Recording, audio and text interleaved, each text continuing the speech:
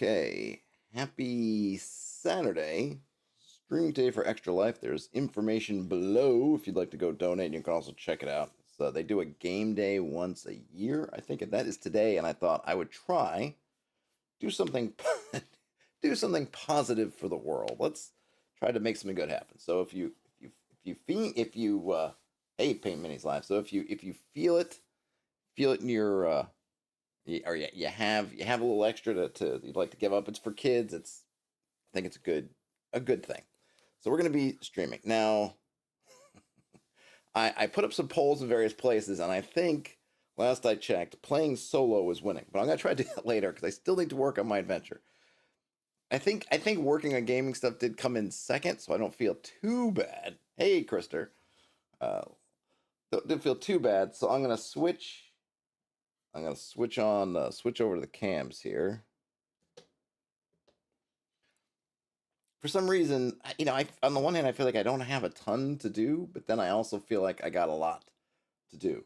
I do have, so I did bring reinforcements. I've got, and hold on a minute. Let's see. I do have this also. Oh, I'm covering myself up. Let me move you out of the way. Oop, like that. Over here. Oh, and I should probably hold on. I didn't rotate this around either, did I? Oh, that's not what I wanted to do. What's the rotate? No, no, yes. Glasses. I've got some stuff. I got some stuff to maybe help me out. I don't know if I'm gonna need or what I will need, but I've got some deck of stories, things we can draw up some bits. That these are also part of them. These are kind of NPCs. I probably won't use the entire things, but they have some different quirks. Maybe I'll roll those up. I also have these uh, personality cards. Might be interesting to use. And I've got from Inkwell Ideas. I guess I should take it out of the matte packaging. Oh. These city encounter cards. Now I'm not going to be doing most of the stuff I'm not doing in cities, but I'm just looking for inspiration. Some they got, you got some nice, cool looking NPCs and locations, that kind of thing. And then on the other side, they've got, get that out of the way. They just got some. You got some little notes and things. So we'll see. We'll see what I need. Paint Minis Live wants to know what Extra Life does. What are they doing with the children?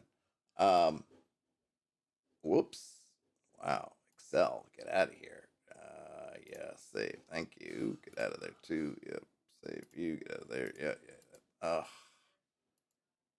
you. Well, if you go to extralife.org, which I will bring over here so you can see it. So basically helping hospitals, right, with kids. And there you go. So I'm helping out. So that's the charity. You can look at that. Wizards coming in strong. So, and again, you can go to extralife.org, you can learn more about it. It is nothing nefarious. Nothing nefarious is going on. Hey, Gamers on Games. Nothing nefarious is happening. They're not doing anything with the children. other than helping. What is this charity doing? What are they doing with the children? I assure you, sir, the children, to the extent that they can be okay, given that they are in need of medical assistance, are okay. So I got some stuff. In addition, I don't know if I'll use these, but I thought I'd break them out. It's been a while. I did a video on these years ago. Some dice. You can roll up some stuff. These are all kind of terrain and hazard dice. Might need that. What else have I got? Ready reference sheets. Might throw those in the mix. I've got Chivalry and Sorcery. And that wargaming magazine was just coming in handy if I need to do some stuff on that score. What else? I did Monster Manual. Sorry about the glare. I don't know if there's a. I don't have light shining on it, but it is actually quite sunny. I didn't mean to zoom in on you again. Which one of these is the. Oops. And also, of course, the DMG. 1E DMG. So, all right. So I got some things. I'll hide that. Well, I don't know. I'll leave it up there because I don't know. And I got bag o dice. Oops.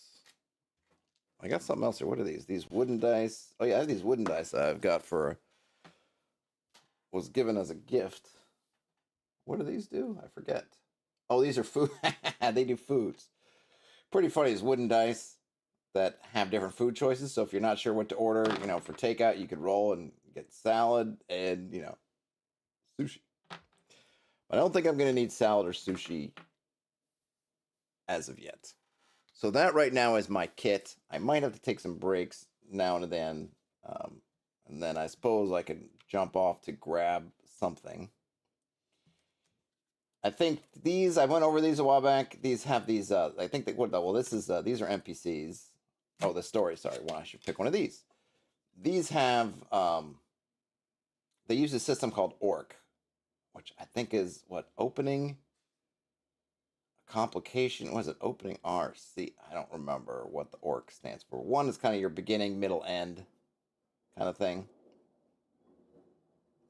So if I need something, I can say, hey, if this is a kind of an interesting one. Can you see it? It says a forge stands in a forgotten dwarven tomb. It still glows with a strange light. So I might ditch the dwarven tomb part, but I think that's pretty cool. And I'll just shuffle these up so I can grab them if I need. I really need kind of. I feel like what I'm. This So here's the. What shall I say? What shall I say? I think part of the difficulty in creating something, it's not the big idea or even the little idea. It's putting in that work, right? So now we have the big idea, we have the thing, and now we got to do the kind of thing the part that's more of a drudgery. It's not so exciting. But it needs to be done. And I think it's something that I think a lot of people do, certainly myself would struggle with, is that, okay, we've got the broad strokes. I know what's here, broadly speaking. I have all this stuff, but I got to sit down and monkey around with the stuff and get it in there. And I think what I will end up doing is I'll start to overcomplicate things. I think it's interesting or fun, and then realize like I shouldn't. So I threw in this encounter system because I like it, and I've been using it kind of myself for things. But I think I'm gonna have to. I'm just gonna go back to maybe a simple D6, or maybe because I have. So I made these encounters last night, which I like, but I think it's overkill. So I basically have a D6. You roll for sort of how common or uncommon. So you basically roll for the common row, right? So I have common, uncommon, and rare, and then there's 4 in each one. So we'll see. Maybe I will use. So the common encounters in this case for the what is this? The eastern green slope. So this is a wilderness area. 1d3 giant hawks wheeling far overhead. A giant lizard with a flat head and a wide toothy mouth. 2d6 loping wolves or wandering woodsmen. Right. Those are the things you're most often going to see. Then uncommonly, we get the spiderkin. And then there's one that's missing. And then I'm keeping one of them as sort of a conflict one, which is then you roll for 2 and put them together. And then the rare ones I need to redo because those are from I was copying and pasting tables. Hey, Paint Man's Life, thanks so much. And the children will thank you. And will assure you that nothing is being done to them. I'm going to remember that a long time. What is being done with the children? Oh, that's good. So I should probably just delete these. Now I have a Word document, and I have what have I got? I got my original spreadsheet, not spreadsheet, my original kind of whiteboard over here that has sort of the original encounters I lined up. So I do have these giant cats, which I can't. No, that's on the yeah, I'm on the east side. I do have these giant cats, and maybe what I should do is hide the studio stuff because it's just distracting for me right now. And then I can shrink this window.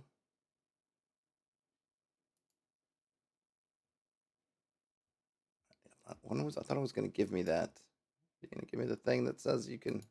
No, you're not going to do that. Or are you going to give me that? There we go. That's what I wanted. I actually want this on that side, and I want this over here, so that I can have these two. I'll scroll out a bit. So my original ones was okay. I had the merchant. The merchant's part of one of the stories I was working on, or stories, plots I was working on, so I'm going to leave those alone. We got the werebores. Oh, they're on the, no, I'm sorry, this is the western. I was thinking the wrong one. No, I'm on the west. So we got west, we had the giant hogs and giant lizards, we had the spiders, we got that. We got the were rats. I don't think I have those yet. So I'll put 1d3 ratlings. The layout, so this right here is Affinity Publisher. It's basically an InDesign replacement, or like InDesign if you're familiar with kind of desktop publishing, or what do you call it? Typesetting. It's from a company called Affinity, which I think they were just recently bought by somebody, but so far so good. So it's a very good piece of software. It would be a competitor to InDesign if you're familiar with Adobe InDesign. It's the nice thing about it is it's not subscription based. Pay it, you got it. That's pretty much that's it. And I'm just taking some this cold coffee now for the working man. Now I know that Affinity, I forget if it's the company name is Affinity or if there's under, I don't remember. Anyway, the people who make Affinity, these Affinity suites. So there's a photo one, which would be sort of your Photoshop alternative. There is a vector. It's kind of a, it could do raster stuff too, but it's more vector stuff. So more along the lines of an Illustrator replacement. And then this one, the InDesign replacement. They're all, and they had some pretty good deals. So you can get them for a pretty good price if you kind of hang out and wait for the specials. They're non-subscription, so they're a really good alternative to Adobe. They're pretty much professional grade. I think they can do pretty much. And I've done some typesetting. I've done some digital things, not in quite a while professionally, but I've done a bit of it. And it can do everything that I know it can do. I don't know if there probably is some things maybe that InDesign can do, or there might be even some stuff that that this one can do that Affinity can't. But it's basically, they're basically at an equal level. But now since the company's been bought out, I don't know. I'm just I feel like the future, not that it's necessarily at risk, but I'm curious to know what the future's going to hold, because that whole enshittification game in which you have something that's really good and it's really serving a thing, and then they come and because they're trying to drive, like, we can get the profits aren't enough, or we feel like we can get some people that to do X, Y, or Z, that they will muck it all up. So now they've been bought, I'm kind of waiting to see in some time. I'm not trying to, I guess I don't want to jinx it, but I do have that little worry that, oh no, someone's going to come and all of a sudden it's going to be subscription. They're going to have some kind of subscription tier. And that's kind of, I think a lot of people, especially smaller indie folks, have moved to the Affinity suite because they could get essentially a replacement for Adobe Suite, and you just pay one price and you're done. You can get off that subscription renting software model. So we'll see. But right now it is very good. It is really cool. And if you can get the bundles, I think they're worth it. If you do anything, art related, the photos, their photo app is great for. I use their designer app. So for example, and they have a lot of neat stuff. So if you have all the apps, you can actually switch between. They call them personas. So I'm in the publishing, the kind of the typesetting tool, but I can switch over to the designer tool to do if I wanted to draw stuff here just in my document, and then also the photo tool if I wanted to drop in a photo and then retouch it in here. So it's got kind of a lot of neat power like that. And then just in terms of gaming, this is all done I did it in designer, a mixture of raster stuff and vectors. The texts are vectors. The graphics inside are rasters. The water are vectors, but the shading is raster, I think. Yep. It is definitely.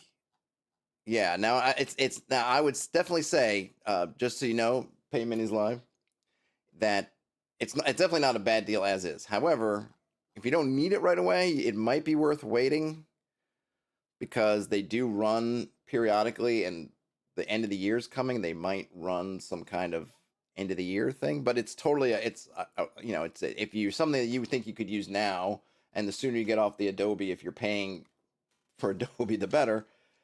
But I also would say, wouldn't be if you waited. If you waited, you might, Black Friday maybe they'll have some things. We're already in November, so there might be some deals coming if you can hold on. But either way, yeah, it's a really good deal. Really good deal. Okay, so if I go back to the Western stuff, got the spiders are accounted for. The hawks are accounted for. The were rats are accounted for. So I guess I could roll for some other things. Some other things. I wonder what kind of unusual. What sort of things might be here? So we get the ratlings, the wolves. Oh, the piglings could be here.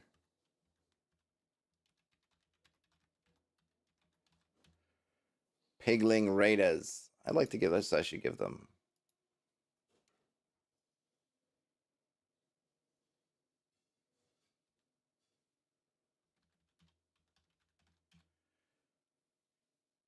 Okay, so we got scavenger. So let's see. The piglings are gonna be here. E3.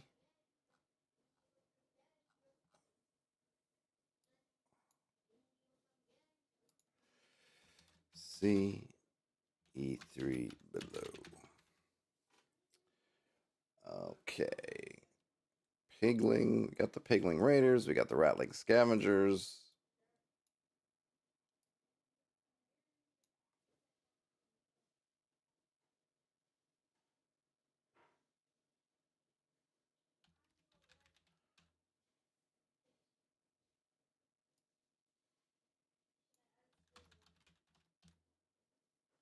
Okay. I like to give a little when I can a little character, but we still have a few of these. Now the other thing I could do is I don't have to keep the same numbering. I could have just a few.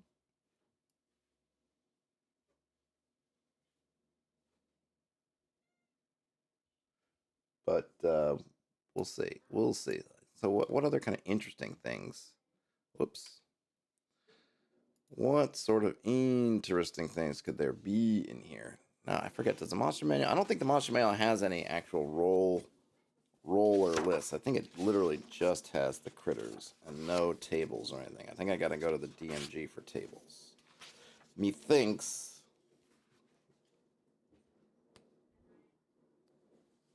Yeah, I think that. Yep. Okay. Okay. We'll see what the DMG has.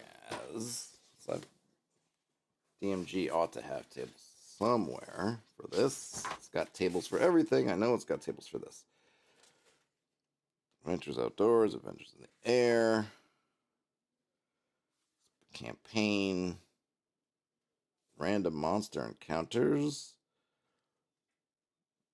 outdoor, page 182 if you're following at home, page 182.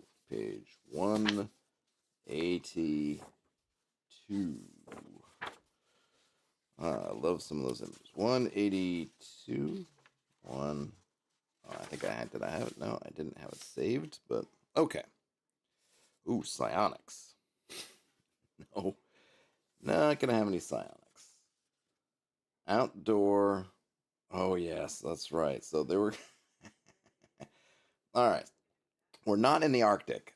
So it's funny to see the differences between how, BX does things like monsters and the AD&D does it. So BX has your general terrain and then the type of monster. AD&D has, which is kind of cool, sort of a biome selection, and then you're rolling D100s, and then you have columns for the terrain. So, for example, the one I'm looking at right now, the first one, not useful to me at this point, but we've got Arctic conditions, and then it's the same monsters, but their percentages are different depending on whether you're in plain terrain, whether you're in rough terrain, and rough terrain would include ruins, would be kind of rough, and then mountains. So we're not in the Arctic, and I wouldn't say we're in the subarctic. I would say we're in temperate and subtropical, I would guess. I mean, you could argue this is kind of, I don't know. I don't know what they mean by subarctic. Subarctic to me is like northern Canada, I guess, kind of thing, and I'm not thinking that far. But I could see Pacific Northwest kind of thing. But there's just so much more variety if I use temperate and sub what do they call it? Temperate and subarctic. So that's what I'm gonna do. I'm gonna use forest because I use the mountains for the really mountainous stuff, and forest for otherwise. But I need a D100, so I needed. There, it'll work. I got an orange thingy, and where's the other orange thingy? All right, so let's roll up here, see what I get. I got something interesting to fill it in. 24. So 24 in forest gives me a hippogriff, which I already have. But actually, that's okay, because I think I have... Actually, that works. So yes. Because I have hippogriffs showing up in other places, so I like that.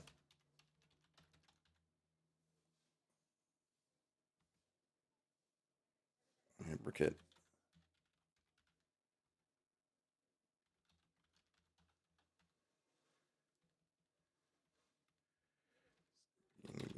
Scanning. Scanning the forest from above. I'm done with that. Okay. Look at that. Already filling this thing out. 84 gives us forest. I gotta go to the next page. 84 is a treant. All right, so I'll use a treant. Treant. That's actually a good one too. Let's see. So I'm going back. I know BX has a treant entry, so I want to stay on the. Oh, actually, I can use the. Let me see what the what does the monster manual have for treant? Probably have to change its name, right? Are treants? I'll just change its name.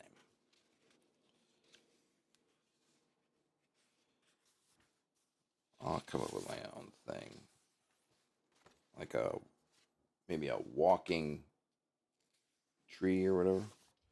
A walking tree. I was gonna say a living tree, but it is living. Okay, inspectors. Yeah, spiders, phase spiders. Oh yeah, phase spiders. Sphinx, sprite, sylph, thought eaters, tigers, ticks, titans, trappers. You don't see enough trappers. Wow, 7 to 12. Okay. I think that's another thing in BX you don't really get, right? I don't think they give you ranges for hit dice. I think you end up getting one hit die, right? So because why not? This is what we're doing today. If I go to tree, do I get one? I don't get one in basic, but is it in expert? It is. Okay, so expert. So here we go. Treants in AD&D. I'm going to set aside stuff like psionics that don't. I guess the treants don't have it anyway, but setting up just the kind of descriptions. Treants are strangely related to humans and trees, combining features of both species. They dwell in woods and forests and are basically indistinguishable from trees. They hate evil things or unrestrained use of fire. If need arises, treants can actually cause trees to come to life, move 3 inches per turn, and attack as a full-grown treant. Wow, that's pretty good. Aroused treants must be within 6 inches of a normal tree to cause it to move. And an individual treant can cause only 1 or 2 normal trees to move and attack as stipulated. Because their body and skin structures, treants have a very superior armor class rating. However, against fire, they lose this superiority. Attacks based on fire are +4 to hit. Treants save against such attacks at -4, and fire damage dice are +1 hit point. There's some bits about smaller size, but then, so that's in the monster manual. In the expert set, treants are 18-foot tall tree men who resemble trees. Treants are only concerned with protecting forest and plant life. They speak a slow and difficult tongue and distrust those who use fire. Because treants are often mistaken for normal trees, all encounters with treants take place at 30 yards or less, and they surprise a party on a roll of 1 to 3. One treant can animate any 2 trees within 60 feet to move at 30 feet and fight as trees. A treant may change which tree it is animating at will. So a little bit of a different. It's funny just how they're tweaked there. It's AD&D. We do have a note about a treant lair. Will typically be a vast cave screened by many plants and trees. Treants resent greatly uninvited entrance into such a place. I'm not sure why it makes 0 sense to me. 0 sense to me why a treant would want to live in a cave. I can't imagine. I cannot imagine how you could have that. So we'll see number of appearing. I like that 0, 1 to 8. So all right. So we'll do. We will do. I've just been using D6s for stuff. So how can I get D6s? Well, 1d6 plus 2 would get me 3 to 8. I'll just do 1d6. 1d6, and I'll call them Forest Wardens.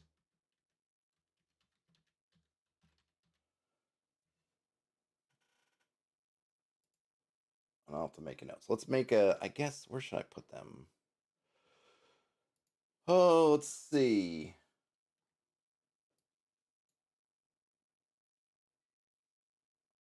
Eastern Green Slopes. Get drink a little bit more. Cold coffee. Yummy. Where? I'm gonna have to move things around, but I'll just put it down here. I'm gonna need a kind of a bestiary thing anyway, so I guess.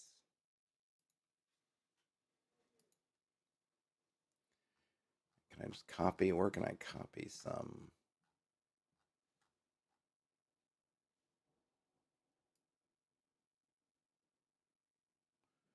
I'm trying to keep things simplified so I don't have a bunch of panes and things open. I got enough panes.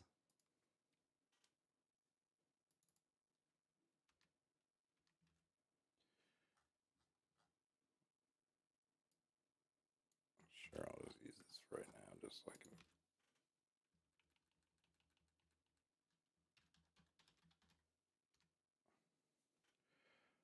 can. Okay.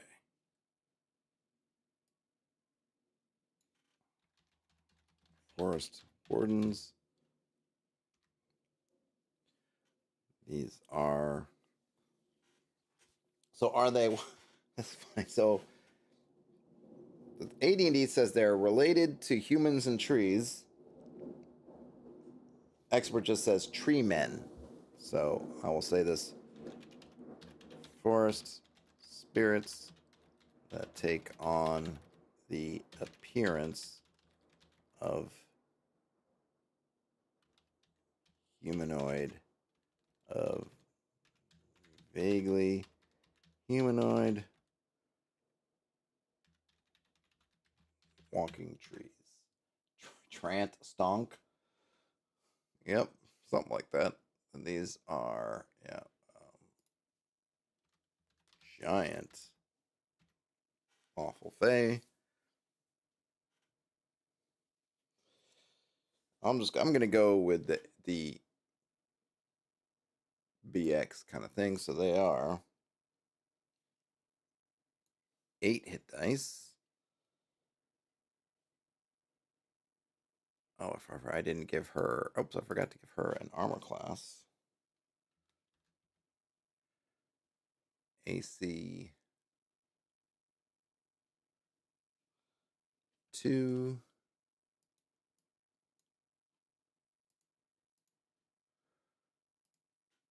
Attack 2 blows. What do they call? There was a. What do they call? Oh, it was a not strong. Paint minis live meant strong. I hear you. Okay, so 2. What do they call them? There was a word for those slam attacks. Right, 2 times slam, and I'm gonna say they're 2d6 because they're big. Move 60, 20. They're slow.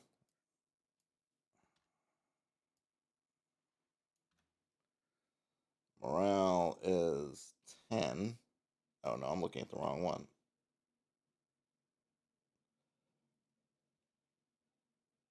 Morale is 9. They're lawful. Got that. I figured that much. And their treasure type. I'll probably. So this will be good because this will give me a lair to put in there. I shall have a lair. Oh shoot! I didn't mean to do that. I wanted to do like that. Oh, let's see. Let's show the pain.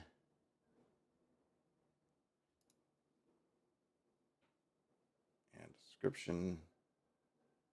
Oh, actually, I don't need you now. I don't need you. Nope, nope, don't need you.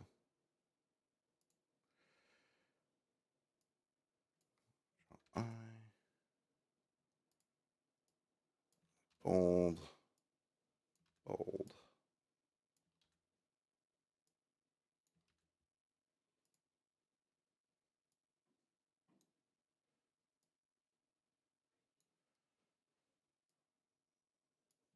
Bold. Whoops. Nope. Control B. I'll figure out their treasure. And let's see. Animate trees. Okay. So what's the animate tree? Can animate any 2 trees within 60 feet to move and fight as forest wardens.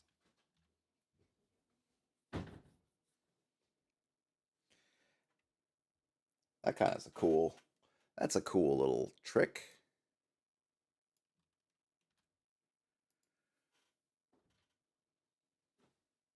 I'm down with that. All right. We'll figure out where they live later, but I've got them noted. Got them noted in the book.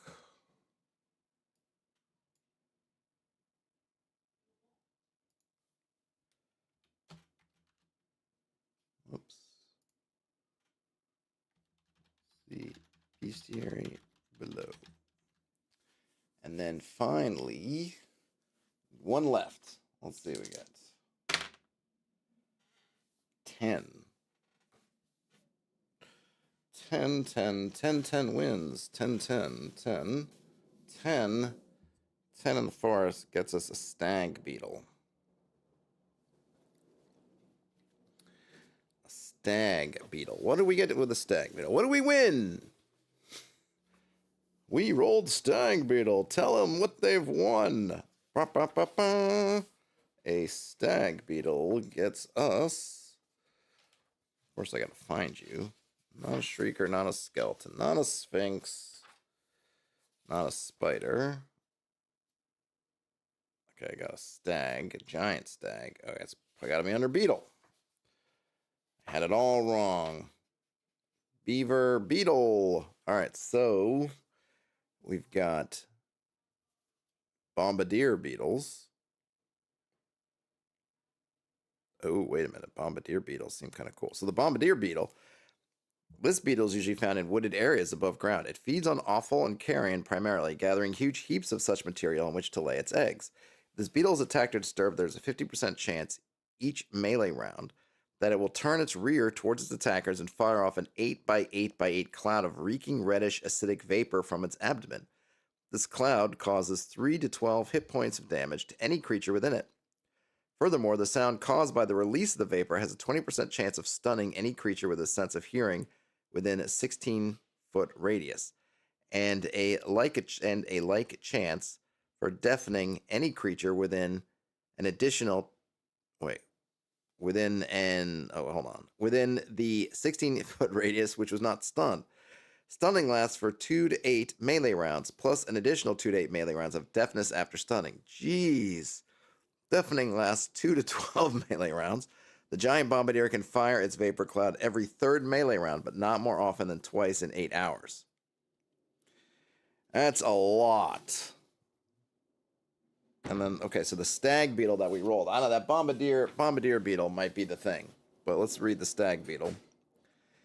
These woodland-dwelling beasties are very fond of grains and similar growing crops, so they will sometimes become highly pestiferous and raid cultivated lands. Like other beetles, they have poor sight and hearing, but they'll fight if attacked or attack if they encounter organic material they consider food. The giant stag beetle's 2 horns are usually not less than 8 feet long.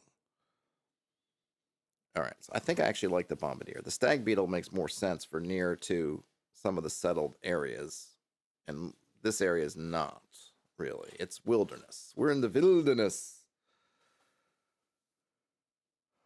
Bombardier beetle. And let's see, the bombardier beetle is... How many hit dice do they have? 2 plus 2. That's not too bad. All right, so how many appear? 3 to 12. I'm just going to go 2d6. Is that a real thing, a bombardier beetle? Hold on a minute. Is that real? Hold on. Bombardier beetle. It seems like it is.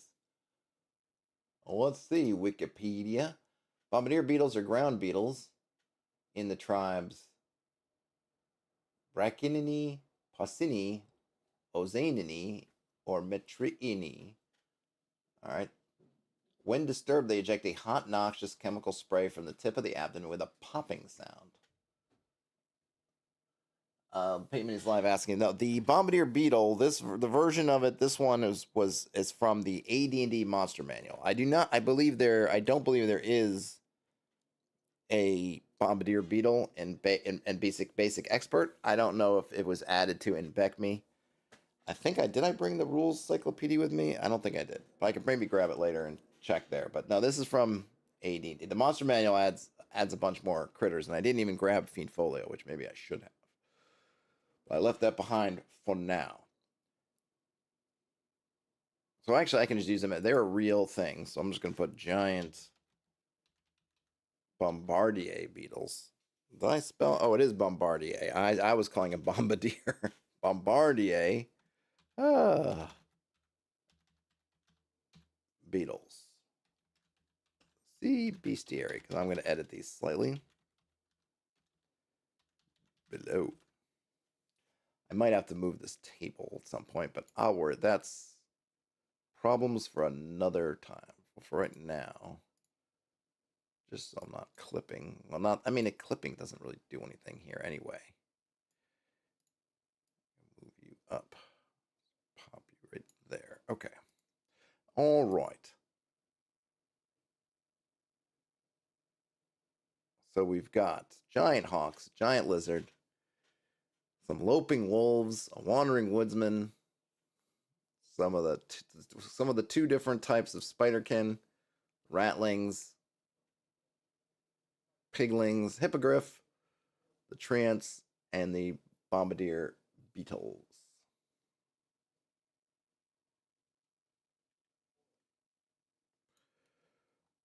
All right. All right.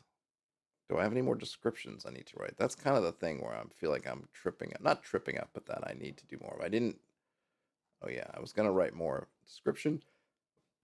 Let me see here. So, heavy woods mask narrow crags and stony hollows.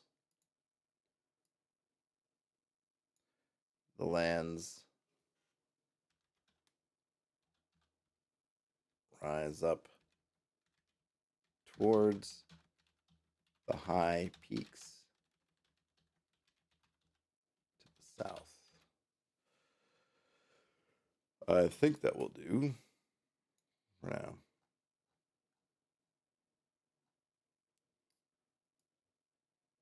Okay, yep. Yep, yep, yep. All right, moving along, moving along, moving along. Eastern green slopes. Now, let me see. I think it might be good to have a picture I can show. Hold on a minute. Of the map, just so I don't have to keep rolling back and forth the map. I think I saved it somewhere. I just exported a picture. Let's see. Where did I? No, you would be in Hexed Halloween.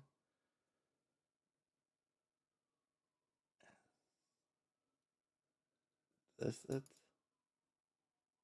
Oh, it doesn't have the ABC. This is it, but it doesn't have the ABCD. But that's I can maybe figure that out.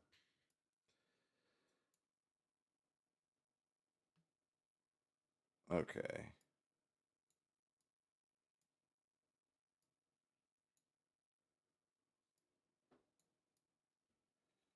All right. So I can just kind of check that. So the abandoned mages tower is here. ABC2, right? D2 was here, but this merchant's wagon bit is part of my adventure, so I'm gonna get rid of that. I need to think of something else to go there.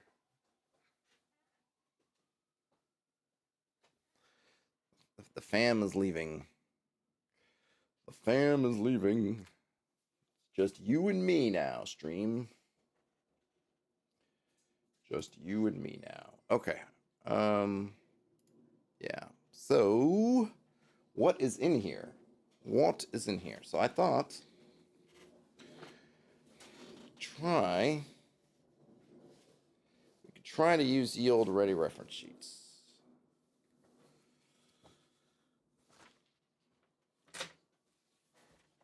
And I'm not going to get the whole book in there, so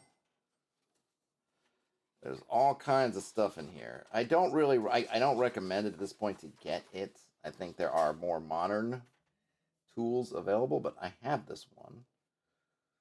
They're more modern, better laid out, more clear, kind of tools. But this I have physically, whereas everything, a lot of other things I have digitally, and there's only so many windows. There's only so many windows I can deal with at once before I start to get overloaded, and I feel like I'm already there. And I like using the physical things. Let's see. So what I'm looking for, and the other thing, it's kind of hard to. Sometimes it just really is hard to find. Looking for things are just kind of all over the place, and sometimes the rhyme or reason is not quite there. All right, so we've got searching. No, I don't want searching. That's for in under. That's for in a dungeon. Ruins is good, but see, because so here's a so here's what you get. You get all this stuff, but then it's not clear what you should be doing first. And this is what I always remember because they have this thing where it's all these ruins, which is very cool. Oh, Paint Minis Live likes how the rivers loosely follow the hexes. Thanks. Yeah, that's that's intentional. That is intentional. I like rivers as good boundaries for hexes. Hexes are all abstract, right? They're not anything that is physical on the ground. So I imagine as a map maker, if you're aligning hexes like I am, you want the hexes. The hexes. You want to kind of use the hexes to show sort of boundaries. So I think rivers and roads can also function as good boundaries. Often think that mountains could be really good as boundaries as well. Like at the line of peaks or a ridge line is a good boundary. But I haven't. I've been meaning to experiment with some different styles of doing things before trying them. So I haven't. I need to muck around with that because I think it would be neat to have ridge lines following boundaries also. Okay, so here we get movement obstacles, which is that what I want? Prospecting weeds, flowers, because I know there's a thing to roll on where you can get whether you're getting some of these things, but I'm just gonna move this here, but now it's trying to remember where it is because it's not where you'd think it is. It is not where you might think it should be. Cave features, caves and layers. Oh yeah, they got some population densities I might could use. Also, okay, so we got the Keen sighting. We've got hydrographic.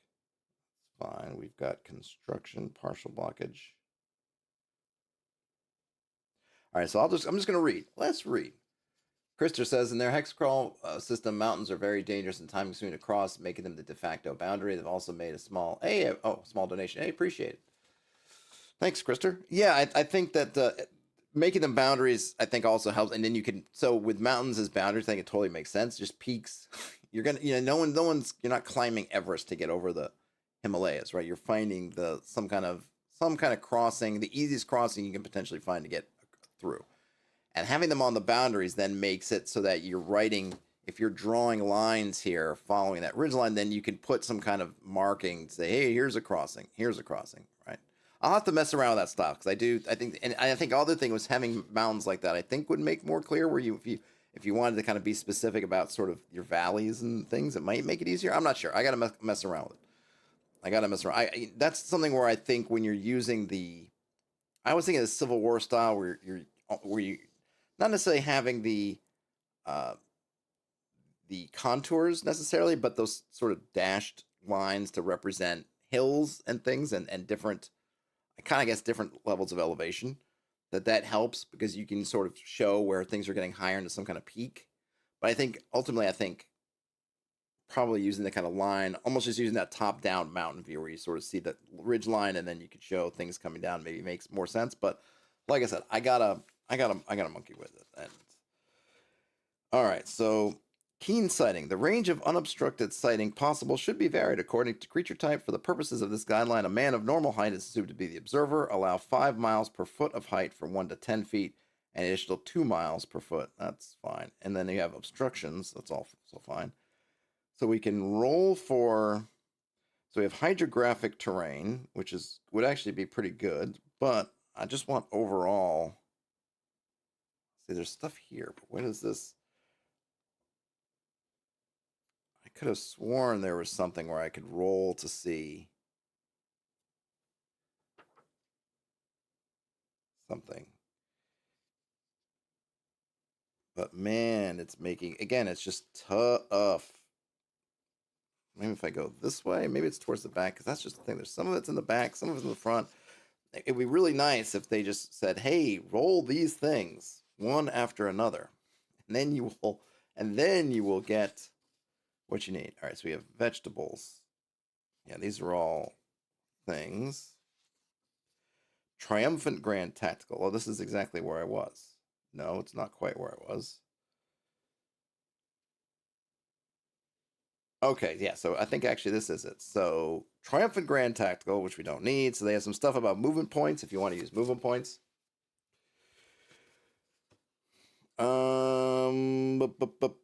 So we are in. So they're using 5 mile hexes, but I don't care. It doesn't really matter if it's nothing, none of this stuff. So let's roll. Since I got some things here, let's. Oh my! These cards are spilling. Everything's spilling. My guts are spilling. How you doing there, Betty? Um, Betty the cat is here, but you can't see her. She's pretending she can't hear me, but I know you can hear me, Betty. All right, so we are in. Should I put this here? Oh, I'm gonna need to roll my dice here, but we are in. For these purposes, I guess I'm gonna use mountains.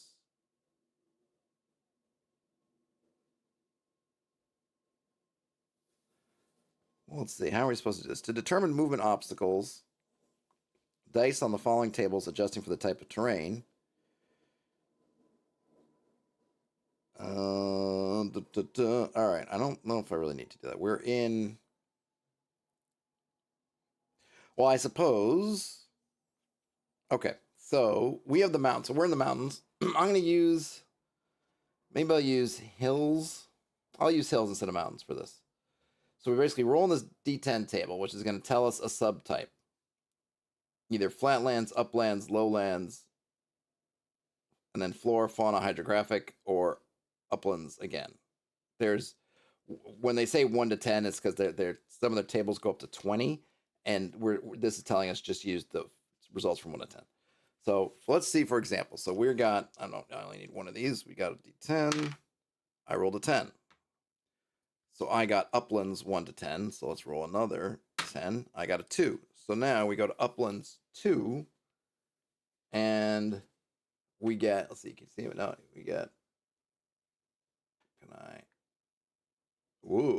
we get, sorry about that. We get boulders. So we get boulders.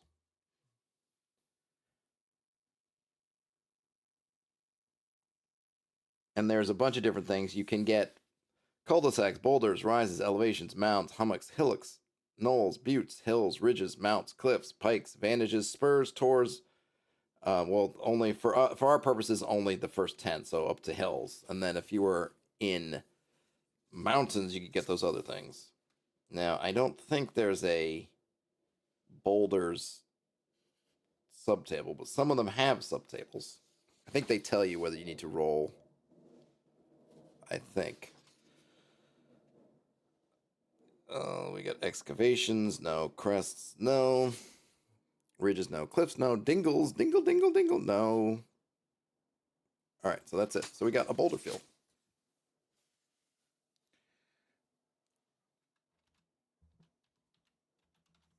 Boulder field.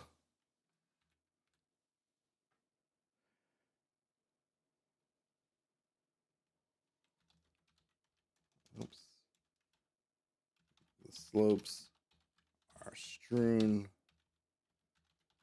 with a large number of weathered and lichen covered boulders. Hey, Mark. Well, today, streaming for Extra Life, as you can see by the banner, it is their game day. So I'm streaming for that, and right now I am struggling to finish my Hexed entry.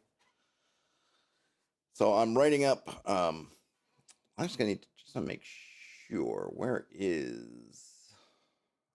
Hold on a minute. That's that. Where's my 12 hours? All right, just make sure that is 12 hours. I got 12 hours to go. So trying to finish. And then I'll have to figure out, it's funny. You see the limits of my organizational skills, and you don't need to see very far to see those limits. But I was saying, hey, I could do a solo game, and then I was thinking about last night, like, I don't know what the heck I would solo. I was thinking it's been quite a while since I picked up one of the Free League solo. I did Dragonbane solo. I want to kind of try out the One Ring Strider solo rules, but I don't. I'd have to kind of learn them and do them, which I might do this afternoon or do something else. But first I got to do this. So we're starting here, and then maybe later.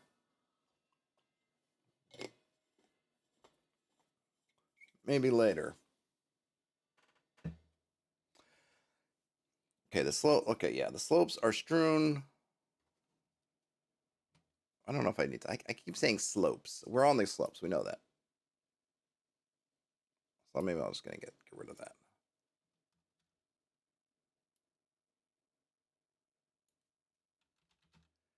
A field of weathered and lichen covered boulders.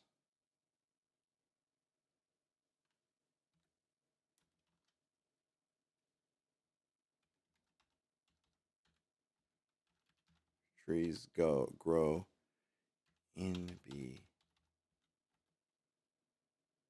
between and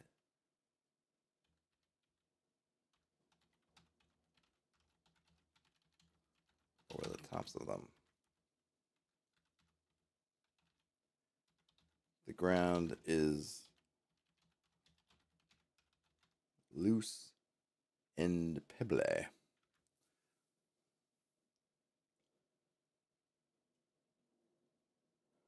Krister says it don't have rules for rivers yet. But imagine they'd be dangerous to ford. Yeah, yes. So I don't even know if there is really a ford. I guess there is one here because I drew, I drew some.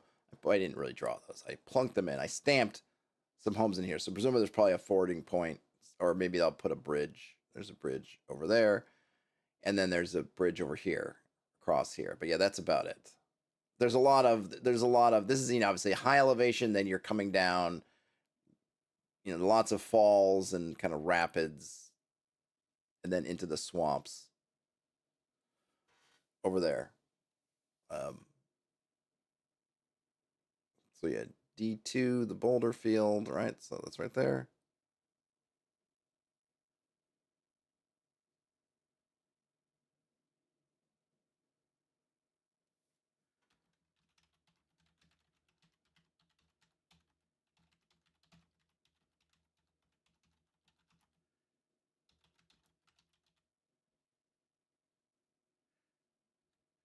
Many small rivulets trickle in between the aged rocks, making their way towards. Where's the river? The river is called. What did I call it? Hill Run. Hile Run.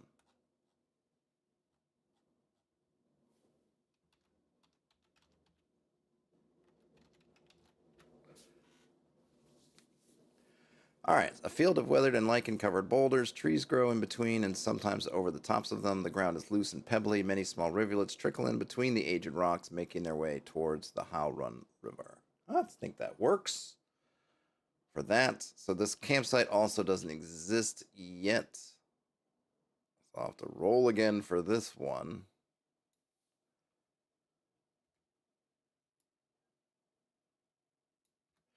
So let's see what we get on the old Judges Guildy bit. I got a 1.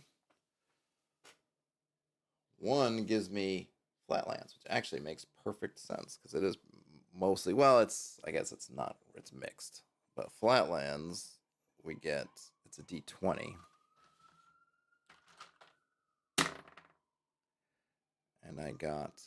And it's funny, I got a field, which I actually have an illustration of a field there, so that makes sense. I got 10 as a field. And we have to go to the field subtitle. So here it's telling us to go to the field subtitle. The funny thing is that you just can't tell whether the field is after or before this, because this really should be at the front of this section, and it's kind of not. So we got. Hold on a minute. So we have lowlands, uplands, flatlands. We got that. Excavation, elevation, crest. We've got ridge, cliff, dingle, watercourse, passages, constructs, enclosures, swamp, grassland. Is that what they mean by field? They mean grassland, or do they actually mean field? Because you never can tell. Then we got all kinds of vegetables and things, which is not what we're looking for. Now, I can go the other way and see if I can find field. But I'm not sure I'm going to. Ruins, searching, barrows, caves, lairs. Yeah, so field must mean grassland. Or at least that's going to... It says specifically...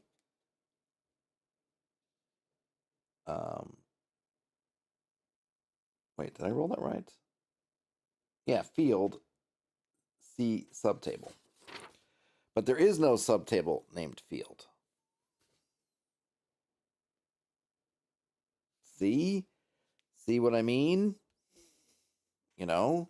Where is the field? Where's the subtable called field? There isn't one. But there is a grassland, which one of the results of grassland is a field. So I think they mean grassland. Now that's a 6-sided die. Which is where...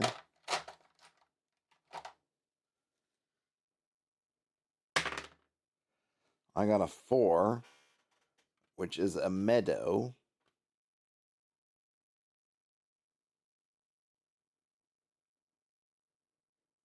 And I'll roll to see what's in the meadow. We can do a d20. A meadow of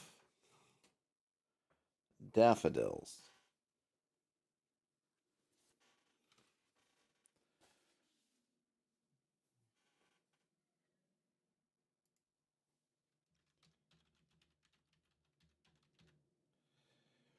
Well, let's just see. So does anything good with daffodils? Is that actually a narcissus? Is that a... Okay, narcissus. Well, I like that better. That's a cooler word than name than daffodil. So let's change that. Narcissus is a predominantly... Okay. Common names include daffodil, narcissus, and jonquil. Conspicuous flowers, 6 petal. Okay, flower general white and yellow.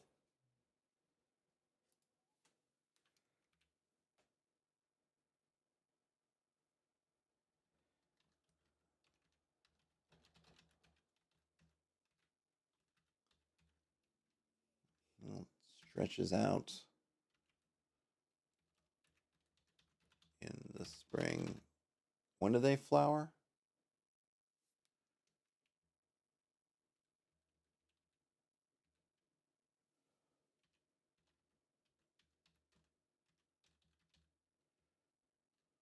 He'll stretch it out. Dominated by... When do they say they bloom? Spring.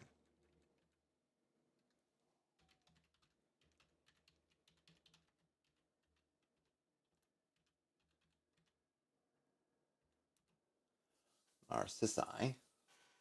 All right. An open field stretches out, dominated by spring blooming narcissi.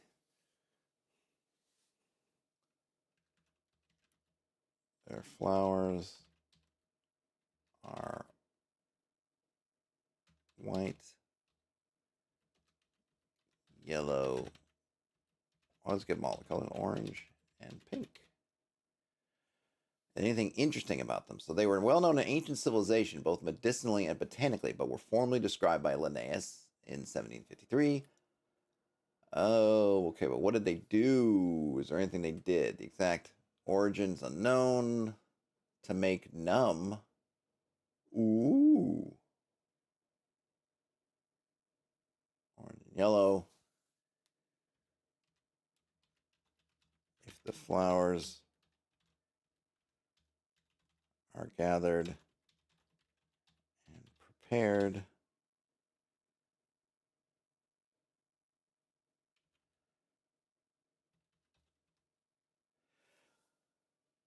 What can you do with something that numbs? Would it be good? What did they do with it back in the day? Oh, asphodel, daffodil. Okay.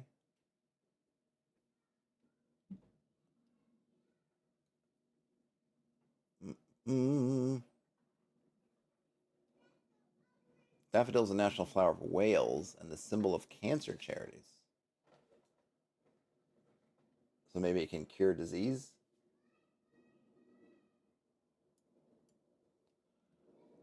Whoops. God of Moxie. The God of Moxie is here. Says Daffodil not better so players get it faster? I don't, I mean, there's not really anything I like the different names actually because I don't necessarily want, I mean, there's nothing really to get, right? I mean, it's, okay, well, first of all, it's going to be up to the GM. So whoever's running this thing will determine what to get. I just like it. I like the other names, and some of them might be known if there's anyone who's a gardener or whatever. It's not like Narcissus is a. I didn't know. I'd heard of Narcissus. I didn't know it was. I didn't know it was the same as a daffodil, so I would have been caught there, and I certainly didn't know more about it. But it just. I like where there's a little bit of separation, a little bit of that mystery. If someone's knowledgeable, they know, and if they don't, then maybe it almost might even open up the door because okay, so for me, just me as a human being, as a player, if you say there's a field of daffodils, my limited knowledge is not only going to not really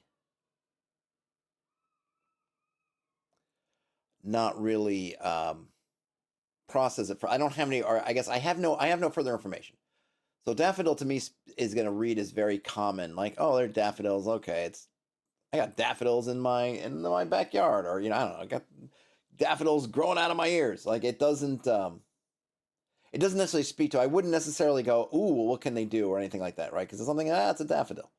Narcissus, even though I know because it sounds more exotic to me, I might actually be more inclined to think like, ooh, what can be done with these things? And I was thinking now, I'm even thinking, do I want to even call it something else?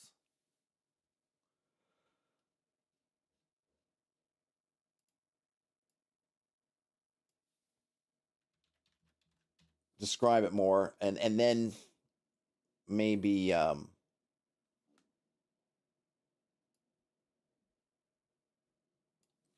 make it more visual. So what else we got here? How tall do narcissus grow? And they do sound cool. Yeah, narcissus is a cool is a cool name. All right, so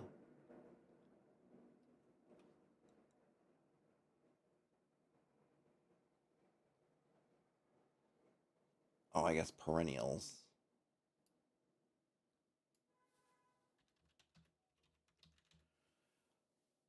Perennials, their flower,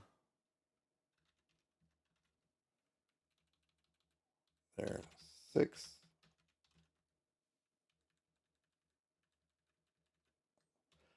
How tall do they? Oops. How tall do they grow? What kind of? Does it say how tall they grow? 5 to 80 centimeters. My centimeters to feet. What is 80 centimeters? Yeah, what is 80 centimeters to inches? 31 inches. So about, oh, so that's what, 12 inches to a foot. So 36 would be 3 feet. And then we're playing in a fantasy game. So we can make it maybe 4 to 5 feet tall. Yeah, 4 to 5 feet. Yeah, right. God of Moxie says, yeah, it makes a lot of sense. Takes a bit of, lacks a bit of wonder. Yeah, that's what I want. I want that wonder. I want that wonder.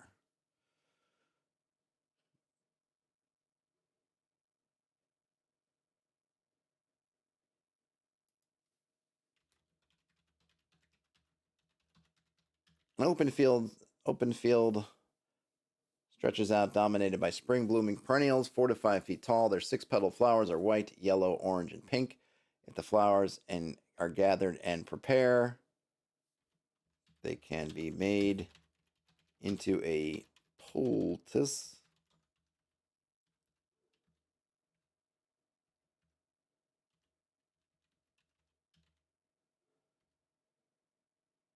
1 hit point. They'll heal 1 hit point, or maybe it will. I don't know what they're linked with cancers, right? So maybe it will. Maybe it cure disease. I'll do that. So if applied,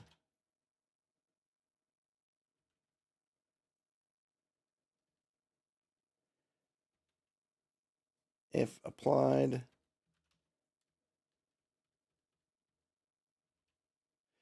hmm,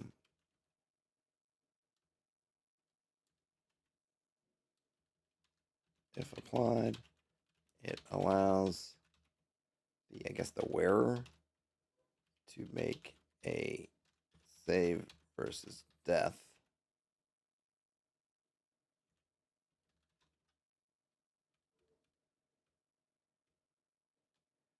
Make an additional save to cure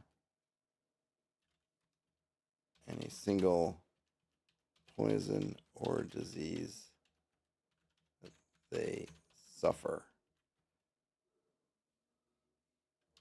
Only one poultice can be applied at a time, only once per week. I'm going to separate this out. Whoops. No, that's not what I wanted to do. What are you doing? What are you doing to me making it that? I asked for a tab, not. Yeah, I didn't ask you to make that, whatever the heck that is.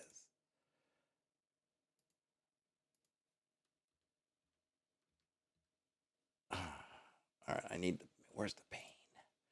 Show me the pain. It's supposed to be what? No, it's supposed to be body, right? Oh, your description. All right, description then.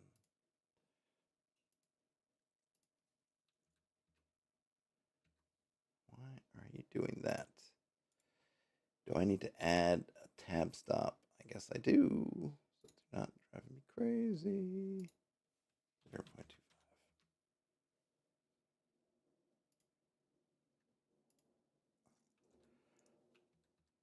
No, new, new.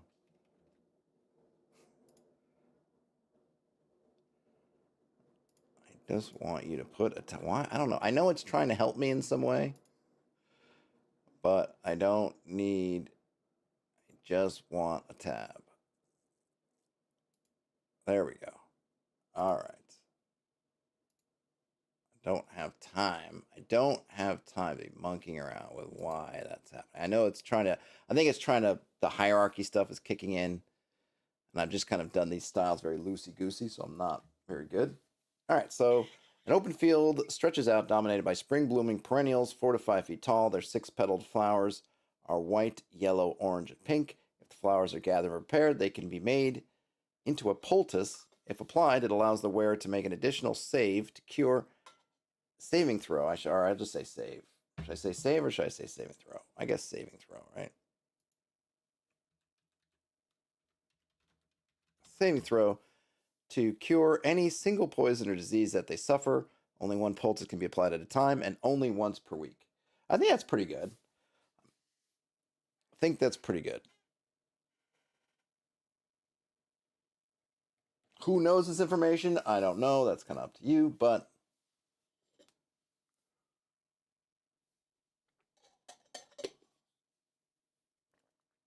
oh, there's an I did because on the map, if we go to the map, there is actually a farmstead here, right? A, B, C, D, E, 1, 2.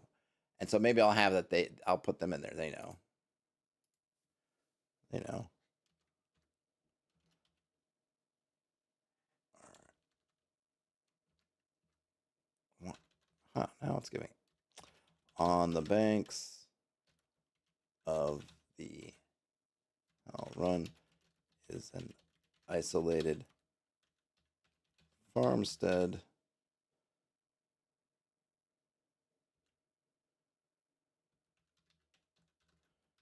a tall, thorny hedge.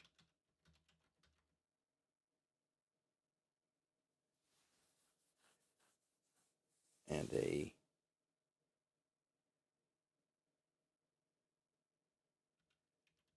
moat drawn from the river. Side lives the widow. All right, need a name for a widow. Where? All right. Let's see. Wilmoth Margith. Yeah, Margith. Yep, Margith.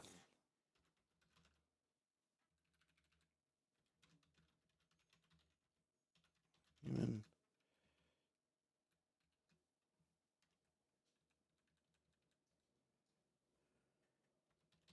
Keeps to herself, but is sometimes called upon by the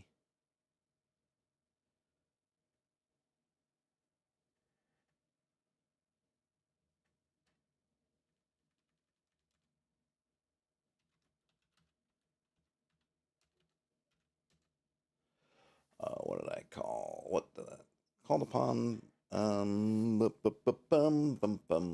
go up and get the names. By the villagers of Hoffeld or Lord Brandhelm.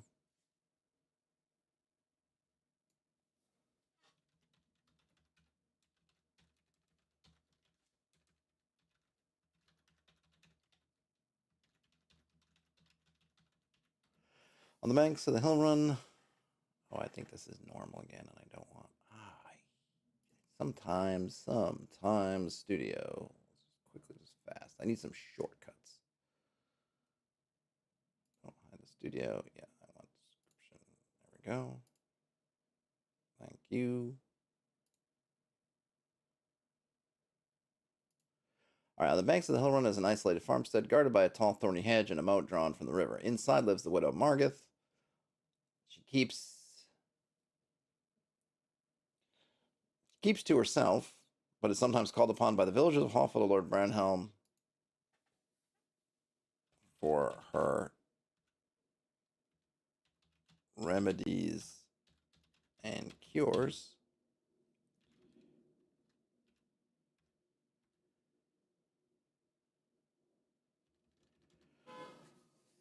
Fabian's Live asks, what's the module called? I don't have a name really yet. That's the last thing, actually, I'm worried about at this stage is the name. I think I've been calling it, like, what, In the Realm of the Mountain King? But I don't know, that's not really a great name. But I think that's what I've been calling it.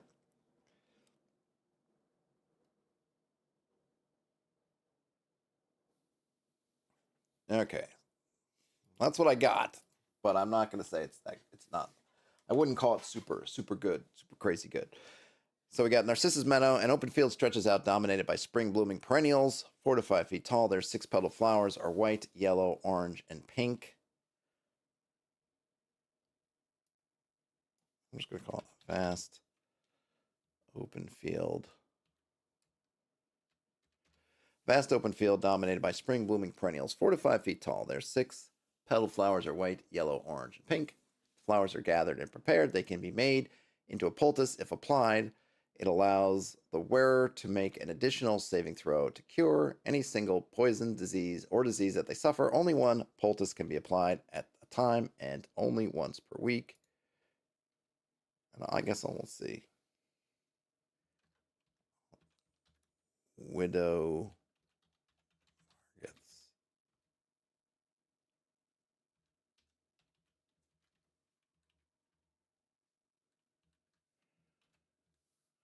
Widow Margit's farm on the banks of the hill run is an isolated farmstead guarded by a tall, thorny hedge and a moat drawn from the river. Inside lives the Widow Margith as a normal human, though maybe I'll make her into something else. Well, I don't know. We'll see.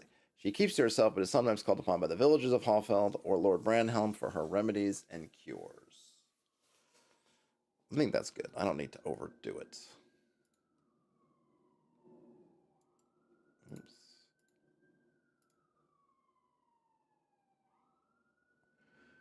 Now we have rough waters, which is not a particular. Rough waters is here. I was just trying to think of some way to kind of differentiate. So I was thinking I was just going to call this rough, but I'm gonna let's see what the let us see. Let us embrace it last. Let us see. Maybe I can get something better using back to the ready reference sheets. So we're back to what are we back to? Hills and dunes. Need a D10. Oops. I got what's that? Oh, I guess let me get something else. I rolled a 10 before. I got a 2 again, so we're back to flatlands, which is good because there's a lot of interesting things in flatlands. What I get? 17 is that? Enclosure. So now we get the enclosure subtable. And there actually is in a subtable called an enclosure. But makes no sense. Well, let's just see what we get, and then we'll see if I'm going to keep it. This is a 1. Oops, yeah, lab dice 1, which gives us a pen.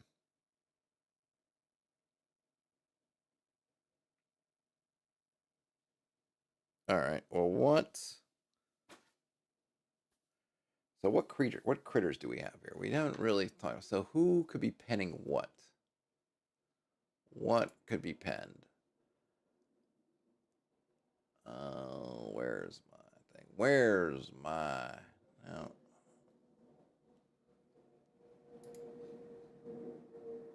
Where's my? Is it here? All right, so we're in the eastern Green Slopes. We've got giant cats somewhere.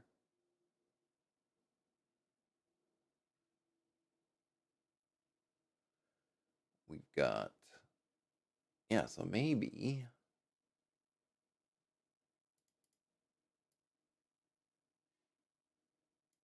I need to, oh yeah, that's something else I was gonna look for, some kind of lion. I needed a big cat. Should we go with some, what do we got? Saber tooth? What kind of big kind of cats do we have? If I go to C, do we get a bunch of cats or do I have to look up every single one? Catoblapa, cattle. Nope, centaur. Is it under animal? I think saber-toothed tiger will probably be under. I think animals are in the back too, right? That I think is true. Treasure types. No, it's not in the back. No, where is or is it? No, it's not in the back. All right, so we got wolves. They got their own entry. So cats don't, but maybe tiger, saber-tooth, smilodon.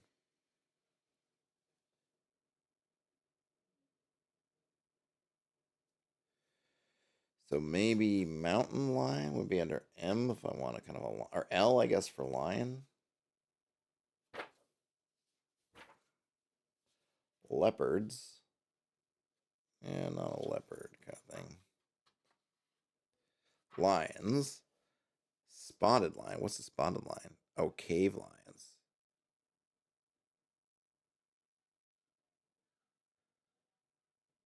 Mountain lions.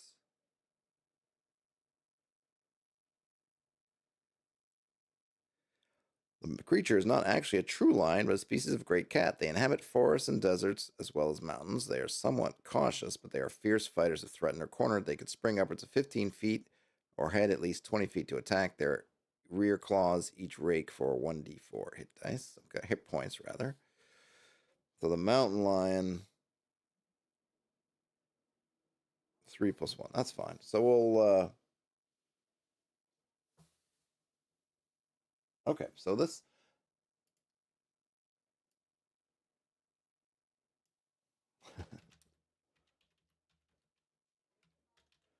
So we do have mountain lions. So now I'll use their stats for mountain lions, which is good. But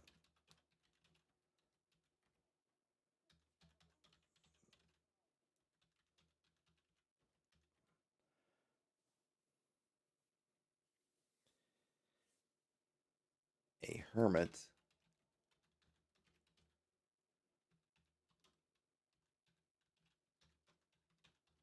crude pen. All right, so let's do this. Is a simple hut and a crude pen. Inside the pen are what kind of lion? Let's see. Mountain lions, we get 1 to 2. Let's roll a couple dice and see how many we get here. Ah, 3. All right. Our 3 mountain lions falling in the grass or along the perimeter of the enclosure. Hey, DM Tails. I haven't been streaming for 12 hours. I wish. I had the wherewithal to get up at midnight and stream. Actually, given that I'm in Brooklyn and not in the Studio B, I don't even have the really capabilities. So I've been streaming since around 10:45. So working on what are we at right now? An hour and a half. Hour and a half. And I probably will not be able to go until I know I won't be able to go until midnight tonight. We'll see. We'll see. And I'll probably have to get something to eat at some point. Do that sort of stuff as well. But at the moment, trying to finish up my submission for Hex Halloween, which is due in like 12 hours. So, yeah. Yes. So this is kind of funny. I just rolled up what I rolled up a pen. So, you use these different generators, and I think this is why it's good to use the generators ahead of time. Not that you couldn't think of this stuff in the game, but it puts more pressure on you if you're in the moment and you're trying to roll through some generators, because you get stuff that doesn't entirely or sometimes not at all make sense. So for instance, I'm looking for kind of wilderness elements, and I rolled up a pen, an enclosure that's a pen. So what does that mean? Well, I'm gonna have a little fun with it. I know there's some kind of lion or a kind of big cat that lives in this forest. And just for giggles, we're going to put a hermit who's been basically uh, uh, trying to tame and to tame some of these big cats. I think there's a word, right? Not just tame, right? Tame, but uh, anyway, tame, I guess. What's the word for when we, like with dogs and things? Could have been a playpen for treant seedlings. Could be, but I'm gonna go with I like the idea for whatever reason of this hermit.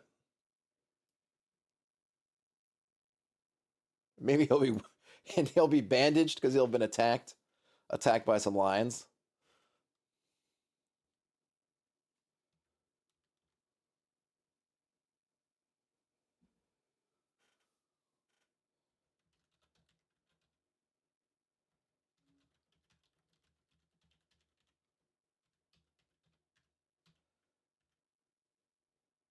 Garden. Oh, good. I get to go back to my. Let's get another name.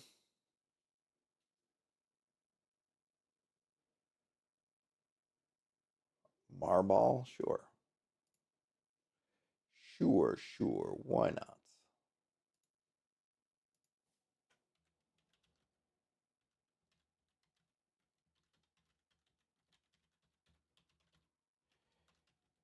Oh yeah. It keeps doing that to me, which I don't want. I just.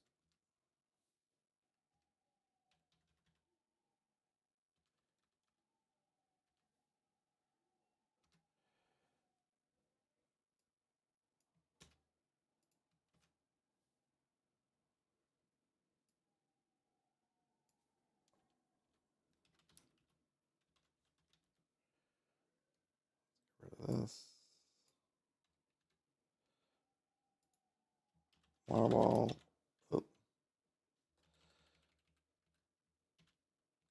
I did get some treants earlier, DM Tails, which I'm calling Forest Wardens. This is Affinity Publisher also, yep.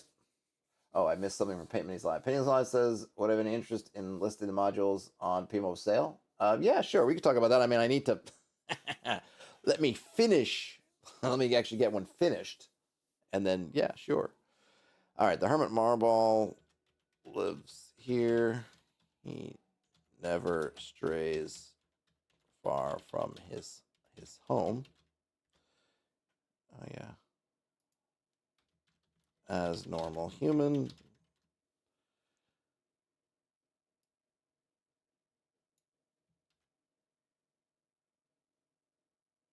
Home. He is with limited success attempting to tame and breed the indigenous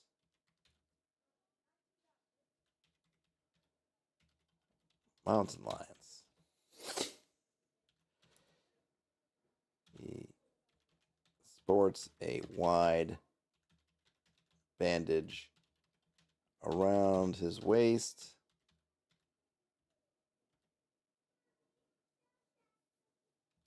stained with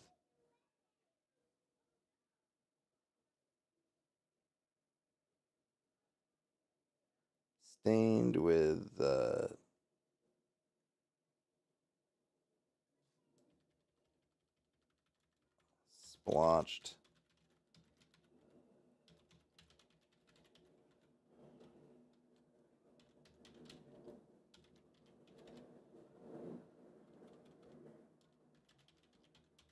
bloodstains from a recent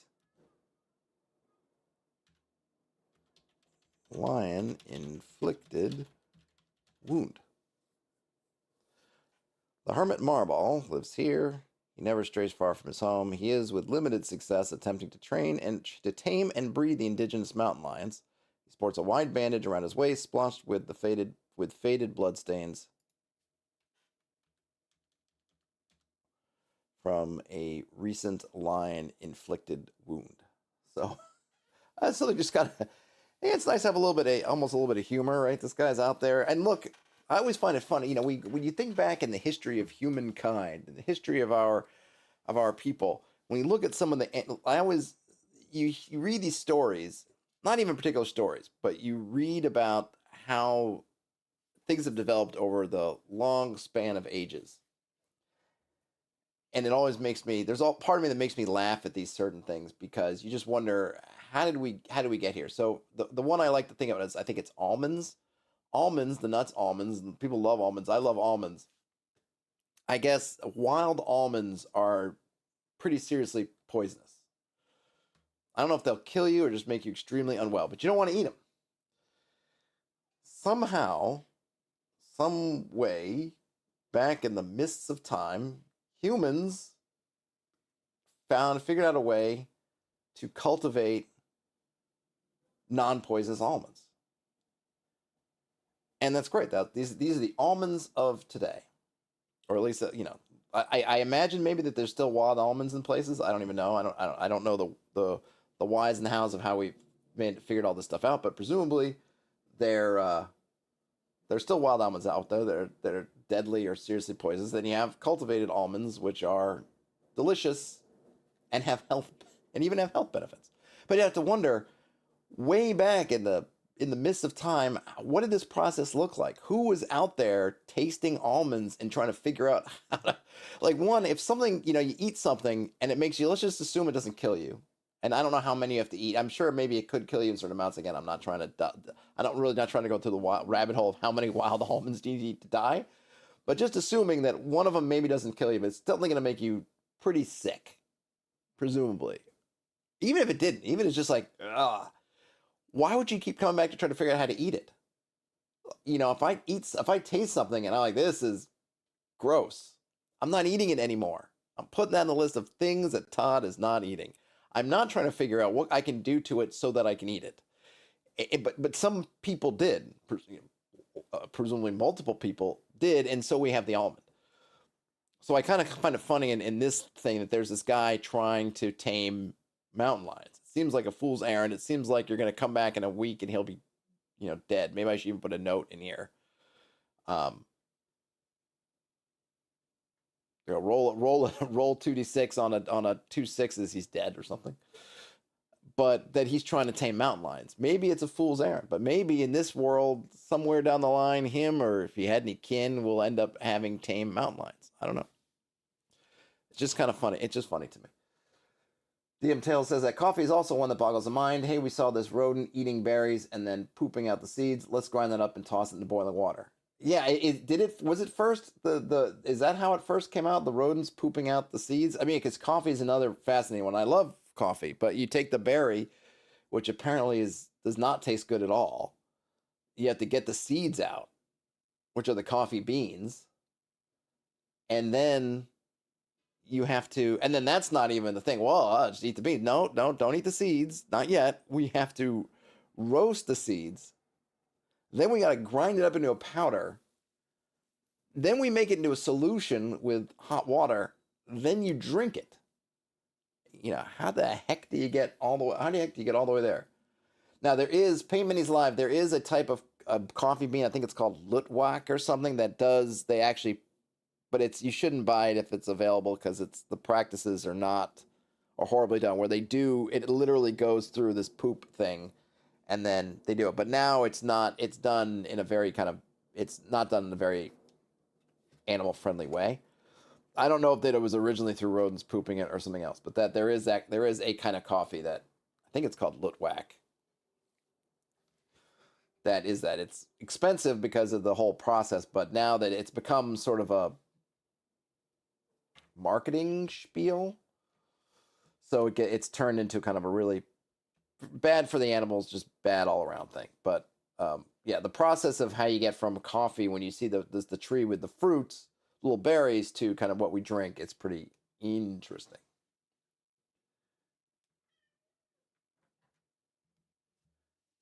Yes, Betty.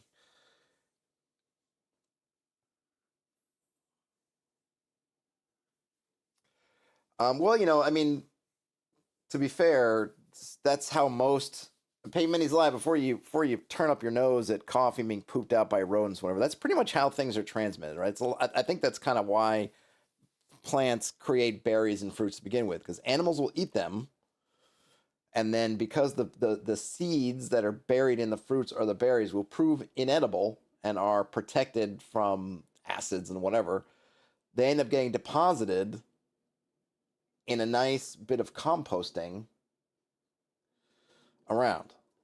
So that's how it goes. I would be surprised if that's how coffee was discovered as something that we should be eating, but still it's a super interesting thing because coffee berries, I think they're just now figuring out things to do with them because they're not interesting, or they're not delicious, they're not tasty. There's no culture I think that uses, or maybe there are some, I don't know, indigenous cultures, but as far as I know, they're just now finding kind of things to do with coffee berries, because what the process of making coffee is the first thing they do after they pick the coffees is get rid of all the skins and the berry stuff. It's, there are different processes for it, and that do, I think, I'm just reaching down to get this extension cord out of my way. And I think depending on the process, it does have some effect on what the end result coffee bean will be like. But it's basically, okay, next step is get rid of all the berry stuff so we can just have the seed. And then from there, excuse me. So I like the idea of this guy trying to tame lions. Though it be most likely a fool's errand. Hey, Brian. Okay, so we got. I'm just copying this so I can get a stat block.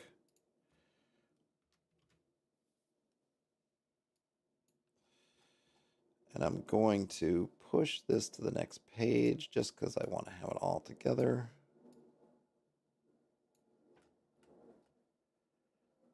And we'll call these mountain lions.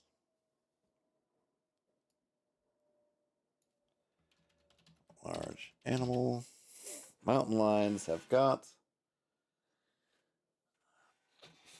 That's right. We got mountain. We got lion tamers. Exactly. No one can say. So lions. I'm just gonna go with AD&Ds more or less. Hit dice 3+1. Oh, yeah, I keep forgetting to give them armor class. I gotta do it for these guys too. I don't know. I'll have to look it up, but somewhere along the way I forgot armor class. AC is 6.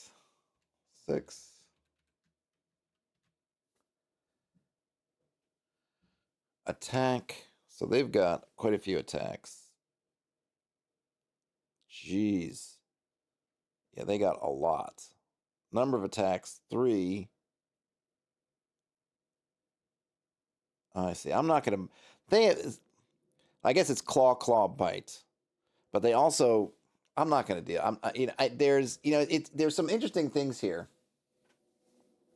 All right, Brian's gonna fire up the leaf blower and listen while you work, like whistling while you work. I'm alone in the house, so I could yell to make it over the leaf blower, but I shan't. For everyone's, my voice will go fast. I have a loud voice by default, but I can't, at least not over a long period, project it much louder than it. I mean, I can raise it up a little. I can go a little bit louder, but my voice will go. I'll lose it. I'll lose it fast if I try to really push it.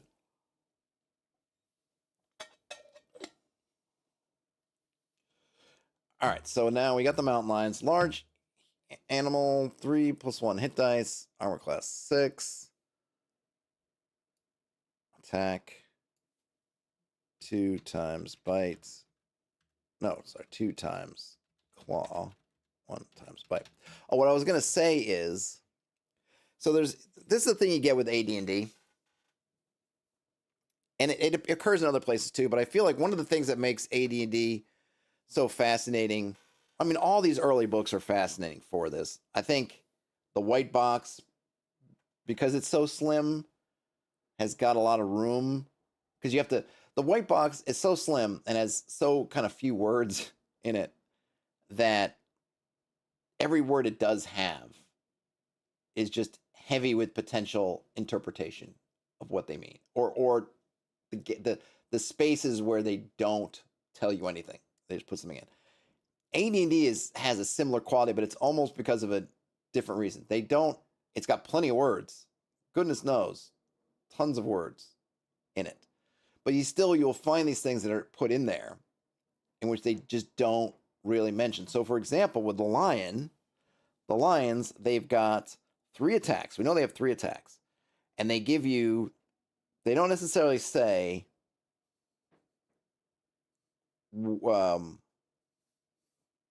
3 attacks. They don't really even say what they are. They just say 3 attacks, and they give you some things. Then they give you a special attack that are the rear claws.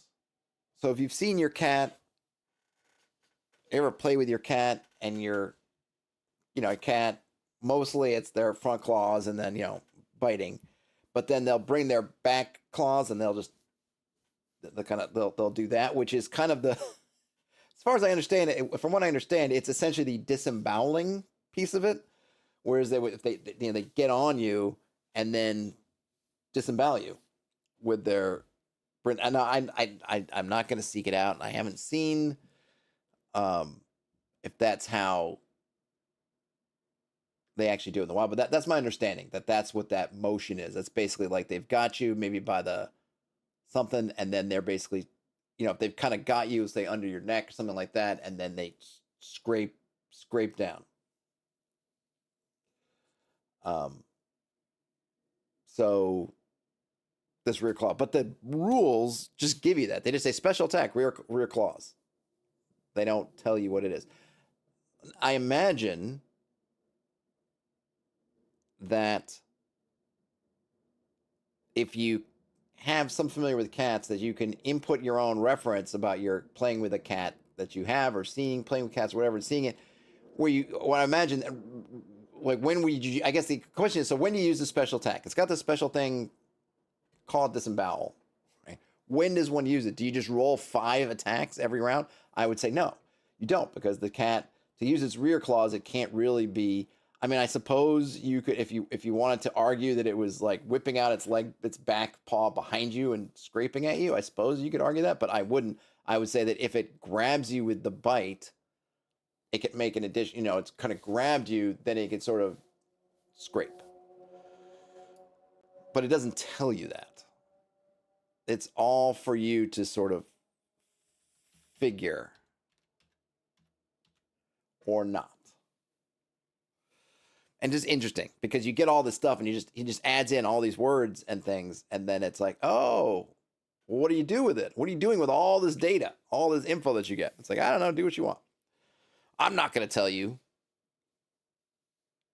So I imagine back in the day, or maybe even now, some people might read that and just say, okay, front claws, rear claws, bite, right? Basically, really, yes, 5 attacks every round. But I am going to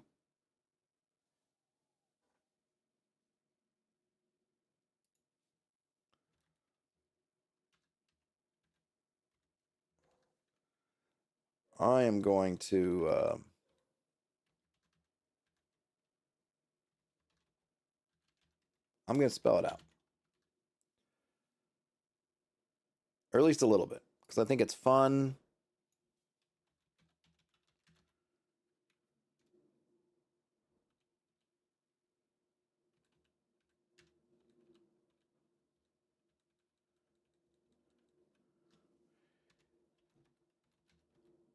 If the lion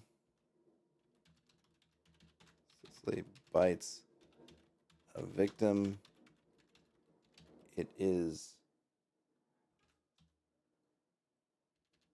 grappled.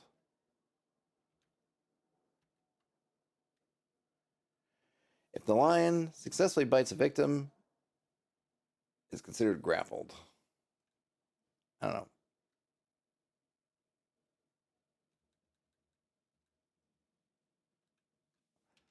On its next turn,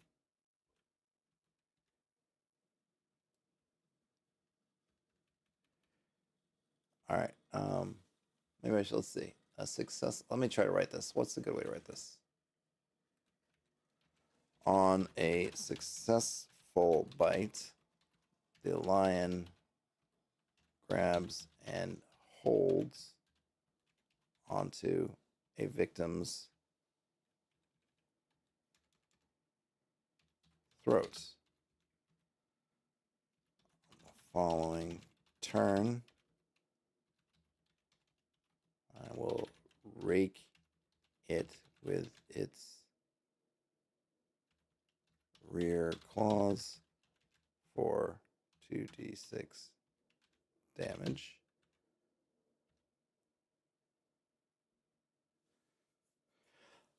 Disembowel. On a successful bite, not bit, on a successful bite,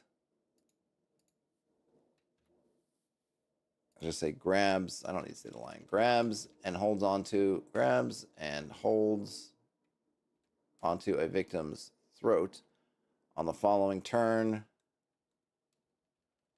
will rake with its rear claws. 6 damage. Instead of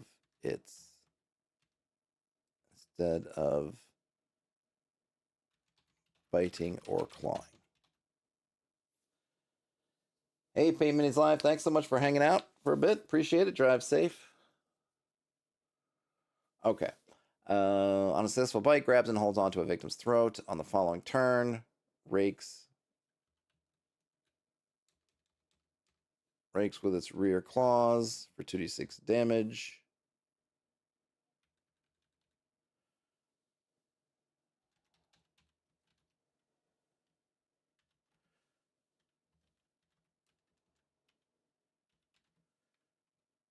Actually, I got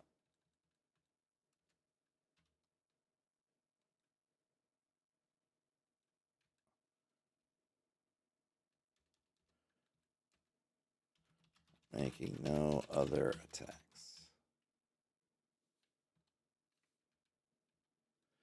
Okay, disembowel on a successful bite, grabs and holds onto a victim's throat on the following turn, bites down and rakes with its rear claws for 3d6 damage, making no other attack. So yeah, you don't want to be.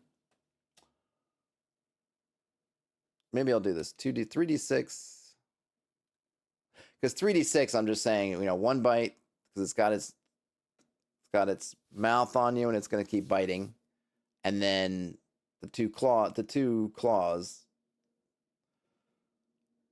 That's where I'm getting the 3d6 damage from. Is that too much? I mean, it's 3 to 18. It's about 10 points. So there are different ways you could do it. Right? I could do 2d6 plus 3, let's say. I'll keep it with 3d6. I mean, it's already got all those. You just don't want to end up bitten. Because once you're bitten, if you're not pulled out of there, that's going to be a world of hurt. You're in a world of hurt, Donnie.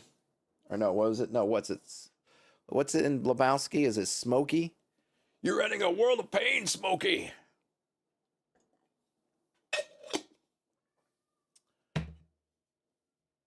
Sounded like a cat outside my window. Oh yeah, and then I guess we've got surprise, right? I should make a note there. Surprised only on a 1 and 6.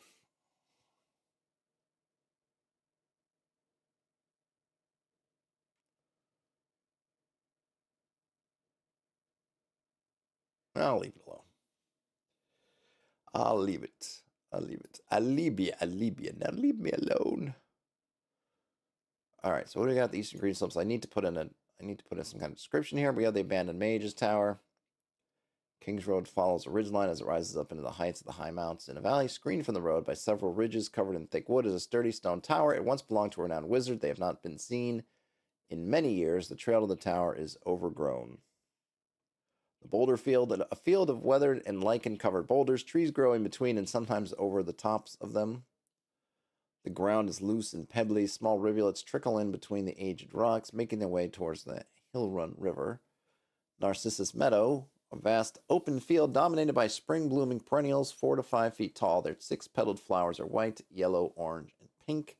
The flowers are gathered and prepared. They can be made into a poultice. If applied, it allows the wearer to make an additional saving throw to cure any single poison or disease that they suffer. Only one poultice can be applied at a time, and only once per week. I really like that. It's not super strong, but it's it's very situational but strong. If you're poisoned, or if you got some kind of disease, it doesn't cure it outright, but it gives you another chance to make a save, but only once per week. So I think for a lot of things, you're only going to get one extra shot at it. If it's a long-running disease, you might get one that, takes however many weeks, because sometimes they can go on for weeks. You might have a chance. But I like it. I think that's a nice, still some risk it won't work, but you get another save. It's kind of like, well, you get another save. And then we have Widow Margith's farm on the banks of the Hill Run is an isolated farmstead guarded by a tall thorny hedge and a moat drawn from the river. Inside lives the Widow Margith. She keeps to herself, but is sometimes called upon by the villagers of Hoffeld or Lord Brandhelm for her remedies and cures. Then we get the Lion Tamer. Nestled in a secluded glade is a simple hut and a crude pen. Inside the pen are 3 mountain lions lolling in the grass or prowling along the perimeter of the enclosure. Beside the pen is a small garden. The hermit Marball lives here. He never strays far from his home. He is, with limited success, attempting to tame and breed the indigenous mountain lions. He sports a wide bandage around his waist, splotched with faded bloodstains from a recent lion-inflicted wound. Oh, I don't need the comma. And then we get the mountain lion stats. Now we get the piglings. The piglings lair. Yes. And then we do get the Eerie. Okay. Oh, hoo ha, he hoo ha hum. All right.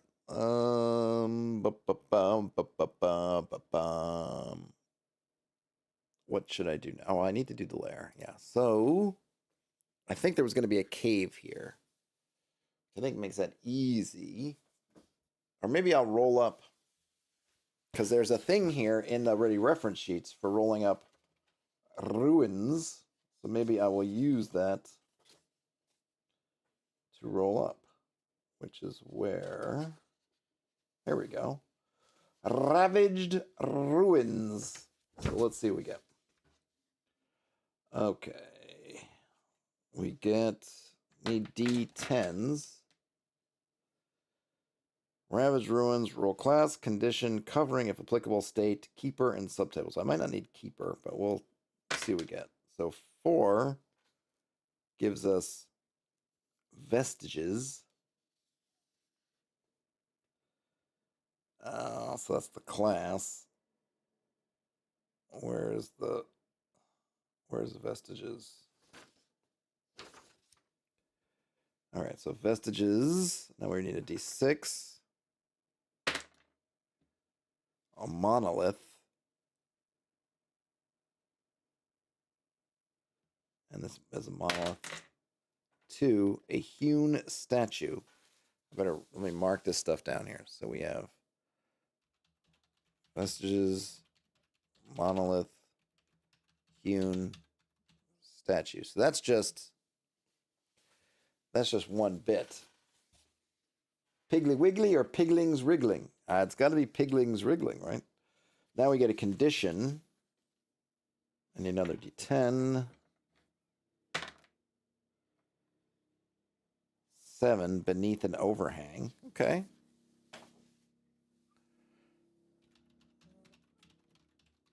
All right. Covering.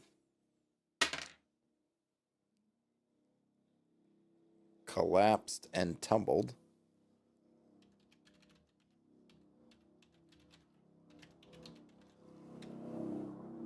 All right. And the state. It's fully operational. Whatever that means.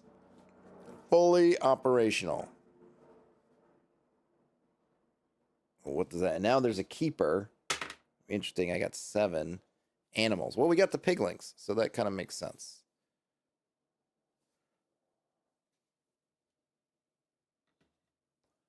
Okay. Now let's see. I want to make them more or less equal to the amount of ratlings, more or less. 3d6. Actually, I'm going to give them slightly more. I'm going to say 46 ratlings. We'll have 3d6 piggles. I didn't give them. Oh, I keep forgetting to armor class. How do I keep forgetting to armor class?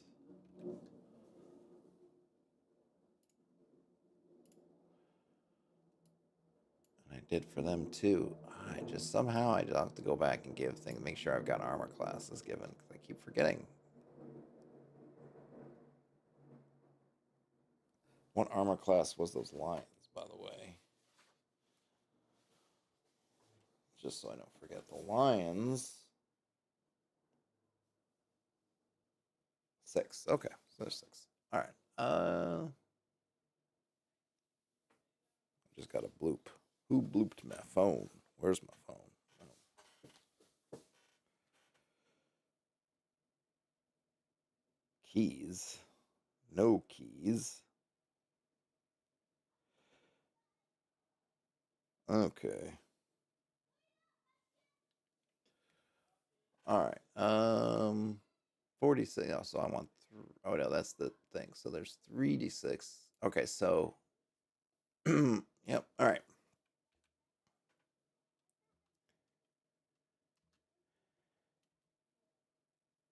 A worn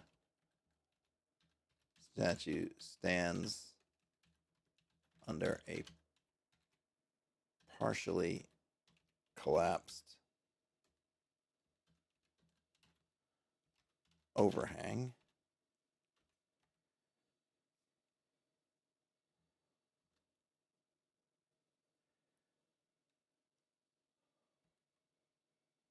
A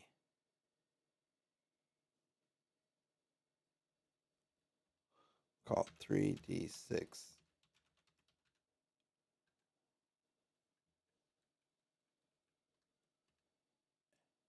3d6 piglings.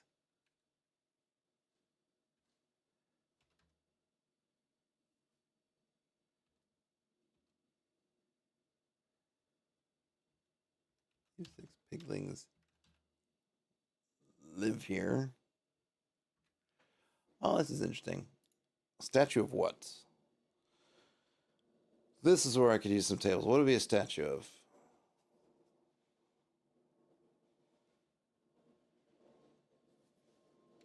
Of a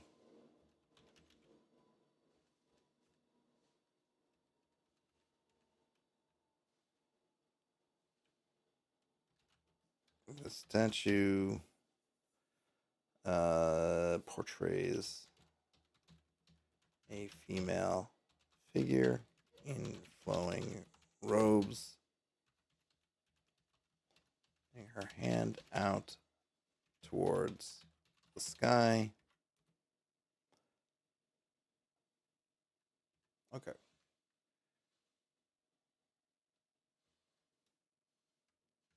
Oh, I don't want to do that. I'll have to figure out how to turn that off. That's driven me nuts. Get around for the moment. Here. Live here.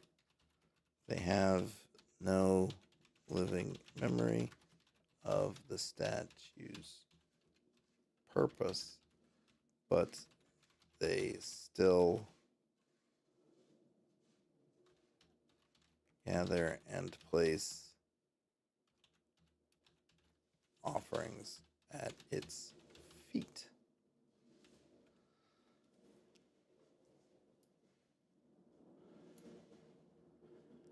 A worn statue stands under a partially collapsed overhang. The statue portrays a female figure in flowing robes holding her hand out towards the sky. 3d6 piglings live here. They have no memory of the statue's purpose, but they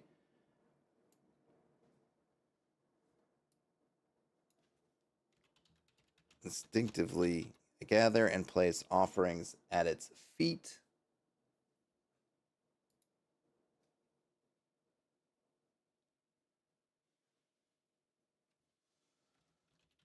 Comprised mostly of flowers, herbs,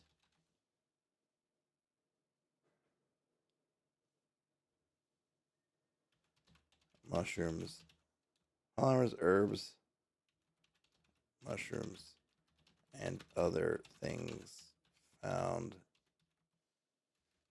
on the floor of the forest.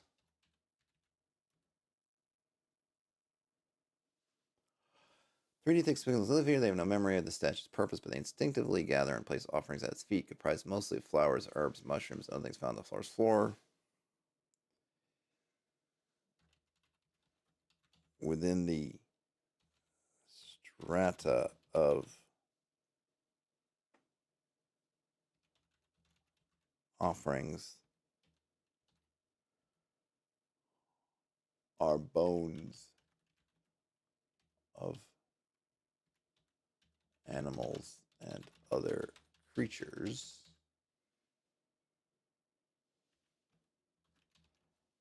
Also buried within it are. Let's get some treasure. All right, so I gotta go to the. So I think it's in the. We established it was in the basic set lycanthropes. That I believe that was so. And it is. Werebores have treasure type C. And their armor class is 4. Oh yeah, where's the were rat? So I can fix theirs too. Armor class of 7. Let's go fix that before I forget. Oh, it is already 7. Okay. Good.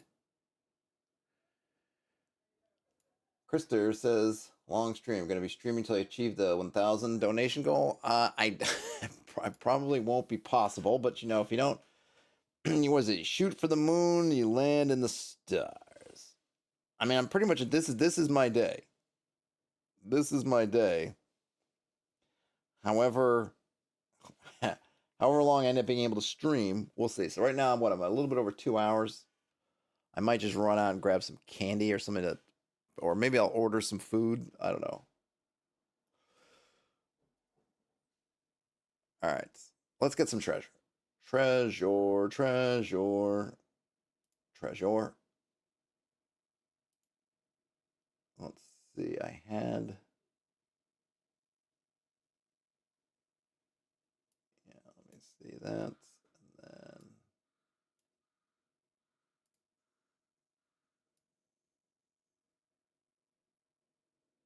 All right. So here we've got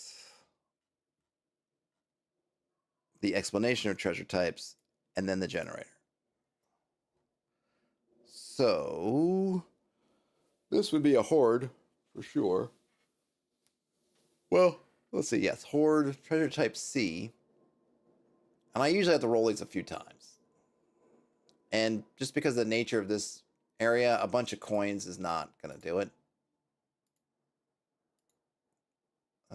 I don't just want a piece of jewelry, so I don't want just a bunch of coins. I already rolled a shield +1 somewhere else. Not that there can only be one shield +1, but let's something. I might have to combine a couple. No, I want some stuff, but not. No. Come on. I wish they'd give something other than piece of jewelry. I know they're just giving us exactly what the book says, but all right. Oh, oh, that's an interesting one. So we got this is a good one. What's treasure map 8? Excuse me. Horde. Oh, I see. All right, so let's. I'm not gonna put the treasure map in there right now, but what I will do is put these other things. Let's see, 3 gems worth.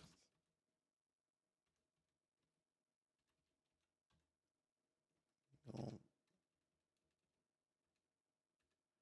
oops, sorry. 50, 100, and 500 gold pounds.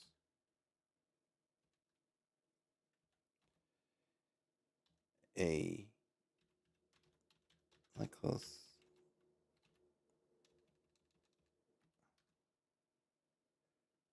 worth. I guess that would be 130 gold pounds. Oh, it's listing it in gold already. All right.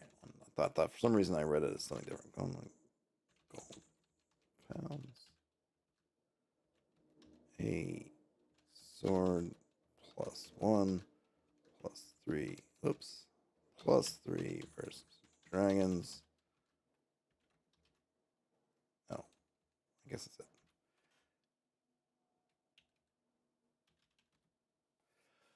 3d6 piglings live here. They have no living memory of the statue's purpose, but they instinctively gather and place offerings at its feet, comprised mostly of flowers, herbs, mushrooms, and other things found on the floor of the forest. Within the strata of offerings are bones of animals and other creatures. Also buried within it are 3 gems worth 50, 100, and 500 gold pounds. I'm using gold pounds instead of gold pieces. It's just a little quirk I'm doing. A necklace worth 1,300 gold pounds. That's like a kingly thing right there. And a sword +1 +3 versus dragons.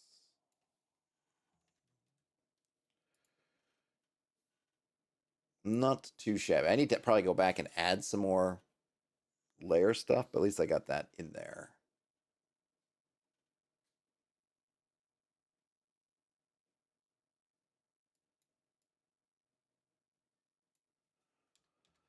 On Stony Peaks.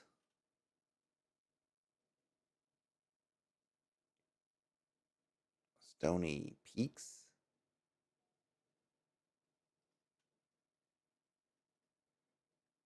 On stony peaks high above the trees are the nests of giant hawks.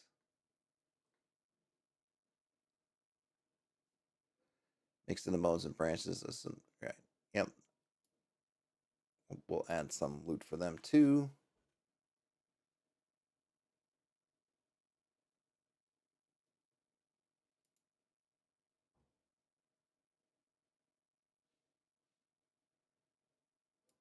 Of a flock. What do they call a group of hawks?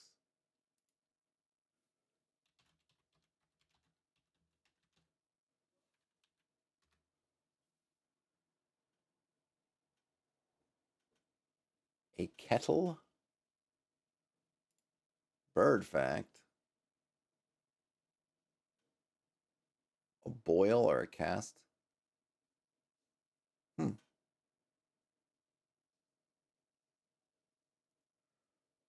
Nests belonging to a kettle of giant hawks. I like that kettle. That's good. How many giant hawks in a kettle does one think? E F G. Do I have giant hawk in here? Is it under hawk or is it under giants? Not under giants. Could it be under hawk? A B C D E F G H. No, it's not. No. I don't think it's in the expert set, but I will look. I don't remember. Let's see. Hawk. Oh, there it is. It is in the expert set. Haha. Nil. No treasures. Sorry. I'm going to give them some treasure. Going to give them some stuff. All right. What kind of treasure do we think for a giant hawk?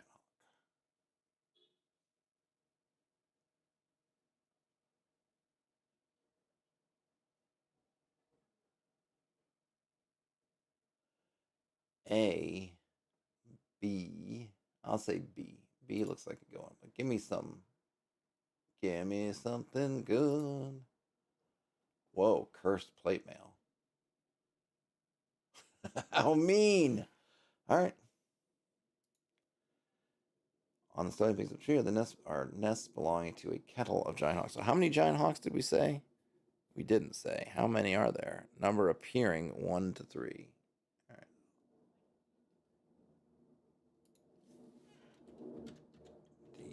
D3.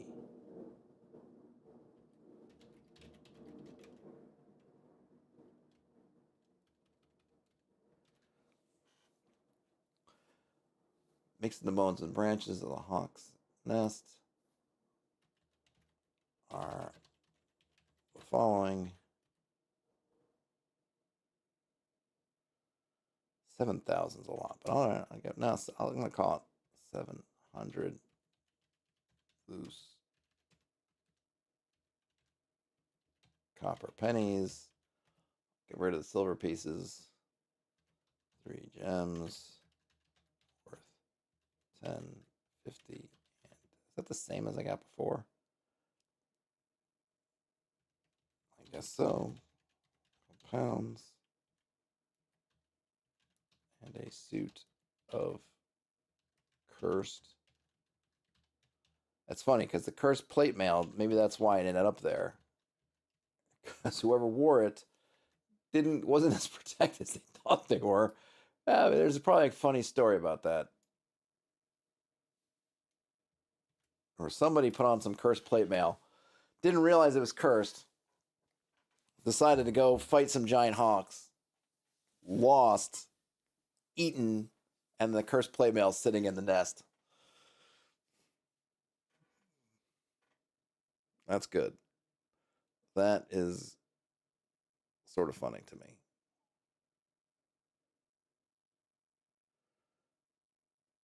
All right, now we got to make. Let's see, so I need a.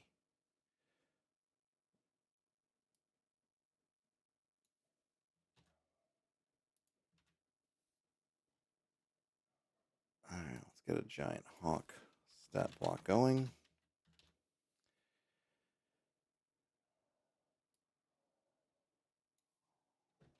Large bird. The giant hawk. Armor class. Well, no, so first hit dice. 3+3. Said armor class 6.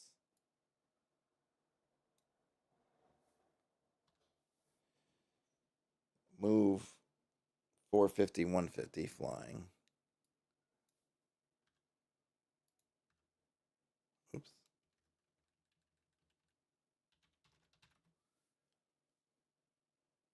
Attack.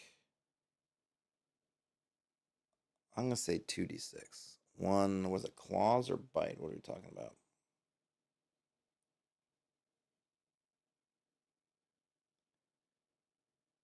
Oh, interesting. That's cool. So if it does, wow, double damage on its first attack if it surprises.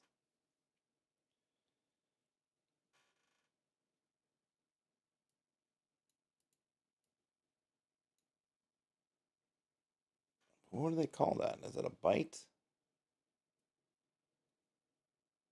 Claw? Hmm. I don't know. Because I know it grabs and then bites. Maybe we'll say the bite. If it's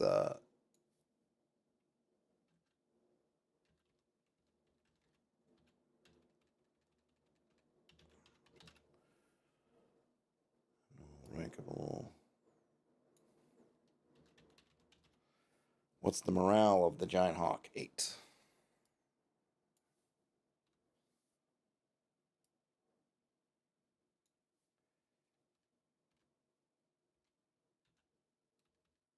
On a successful surprise, does double damage on its first attack. Okay.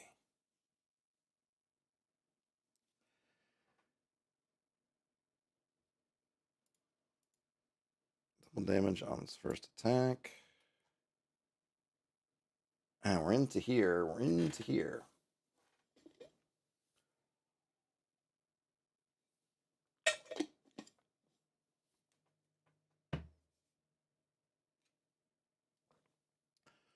We're into the high mounts. I think I need to reorder these. I want to put it kind of in the order that you're most likely going to experience them, and it's not with the castle first. It's like this.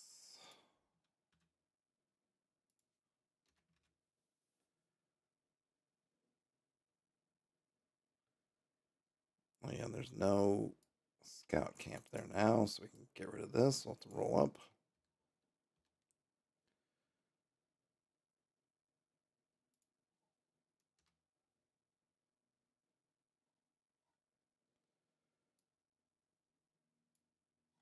And then the lake. Okay. Okay. All right. Sorry about that. Sorry about the cough. So now we're in the actual mountains. So the first one you're getting to is the Mount Gate. So I need to roll up. So I was monkeying around with this yesterday. Itching and itching. I think I'm going to use the same thing. I think all these things are kind of. So one of the things I noticed when I was looking at Swords and Wizardry, or sorry, it's not Swords and Wizardry, Chivalry and Sorcery, is that they base their sizes. Essentially, they have so they go from manor house, 1, 2, 3, 4, 5, 6 to large manor house to castle. Now, I'm and basically as you're going up this these rankings, you're getting bigger and bigger. The estates, the lands, and the amount of people who the just the amount of people around everything kind of grows with it. So the bigger castles, which obviously makes sense, right? If you're scaling it up, but I think to a certain extent they tie the kind of the construction of the castle. So I think they go from kind of like your simple wooden manor house to then maybe having a shell keep to then to a true castle. A shell keep's kind of cool. It was when that so you go from the earliest, at least I guess in the European type things, where these towers, the kind of Mont and Bailey style kind of thing, where you have maybe a mound if you have it, maybe you put it on top of a hill, whatever. Put a perimeter around it. And I think originally they didn't. No one even lived there. It was more like it would be just a watchtower and kind of a safe place you could go. And then eventually it kind of evolved in the castle. But part of that was it's made out of wood, and then you'd start facing the wood with stone, and that evolution of the castle in which you have basically this original wooden structure, or the not necessarily original in that it's the however long it takes, whatever, but it's got that wooden structure that then you're kind of buttressing, you're putting facing with stone around it, and then eventually they would replace the stone with they replace all the wood with stone, and then of course you start having just stone castles, so that the what would be called a shell keep was one which had the stone shell around it, around the wooden structure. And I think in something like Children's Sorcery, all that stuff's equated with size. But I don't think that necessarily has to be the case. I think you could have a small community that maybe has access or the wherewithal, whatever, to use wood and then wood with stone or whatever. So I basically, I guess what I'm saying is I don't feel the need to tie the construction type to the size of the keep. And plus, in a fantasy game, wizards have towers. They're not just going to be wood because they have very few inhabitants or don't have much surrounding things, right? They're going to be stone, and maybe they're using magic. And then, of course, in this case, this area, all these strongholds, they're kind of built in the mounds. They're basically made out of stone, or maybe mixed. I think pretty much stone, right? So I think originally I was going to keep. It doesn't make sense to me that they would all be bigger than what's on the plains, even though they're kind of fancier in a way. That makes sense. So I had taken some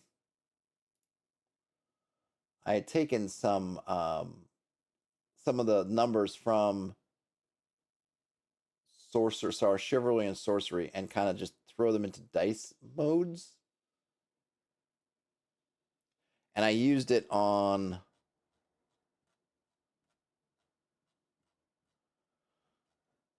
the village and the castle. So 42 peasant households.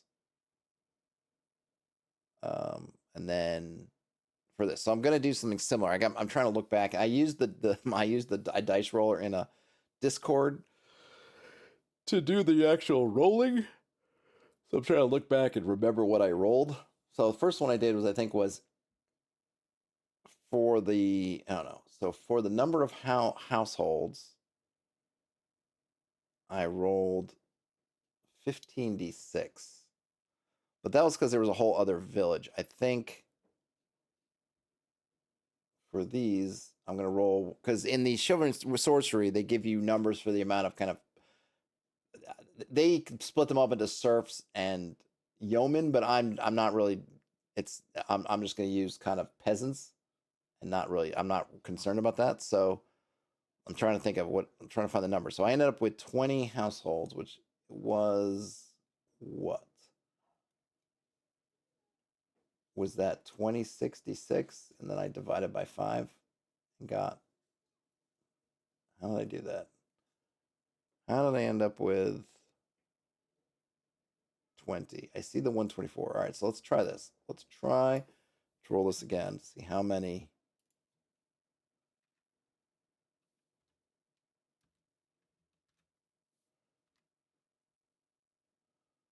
So I got 94.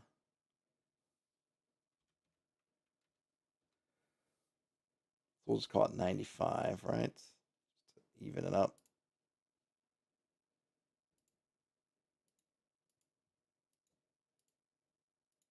gives us 19.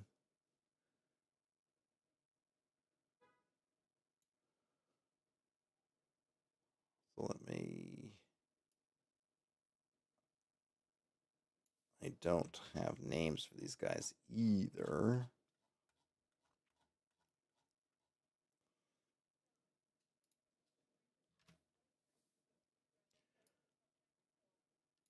So Lord, let's call him Lord X for the moment. Lord X, their family. I'll figure that stuff. So I have 19 peasants, 19 peasant households, which ends up being. I think okay. I think that's where that's. So it ends up being we. I'll try to at some point if I finalize this, maybe I'll throw it out there. But right now, I think I'm doing something. So it's 19. So that comes 36 minus 19, which gives us 120. I honestly end up with almost as many. 122 souls. I don't remember what I rolled for the sergeants. I should probably make notes. Okay, so oh, 2d6 minus 2. All right, so how many sergeants does he have? Oh, 2d6 minus 2. Might have none. It's 9. 9 sergeants. Men at arms. Men at arms.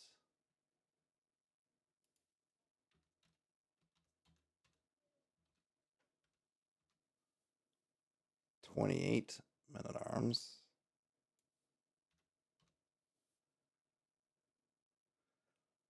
And we don't know how much yet. We got some space there. Okay, so we have Lord X and their family. Ugh. How about we not typo that? Their family. Don't know how many yet. 9 sergeants, 28 men at arms, and 19 peasant households.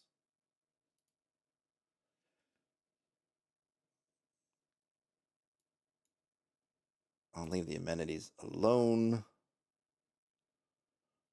Let's see. So what shall we? Let's see what kind of environment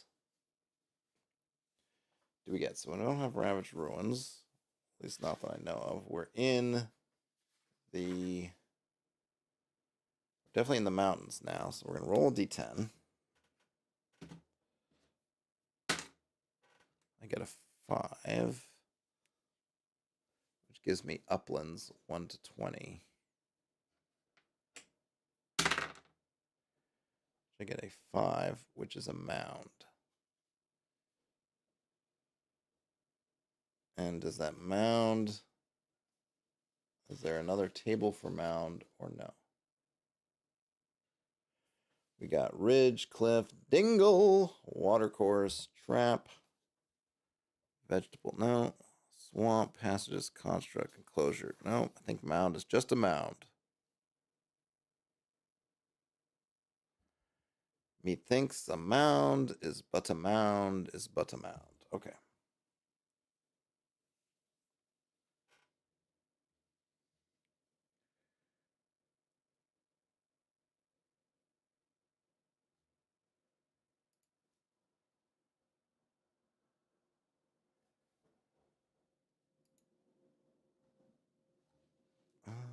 Yeah, I guess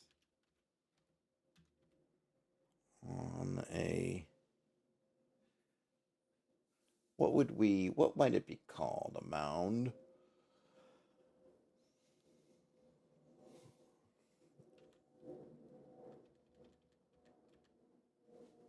Why are you doing this? I don't want.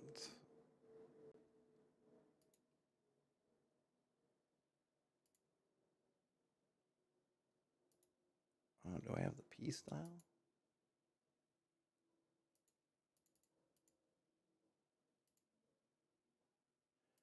No, I don't want body. There we go. Ah, good. Great, great. No, not.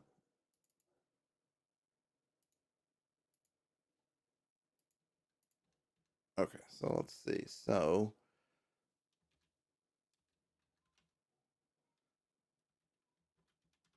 mount Gate is a stone castle that guards the King's Road.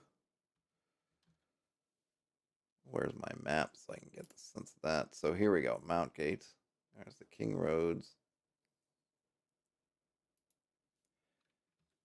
As it turns to follow the, I think it's the Tumbledown River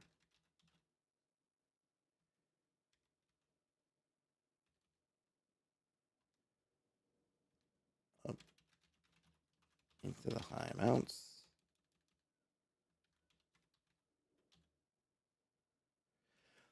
The Mount Gate is a stone castle that guards the King's Road as it turns to follow the Tumbledown River up into high mounts.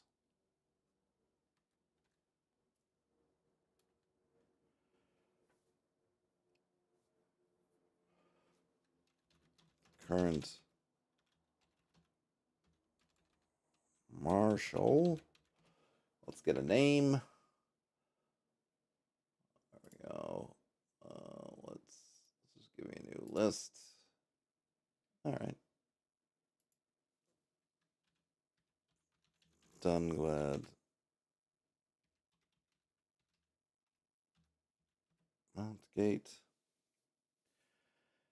Mount Gate is a stone castle that guards the King's Road as it turns to follow the Tumbledown River up into the high mounts.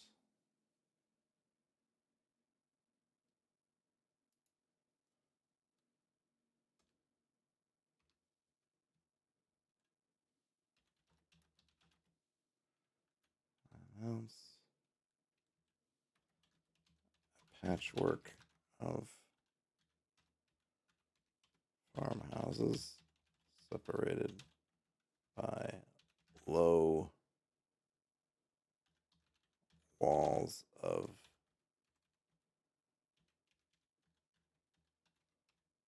loose stone sits in the shadow of the hill of the keep. The Mount Gate is a stone castle that guards the King's Road as it turns to follow the Tumbledown River up into the high mounts. A patchwork of farmhouses separated. Not I always do that. It should be separated, and I say separated. Separated by low walls of loose stone, sit in the shadow of the keep. The current Lord Marshal, Dunglad Mountgate. Let me get a thing for him.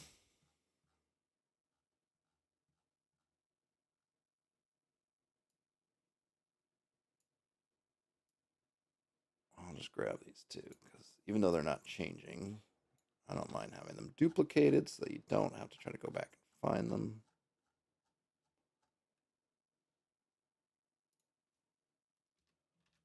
Maybe I'll switch up their equipment.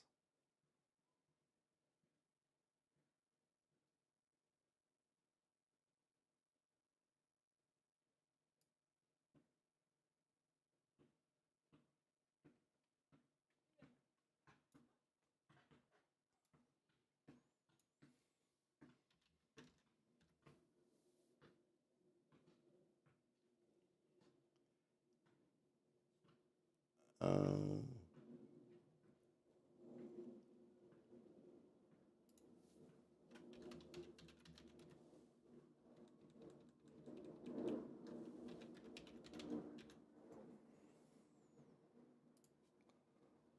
Dunglad.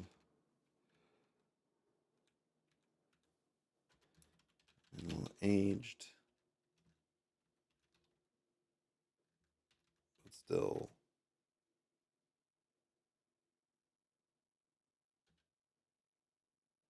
Oh yeah, so let's let us. I'm gonna need something to eat soon. Let's pull out a personality thing for here. I got to go back and do something. Got Lord Marshal Dunglad. Oops, should I use that one since it popped out. What do I get? Hermit. All right, so I got this. Actually just popped out. I'll have to do some digging. I do have there. It came with a booklet too, and the booklet is where it's hidden down here. I don't know if this booklet, how much wisdom is going to be in here, but let's see. Suggestions. So the Hermit. Okay, I'm just going to look it up in the book, but then we can see E, F, G, H. Here we go. So the Hermit says it's light. We have light and dark attributes. Light is solitude, to seek solitude, to focus intently on inner life, serves personal creativity. Shadow withdraws from society out of fear or negative judgments of others, refusing to help those in need.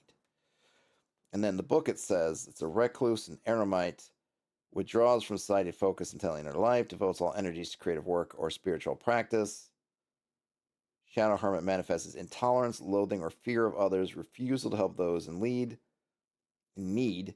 Look for a long-standing need to retreat into yourself to marshal your power. It's kind of funny they use marshal, and this guy's a marshal. So yeah, middle-aged.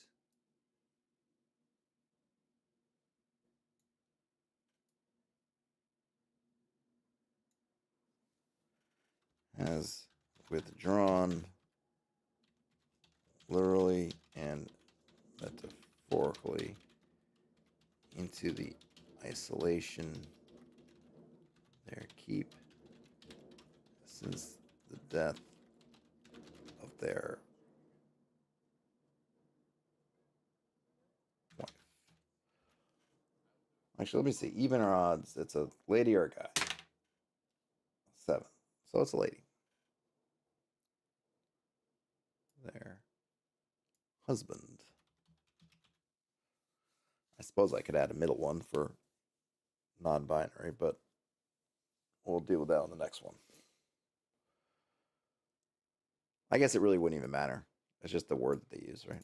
Could go anyway. The current Lord Marshal, Dunglad Mountgate, has withdrawn literally and metaphorically into the isolation of their keep since the death of their husband.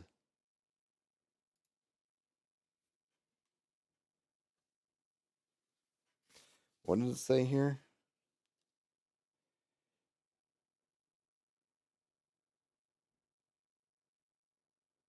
They have become fearful.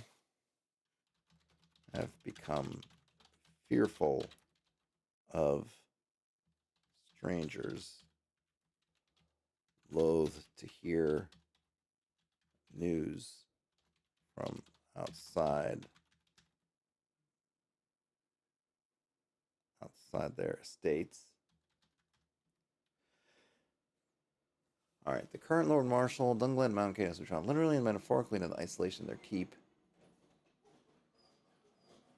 Since the death of their husband, they have become fearful of strangers, loath to hear news from outside their estates.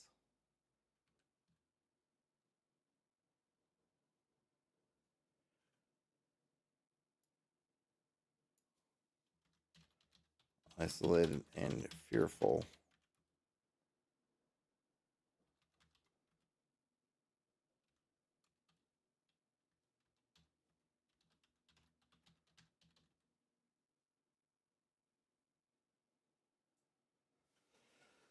I'm trying to think because the interesting thing here is that I think they're looking for some kind of spiritual guidance. They're looking for sort of divine.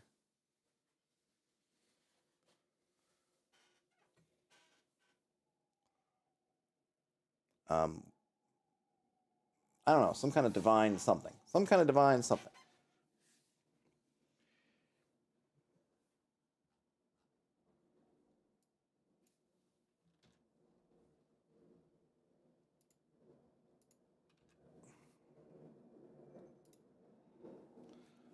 They are nevertheless spiritually restless, open to experimenting.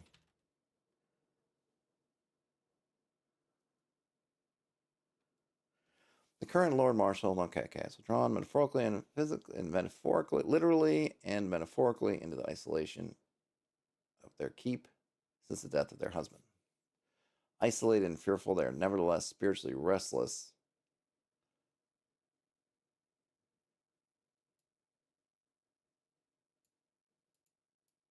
experimenting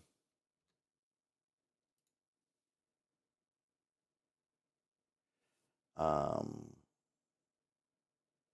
experimenting with all manners of rites and rituals in search of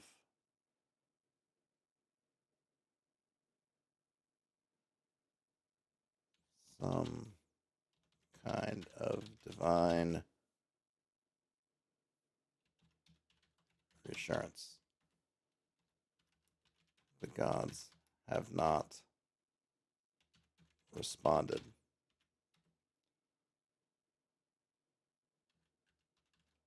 Several conjurers,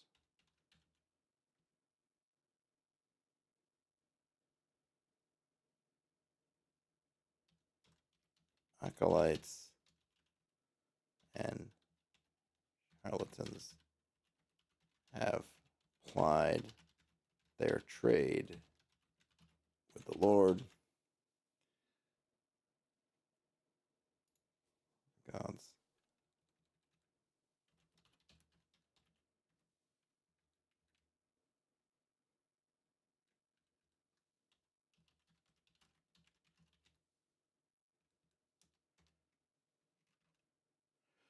So this is an interesting kind of story, I guess. I'll just finish it. So the Lord, there in gibbets along the walls of the castle. Okay, let's read this back. Maybe I don't need a separate paragraph. Whoops. Oh,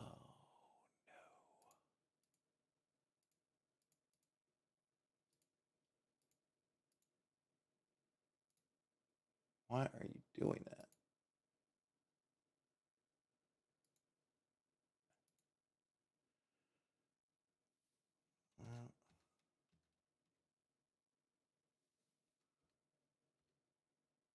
Oh, you're gonna make me.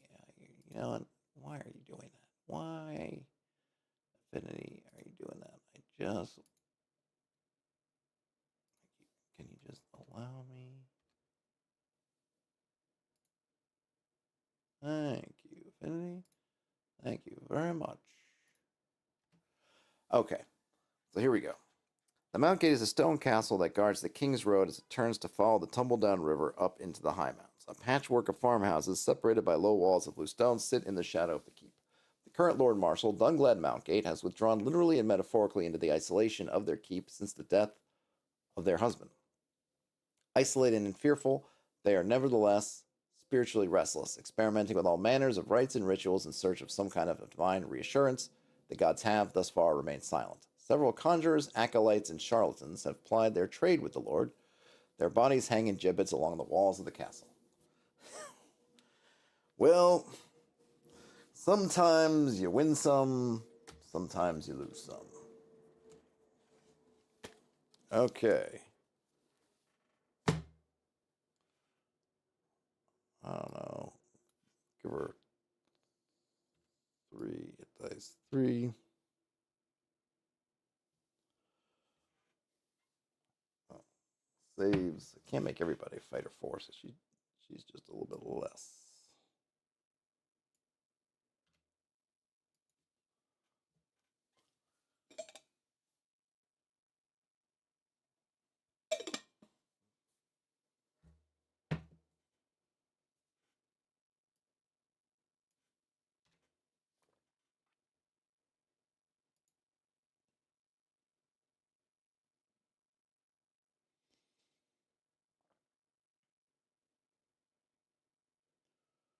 Okay. I think I want to put in.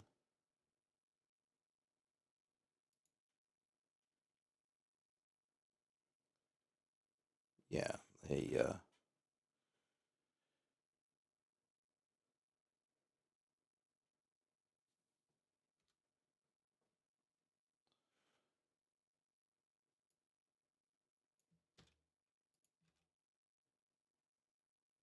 what is going on there? Is there something? Am I missing something?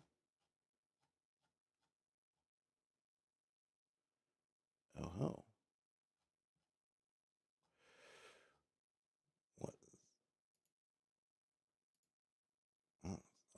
do. Oh, that's why. Okay. Oh yeah, because it moves out of the way. All right, that's fine. Current Lord Marshal, Dunglad Mountgate. Okay, I got that. Yep. The Lord has right to tax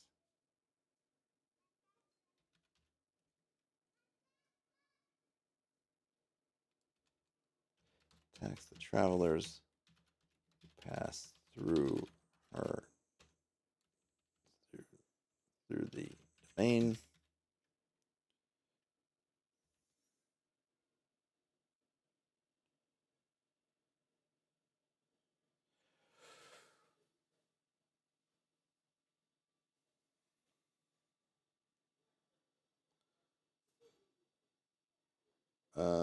Let's see. Okay. All right.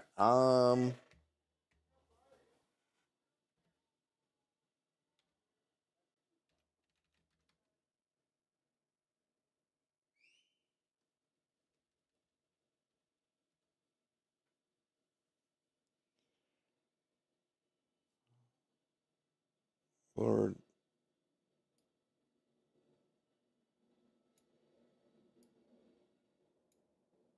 let's see.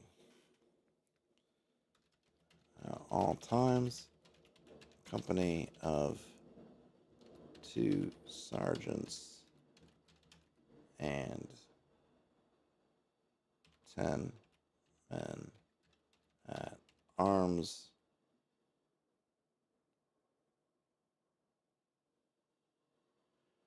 What's the word I'm looking for? They are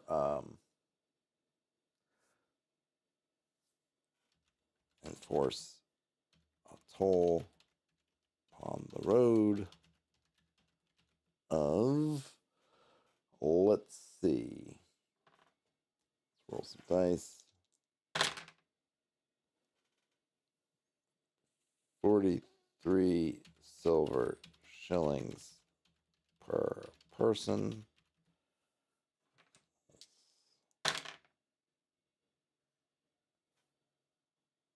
24 silver shillings per horse per animal, and 70 silver shillings per cart. All right, so we got some taxes. We got some taxation.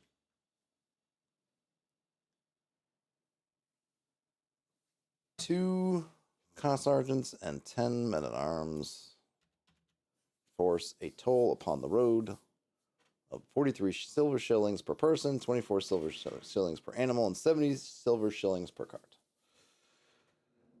All right. All right. Let me, I will probably not pause the stream, but let me say, I got to find something, I got to get something to eat. I am starving. And I don't think there's anything really much for me to eat. So let me,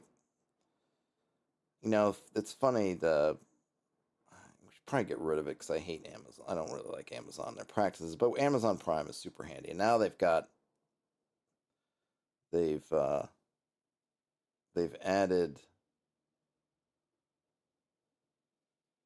they've added, I mean, not, I should say, was it, we use Grubhub here in the city.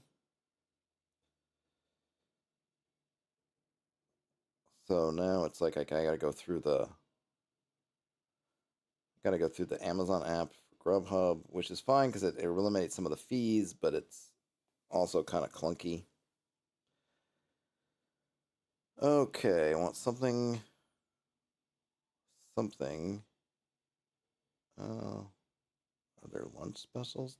There I look. The Riveting Stream. Watch Todd order lunch. I don't. Taqueria El Patron. The King of Taquerias. I do like taqueria stuff. If they have tortas, I might go over. I am a sucker for a torta. But I don't. Enchiladas, burritos, burrito bowls, quesadillas, fajitas, platters. I don't want a burger. Sides. Nope. Nope, they don't have. Sorry. A whole lot of Italian stuff. Nope, nope, nope. La Puerta Roja. What's that? Colombian? Codfish tacos? Oh, ceviche de camarón? Ooh, that's pretty good. I mean, if it's good, it could be good. Well, I got a lot of stuff here. I don't know though. I don't know. I don't know. I don't know if today is the day I want to try something completely that I a restaurant that I absolutely don't know. All right, I might have to save. How can I save this restaurant for later? Because another time, but I'm gonna hold off on that.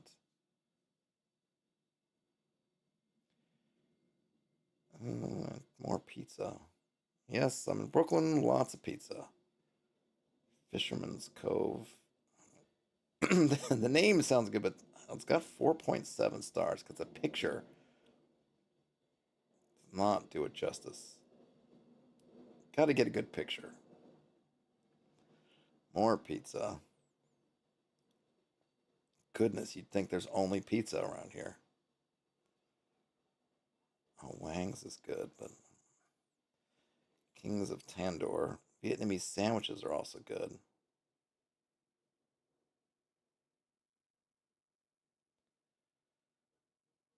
Calexico. I don't think they have tortas, do they?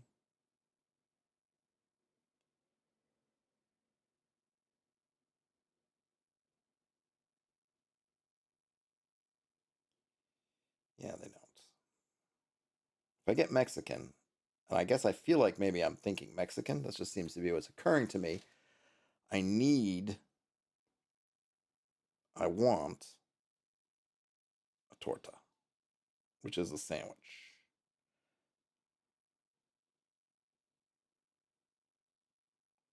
El Paso. Where's this? 4.7. Cafe specialties. Oh no, I don't need coffee and whatnot. I got plenty of that. Appetizer, brunch, lunch and dinner. What is it? Mexican corner. What does that mean? Mexican corner. Isn't this a Mexican restaurant?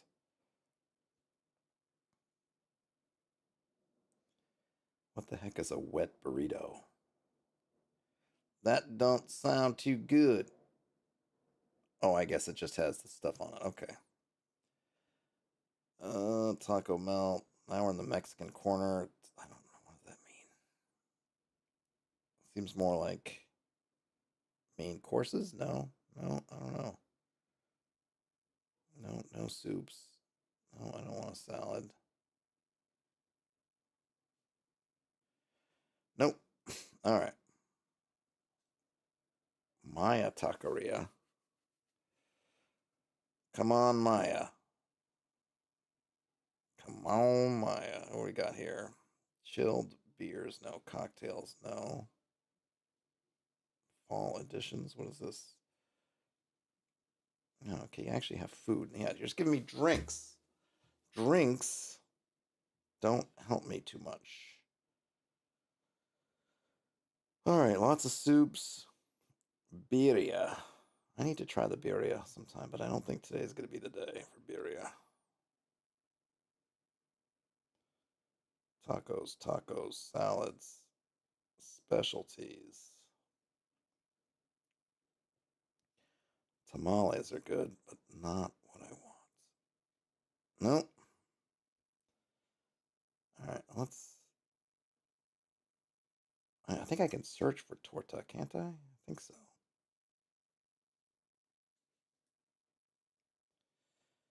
Oh, Panchita's place. 4.9. Well, that's got to be good. Wow, you can get a whole tortas platter. But that's for 10 people. I don't need that much. Oh, didn't I see this? No, it seems like I did. Lunch and dinner all day. Let's look at it again. I thought I did this. Tostadas, dos, tres, three. No. Fajitas. I like fajitas, but no. I really want a torta. Salmon, tinga, asada. No, no. Pollo, Mexicana. No. Bistec. No. Tacos, tacos, tacos. Impossible tacos.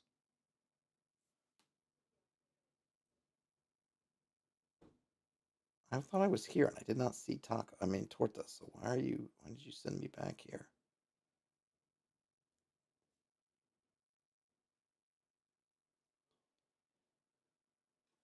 Yeah, you sent me here and it's not here. No. El Ranchito Poblano.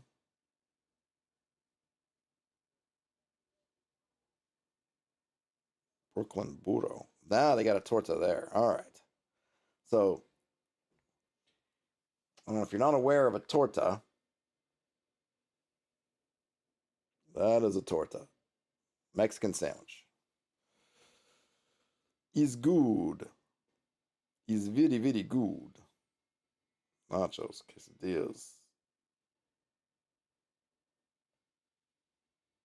Let's just see. It's not a burrito. It's not a burrito bowl. It is not a nacho. It is not a quesadilla. It's not a family platter. It's not alcoholic. It's not a chip, nor is it a salsa. It could be breakfast. What the devil? It shows it in the picture. Why aren't you showing it in your menu? Oh, you're gonna drive me nuts. So what is going on here? Where can I see the picture? Was the picture? What are you doing? Why are you doing this?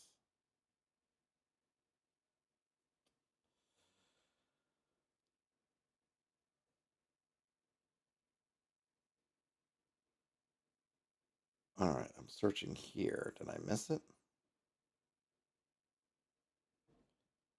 Oh, breakfast torta with chorizo.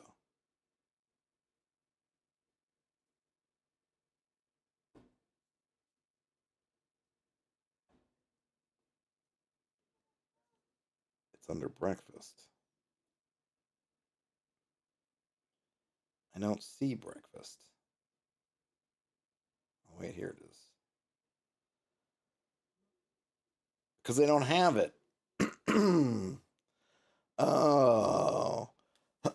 Excuse me. They don't have it. So they advertise it. The way I say it sounds like tarta, the Swedish word for cake. And maybe it is. I don't know, but it's a torta. And I'm sure I'm pronouncing it incorrectly, Krister. But it could very well be related to that. All right, let's try El Ranchito Poblano. Ranchito Poblano. Help me, help me. Yes, we have it. Ooh, what is this? Dipped in a spicy sauce. Hold on a minute. So they have two. All right, here we go. Let's get down to brass tacks here. So we have the torta, Mexican roll prepared with mayo, beans, lettuce, tomato, onions, cheese, avocado, jalapeno, and a choice of meat, which is delicious. I'm partial to the chorizo, but other ones are good too. But then they have this thing called the pambazo, which is a torta dipped in a spicy sauce stuffed with potato and Mexican sausage, cheese, tomato, sour cream, and more cheese. No, wait, did I say it twice? Torta dipped in spicy sauce, potatoes, Mexican sausage, lettuce, tomato, sour cream, and cheese. Oh my gosh. The pambazo might be too much.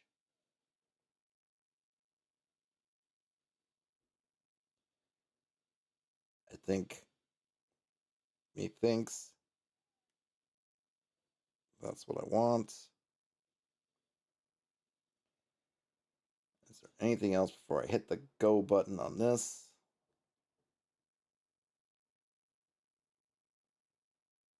I got a lot of stuff. Side orders. Is there anything? Guacamole and chips, fried calamari. I don't need any.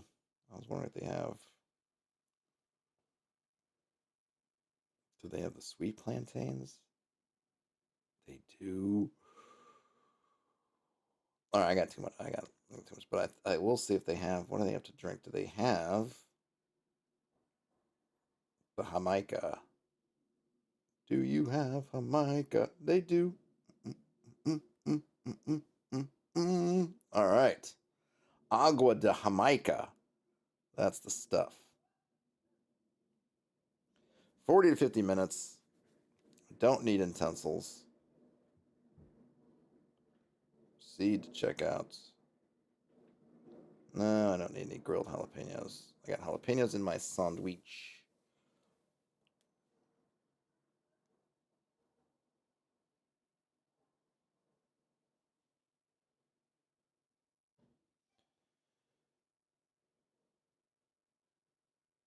All right.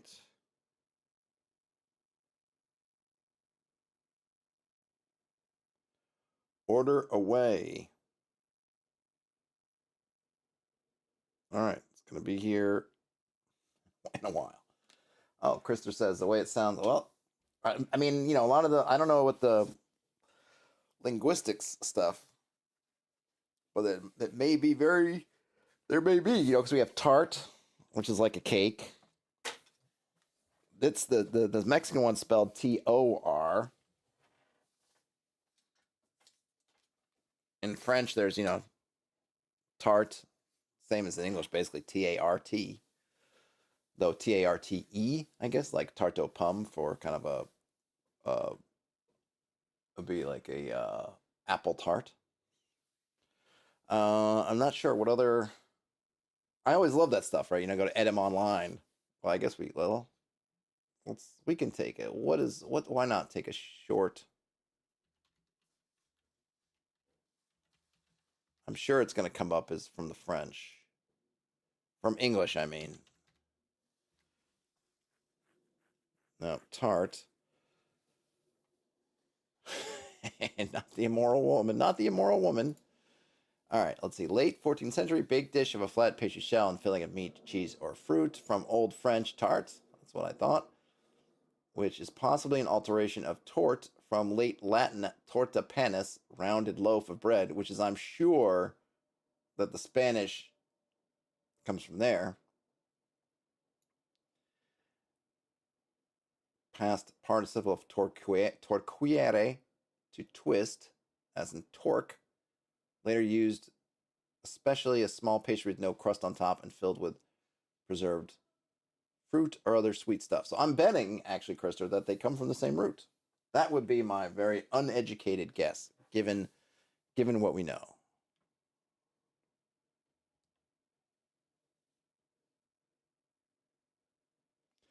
I should probably give some of these lords some treasure, right? Maybe I'll come back and do that at the end. There's not a good treasure chart for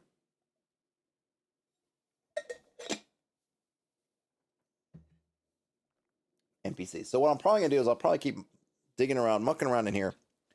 When the food comes, I will then use that as an excuse to take a break. I don't want to eat on the stream. No one wants to see me chewing food, things like that. But I'll keep the stream going, and I'll put a. I made a card. Basically, be right back. So I'll throw that up.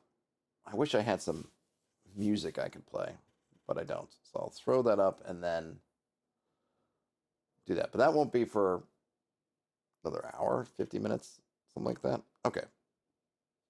Well, there you go. So we got that figured out. So we got this guy, we got this lady, her sergeants, her men at arms. Now the spike, which is another castle type. Oh, yeah.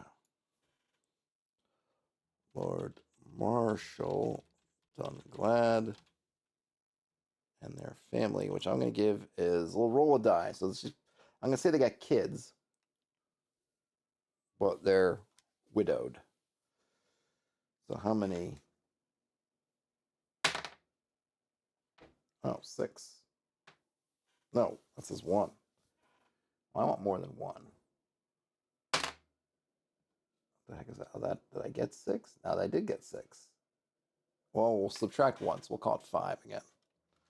I'll say four because I had five on the other one. Don't want them all to be the same. 9 sergeants, 28 men at arms, 19 peasant households. Um,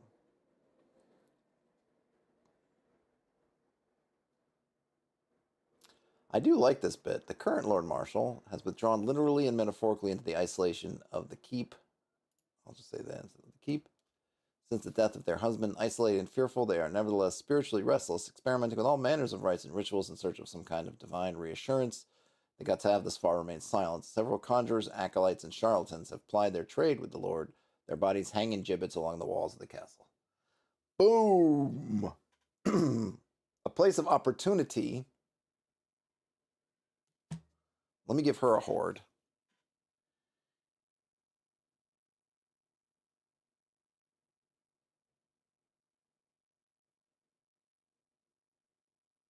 The Lord.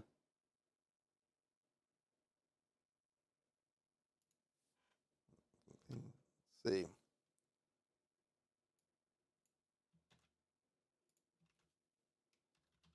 Taxes have enriched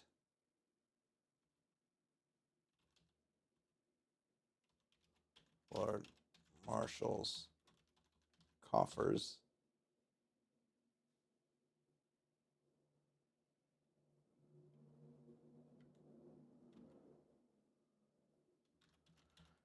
Held in their vaults are. Okay, let's go back to. No, I don't think it was not here. It was here. It was here. Okay, so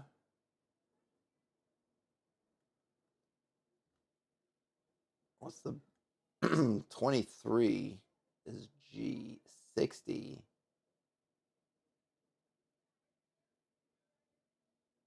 is it let's see, H. I want some magic, so M is out. All right, let's go for H.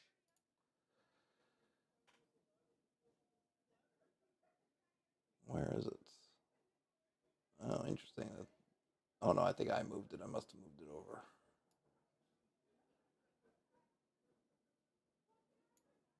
Okay, so where's H? I don't want to see that's. I don't want that.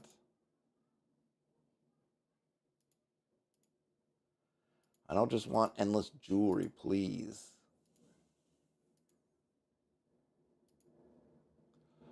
Oh, come on. Rope of climbing, potion of protection scroll. Wow, 2 protection scrolls of lycanthropes. I don't want all potions though and stuff.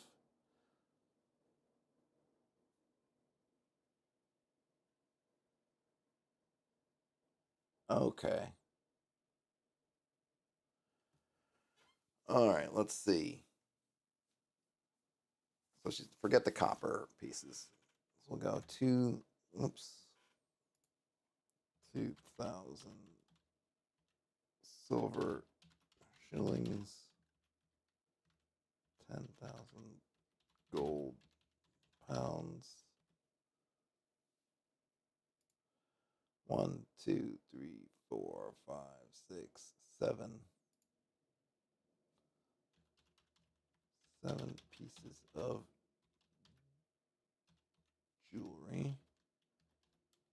Or just kind of go up 400, 600, 800, 900, 1,000, 1,100, and 1,200 gold pounds. Forget those other pieces of jewelry. 10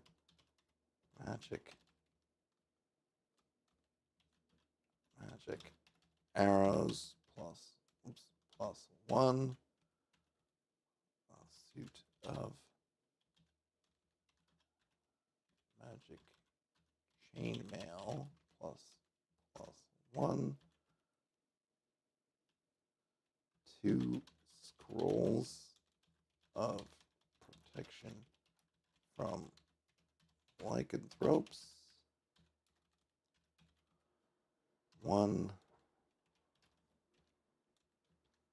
potion of diminution and a spell scroll containing shield and fireball.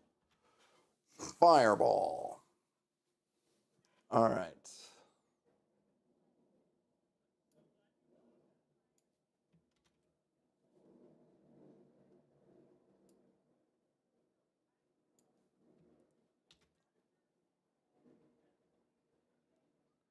Did I spell that wrong?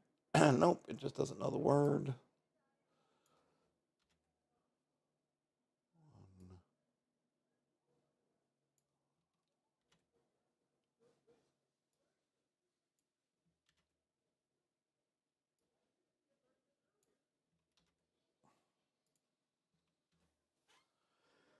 Taxes have enriched the Lord Marshal's coffers. Held in their vaults are 2,000 silver shillings, 10,000 gold pounds, 7 pieces of jewelry, 10 magic arrows plus 1, a suit of magic chainmail plus 1, 2 scrolls of protection from lycanthropes, 1 potion of diminution, and a spell scroll containing shield and fireball. So there you go.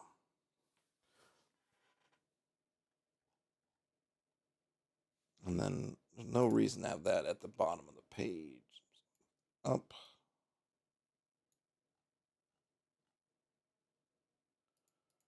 The spike is another castle.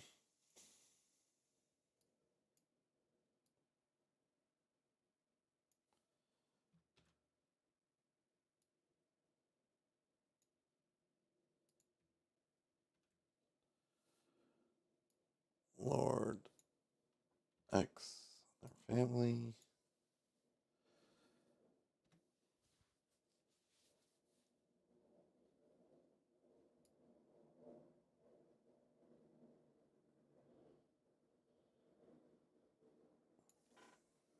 Okay.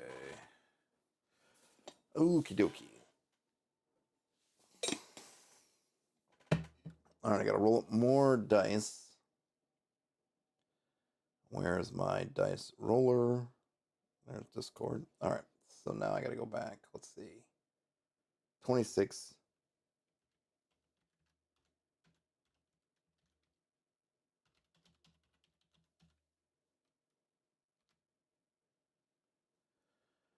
$95 households.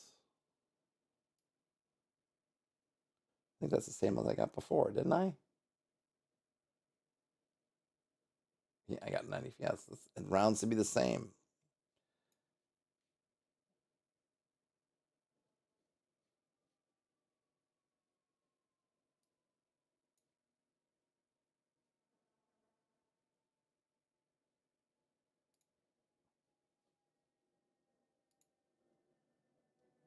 And then we've got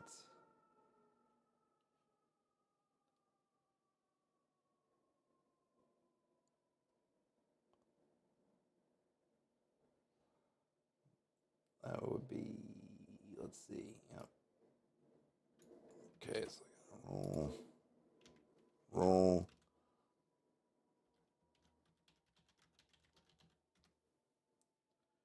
121.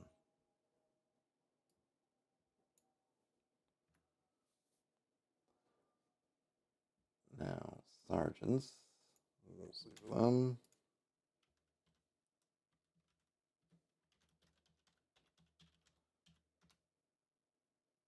Wow, they got 10. They maxed out on their sergeants. They maxed out on their sergeant's exam.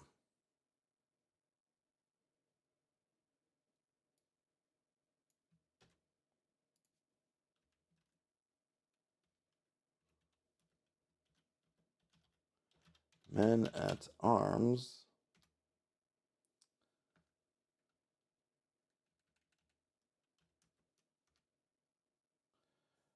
Oh, stupid.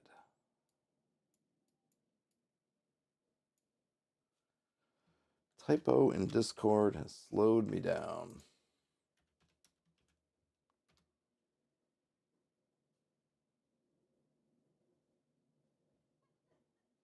What do you mean? I did something wrong.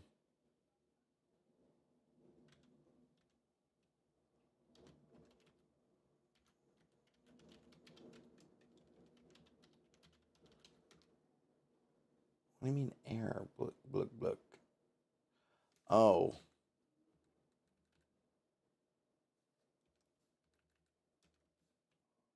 Stupid. Didn't like this.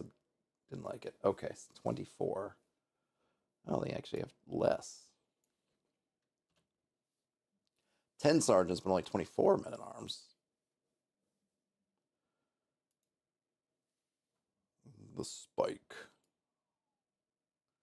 Where is the spike? The spike is thither. So we do have that.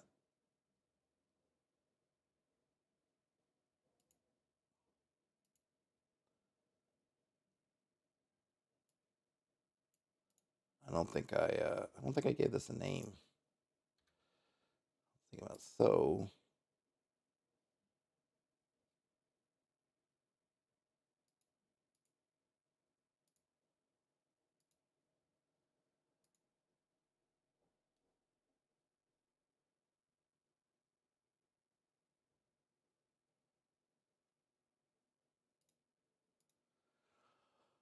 I don't think I got a name for that.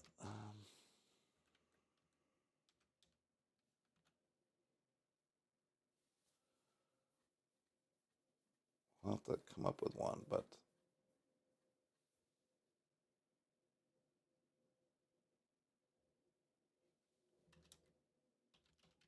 Mandible Castle carved into the side of the mountain.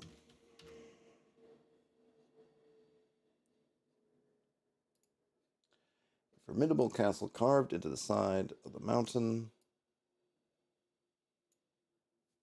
Hey, Mercurius. Thanks so much.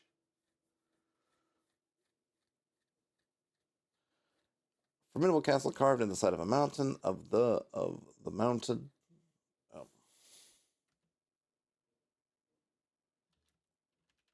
Collection of farmsteads. Follow the winding river beneath it.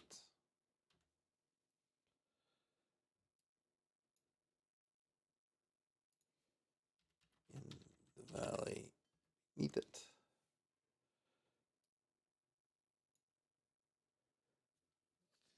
Okay, a formidable castle carved into the side of the mountain over a collection of farmsteads. Follow the winding river in.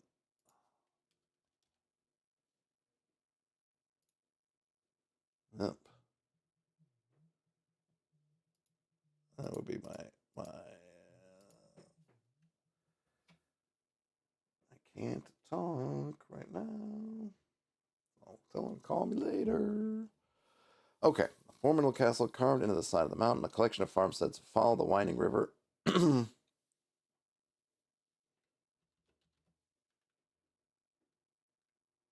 the valley beneath it. Who is in this? Who is in this castle? What name shall we give? What name shall we give? Yeah, let's try some more. Wolfmang? Oh, that one. I got, yep. Sold. Hey, Mang. Hey, Wolfmang. Gotta have someone named Wolfmang. If you can. And I can. So I shall.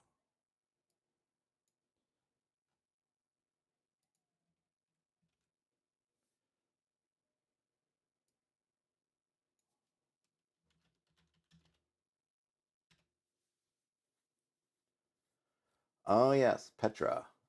Yeah, yeah. Though Petra is like on the floor of a valley, right? I mean, my main image of Petra comes from I think what they showed of it in Indiana Jones, right? In Indiana Jones: and The Last Crusade, don't they? Isn't Petra where they place? I know it's not actually Petra, but they use Petra as a stand-in for where the Ark is. I think. Side. I'm just being fanciful. Maybe I should. Maybe I should. I'll write something about it.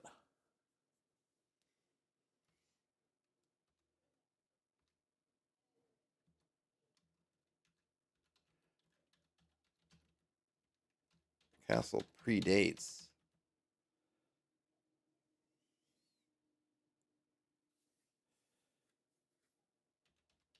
the lineage of the Mountain King.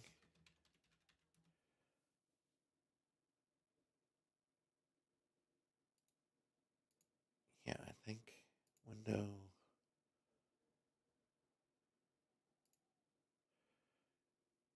Yeah, I want you to be description. You to be description. There we go. Window studio.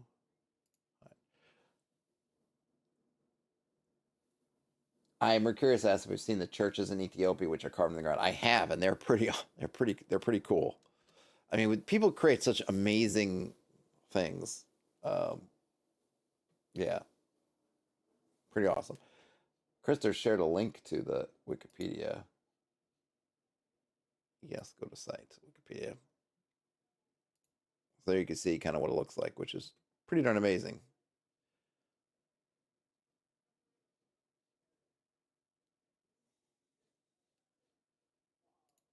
Let's see. What is another link?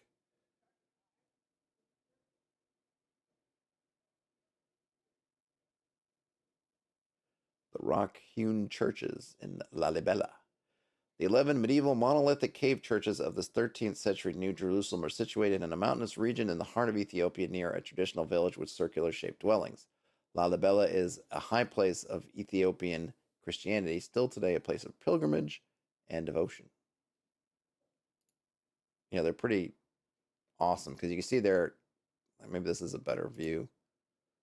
The way they're dug, it's I don't know. It's I mean I don't know what it'd be interesting. I mean, do we know what the reason is? Because man, they didn't make it easy. This is the kind of thing that you just wonder like how, when, why. Well, not the when part, but the why. What was the what was the driving? Was it I'd be need to learn more about it. But there's it's such a cool visual.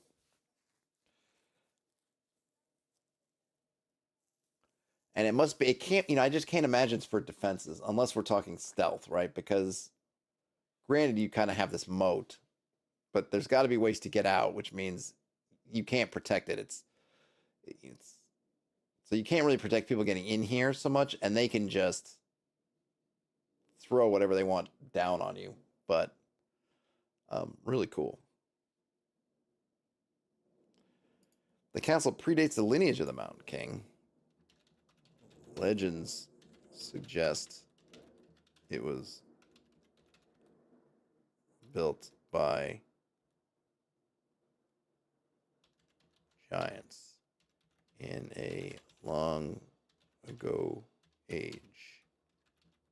The size and scope of the building. I want to use a word. I'm not sure.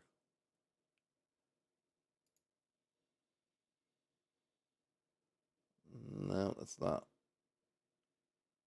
I thought it could be also be used for big structures, but that's not it.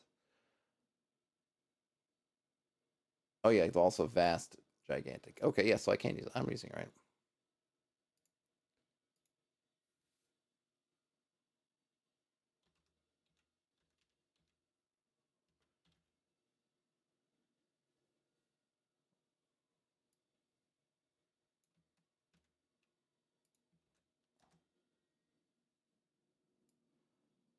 structure.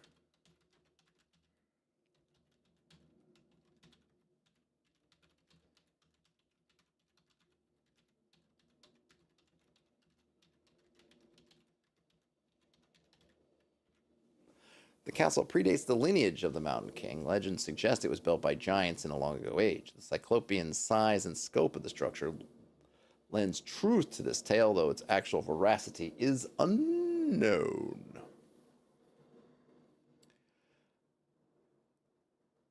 Now we've got Lord Wolfmang. Wolfmang Jack. So what do we get from Wolfmang's personality? Let's cut the deck here. Alchemist. So the light side says transformation of base motives and goals into golden wisdom. Shadow attributes is misuse of the power and knowledge that come through spiritual practice. Oh, interesting. So what is this guy doing? So we look it up in the little book, which gives us a little bit more information. So wizard, magician, scientist, inventor. All right, so he's a wizard. So he's not a fighter. So he's going to be a magic user. What level of magique usury should we give him? Well, let's see. If we go to the expert set, do we have kind of a generate an NPC? Do we have that in here? I know we have it somewhere. We can generate NPCs. Magic users, no. Treasures, no. Monsters. Dungeon Master information. NPC magic item. Creating an NPC party. So 52. All right. 52. And maybe I should do that with the other ones too, is give them some leveled people around them. Their entourage, if you will.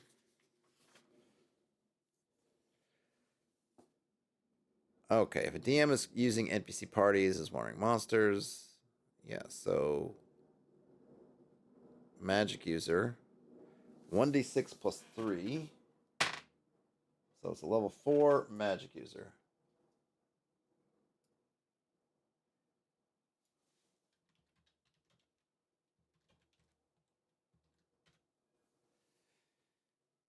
Okay, that's fine, right? No, wait a minute. 1d6 plus 3. Sorry, level 6. Not level 4, level 6. About to short him. Obviously, is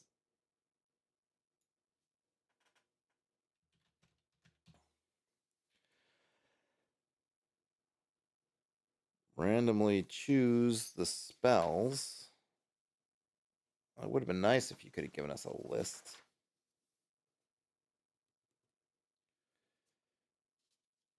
Oh, wait a minute. We've got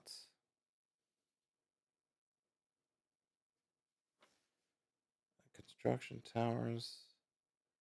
Oh, you know what? Does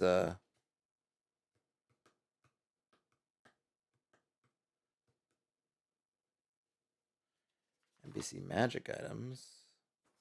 Yeah, see, it doesn't really say. All right, so a 6th level magic user. I guess we're just going to do this. A 6th level magic user.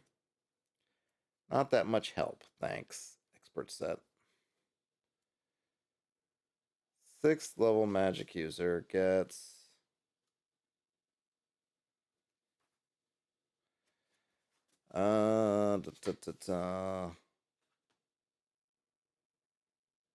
so they're a warlock.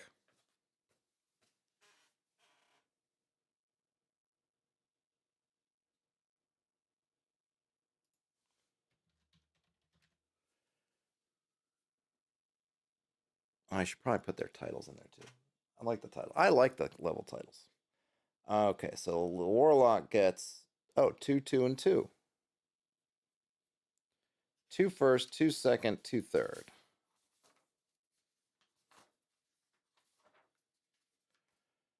So they have 12. Well, I got a 12 somewhere. I got a 12 here somewhere. And nope, that's not it. 12. Here we go. All right. So now, spell number 1. First level spell 1. is Charm Person. Okay.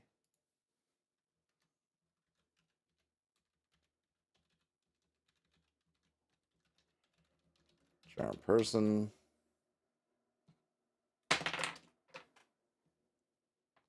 5 is Light. That's it. Level 1. Level 2. I suppose I give them where it's right because how many they can cast versus how many they know. Well, I'll just stick with these. Levitate.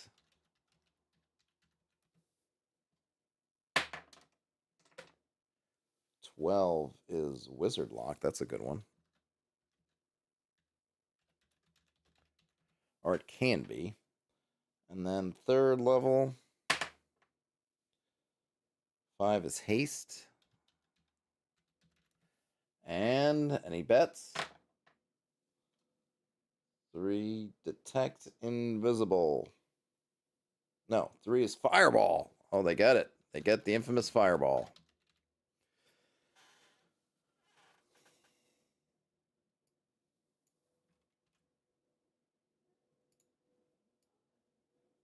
As magic user 6.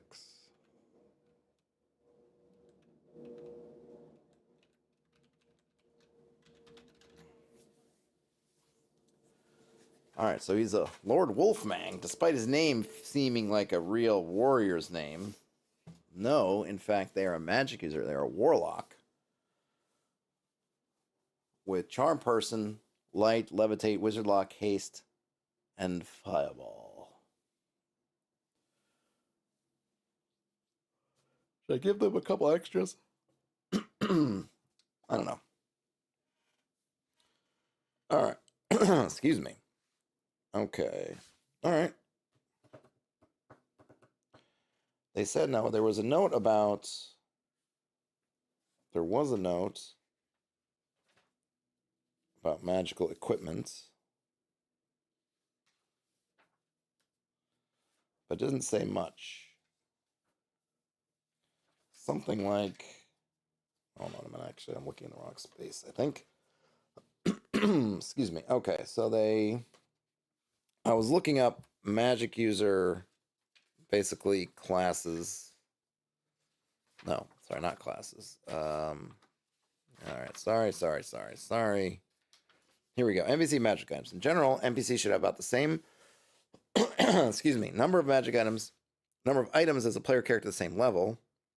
Magic can be assigned to match the power of the NPC, or it can be rolled randomly. The chance of any NPC at first level or greater possessing magic items is 5% per level. So checking on each magic item suitable. Oh, I should do this. All right, so we're going to do that. So basically, at 6th level, it's 5, 10, 15, 20, 25, 30. They have a 30% chance of having any particular thing, but they're not going to have. Obviously, he's not going to have a magic sword or weapon like that. So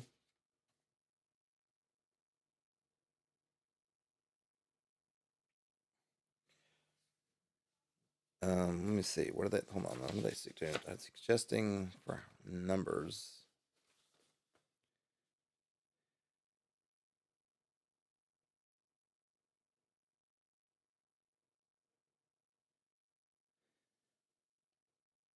Okay. So each type: swords, armor, miscellaneous, potion, scroll, wand, staff, miscellaneous. All right. So yep. So we'll roll once. So okay. So it's got a. What's it? 30% chance. 30% chance of each for each thing. That's an interesting kind of shorthand. I'll have to go back and do it for the other guys too. I gotta give them a chance. All right. So. Oh, just missed out. No swords, which I would have put in there. I would have put in their kind of their horde. 77. No potions. Armor, which might be in there. Holding on to. Nope, no armor.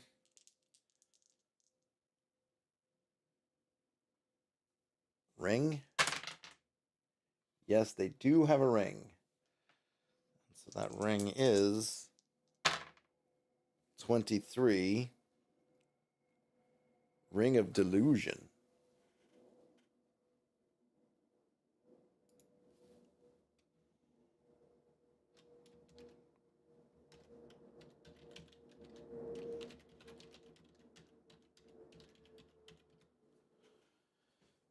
right, now scrolls. No scrolls. Miscellaneous. No miscellaneous. And any wad staffs. Yep, they got a wad. They got something. And that is a staff of commanding. Whoo. All right. That's an interesting way to roll up.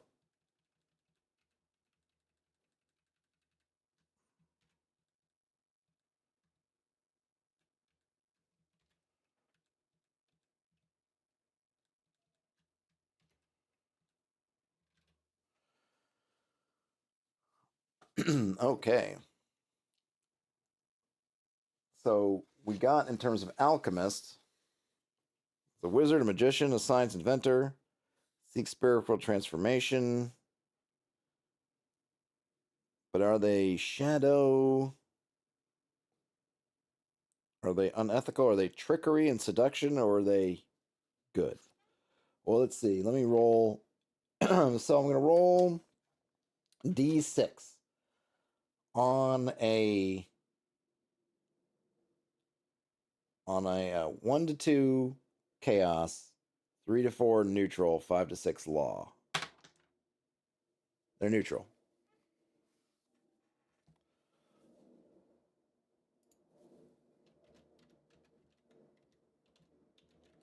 Neutral human warlock. Oops.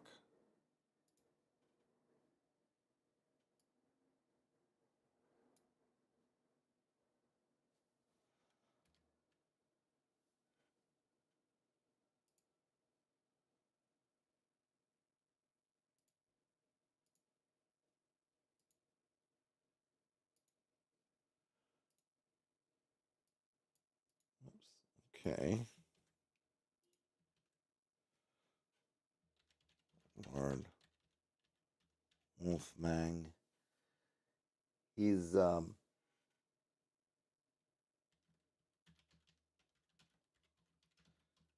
the study in arts and the history of their castle.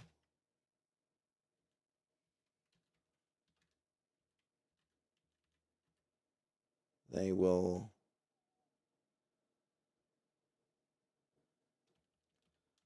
they are eager. Okay, so let's see. Lord Wolfmang is absorbed in the study of the arcane arts and the history of their castle. Let's see, what do we got? Let me go back to the alchemist here just to read. So they're neutral, so they're not. I gotta.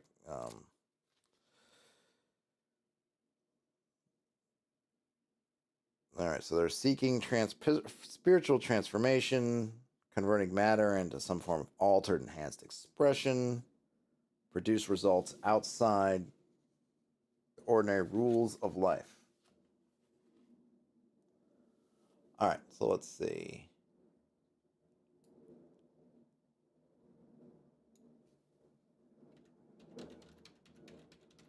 Fervently that the mountain on which he resides is a living thing that is reaching out to speak to them.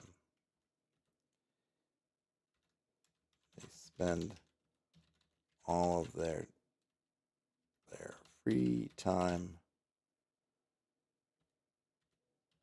in research and conducting spells to make communion with the mountain possible.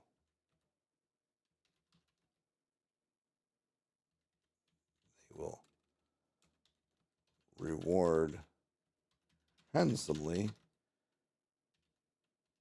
any information, artifacts, or spells that will aid that promise aid in this quest.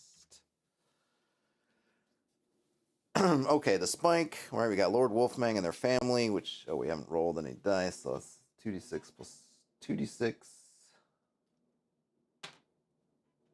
I don't think I have another orange die, do I? I'll take out that one if I have. No, I don't.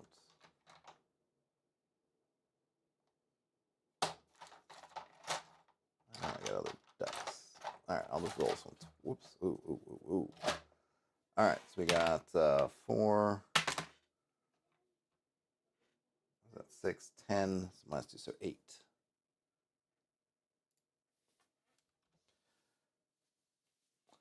Formidable castle carved into the side of the mountain. A collection of farmsteads follow the winding river in the valley, through the valley beneath it. Through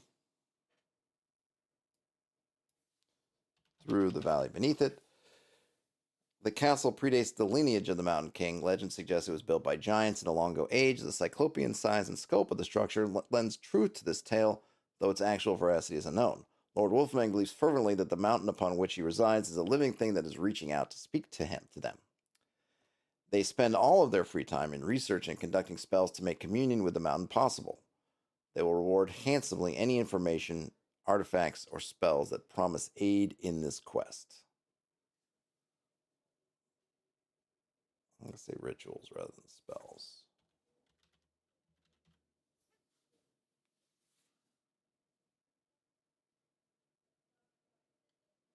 Okay, I like that. And we get Lord Wolfmang.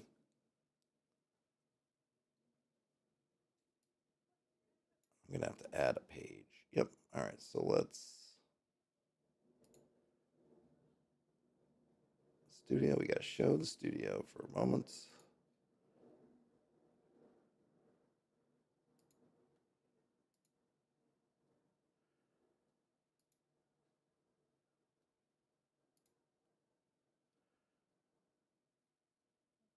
Yep.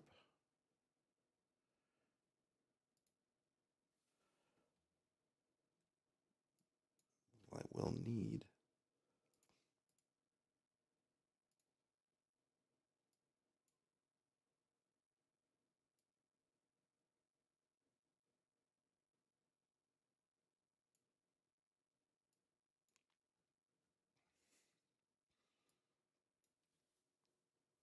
Okay, so we've got King Highmount's castle.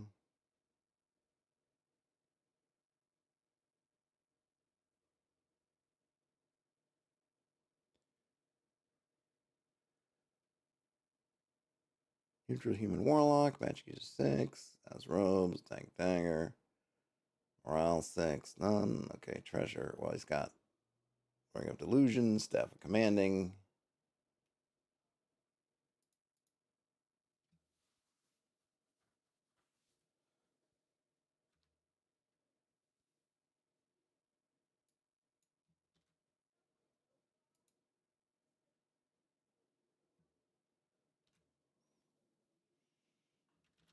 The library.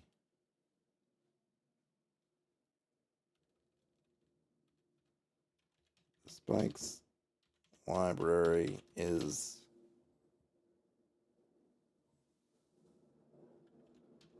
famous throughout the realm for its size and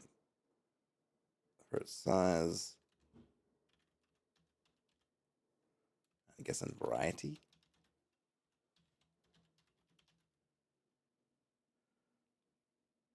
Variety of stored works.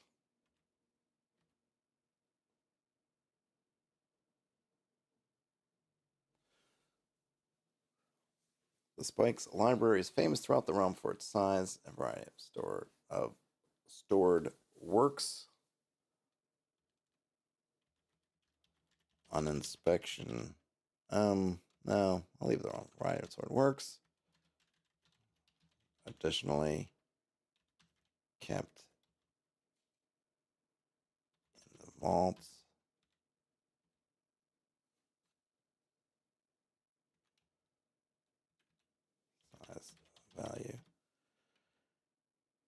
are, let's roll up another. Yes. What did I want? No, I needed treasure types. Two magic items. No, let's see. 30% 3A. 3, 2, 2, 3. I think F.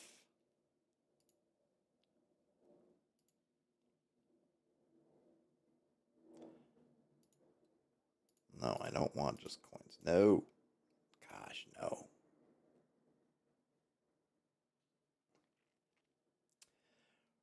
Ring of fire resistance. A sword plus one light, a cursed scroll, a potion of levitation, two cursed scrolls, and a potion of levitation. All right, I'll do that. And let's see.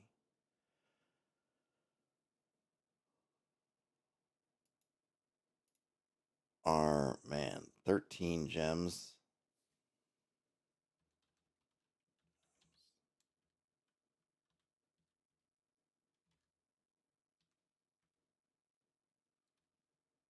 Worth 3 times 10, 7 times 50, 7 times 100, 3 times 500 gold pounds. We got, let's see. I'm not going to give another, I don't need another gem. Go with 2 gold pounds.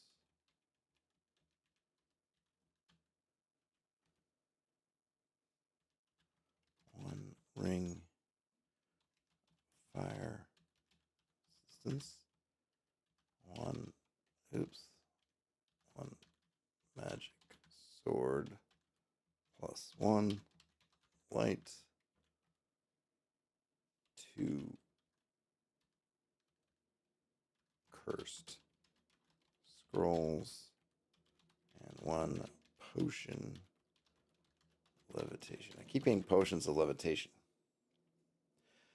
What does that mean? I don't know.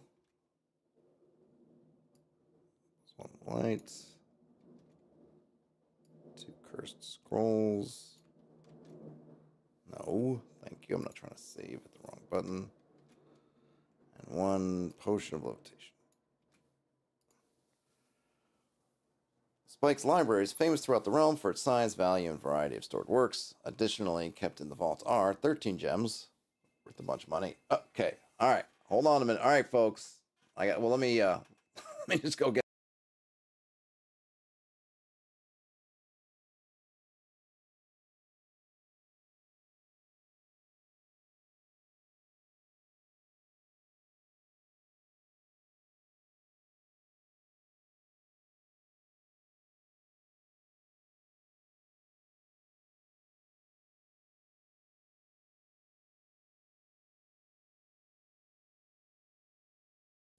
Okay, lunch is here,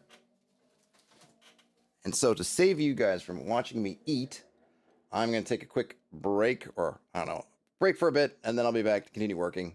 See you shortly.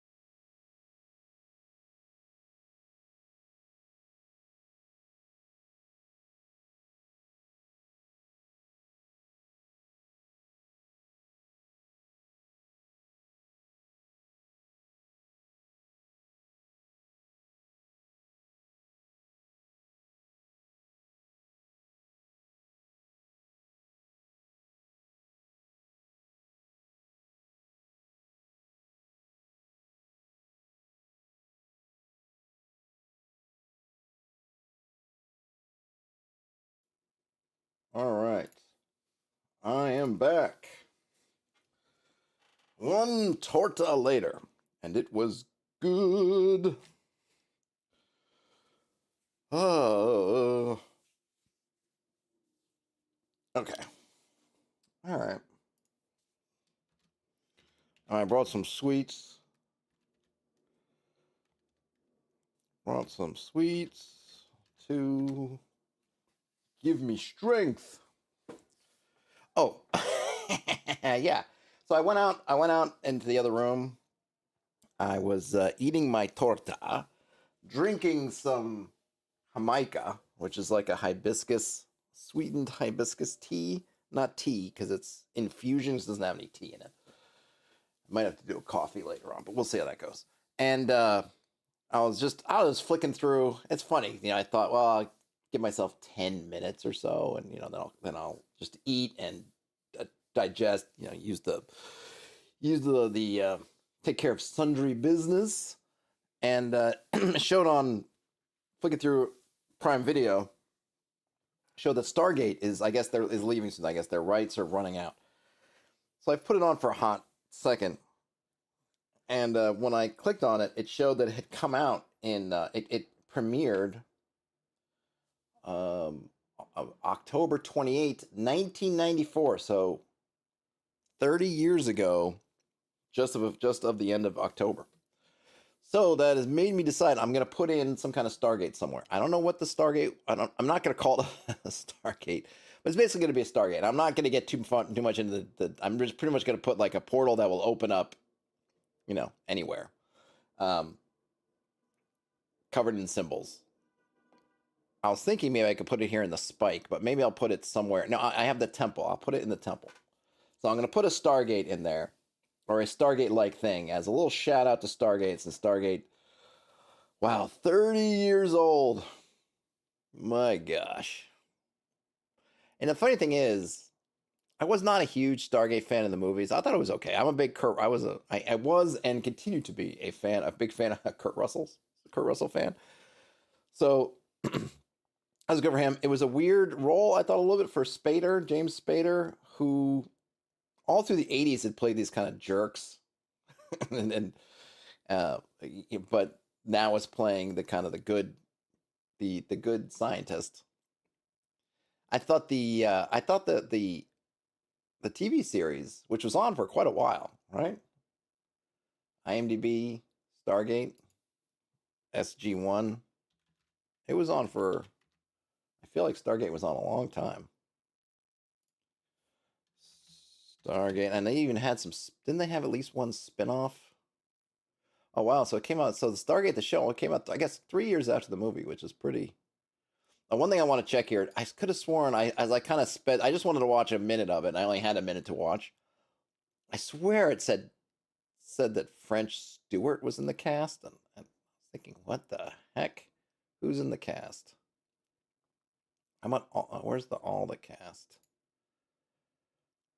Roland Emmerich, Dean Devlin, Kurt Russell, James Spader, Jay Davidson. What did he do? He didn't really do. I feel like he was in the what was it? The shoot, what was that movie? Crying Game. There we go. Wow, he hadn't done much. Did 1994. They did one thing in 2009. He was gone.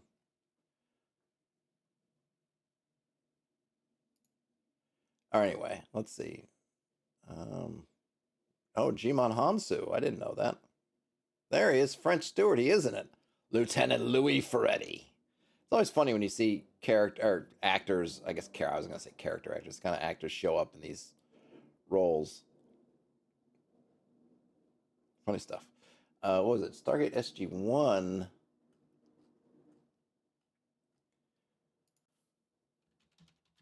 Stargate SG1. Yeah, and then they did Stargate Atlantis, Stargate Universe. I never watched either of those. I don't know if they were any good. I enjoyed SG1 as kind of something in the background, but I wouldn't say how long did it last. It was on though, right? It seemed to be on for a while. 213 episodes. Does Shay say what the years it ran? Oh, there it is. 10 years. That's a good run, I think, right? 10 years? Anyway, I'm going to put a Stargate in. Or something Stargate ish. But where? Oh, yeah, I'd already said I was going to be in the temple. All right, so a formidable castle carved in the side. I got to refresh my memories here. Get the memory banks refreshed. Pulled up some Halloween candy. Give me strength, oh Halloween. Oh, candy of ye all hollows. Give me strength. I really like Reese's. I don't love Reese's Pieces, but I like Reese's peanut butter cups. And they're quiet-ish. Okay. Formidable castle, carved into the side of a mountain. A collection of farmsteads follow the winding river through the valley beneath it. The castle predates the lineage of the Mountain King. Legends suggest it was built by giants in a long ago age. The cyclopean size and scope of the structure lends truth to this tale, though its actual veracity is unknown. Wolfman believes firmly that the mountain upon which he resides is a living thing that is reaching out to speak to them. They spend all of their free time in research and conducting rituals to make communion with the mountain possible. They will reward handsomely any information, artifacts, or spells that promise aid in this quest. The Spike's library is famous throughout the realm for its size, value, and variety of stored works. Additionally, kept in a vault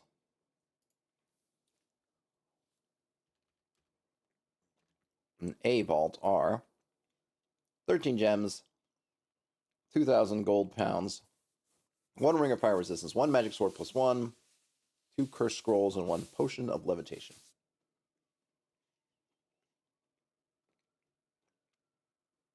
That is the Spike, which is here.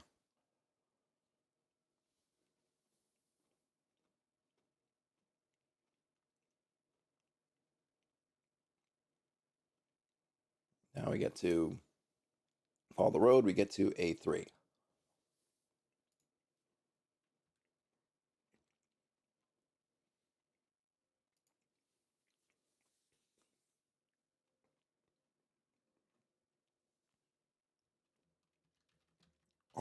High plateau. Then the ring.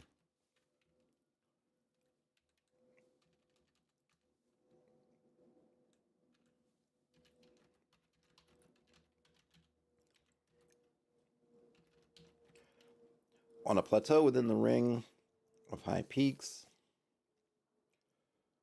the capital, the Mountain King, stands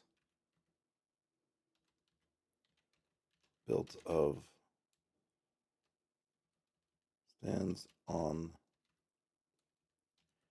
a hill overlooking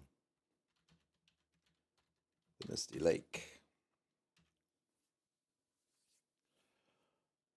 I gotta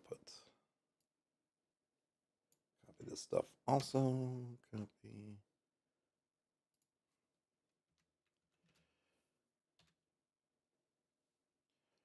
I don't. It's gonna be King. Did I give a name? Did I give a name to the king? I don't know if I did. Check my doc. Bum bum bum bum. Did I give the king a name?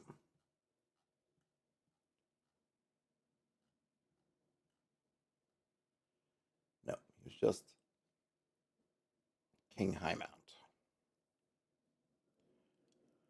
All right, where's my hireling generator, which will give me names that I desperately need.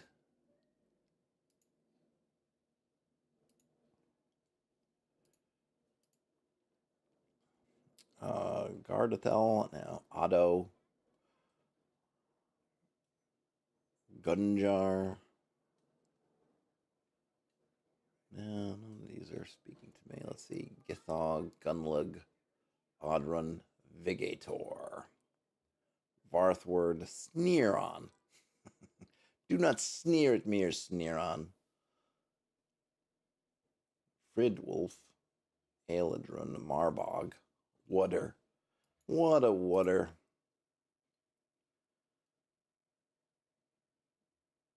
Redgan, Stigl, Helmed, Winrad, Magnad, Waldson, Dunvid, Mundlind, Arnwald. I'll go with Arnwald. Arnwald.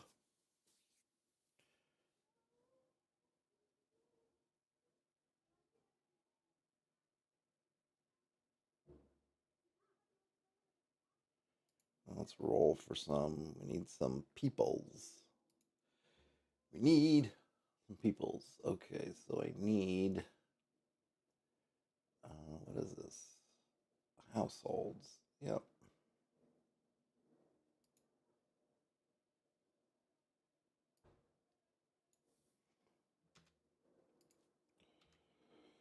Households.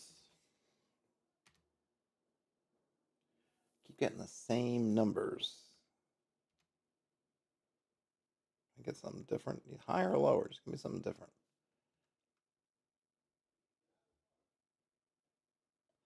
Dice Maiden. Okay. 114 times 5.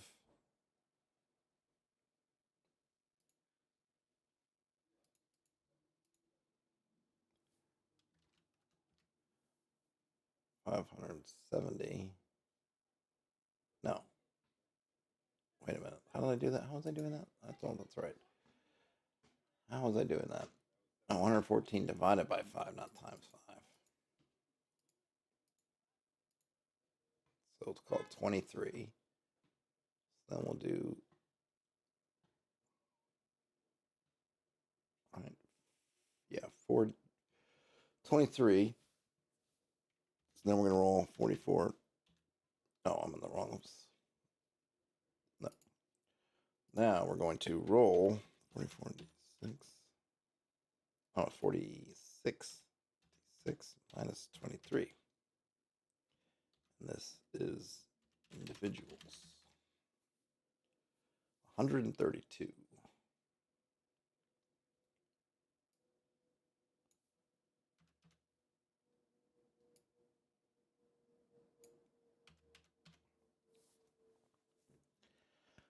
And then we've got how many sergeants?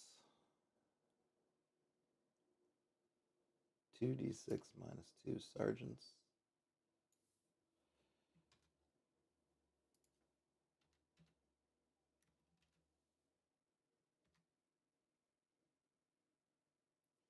Wow, Dice Maiden, you're slow.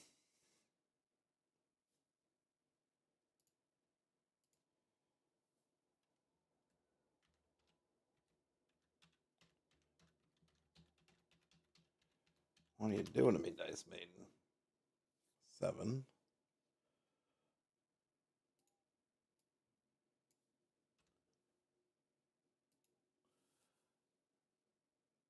Seven sergeants and how many men?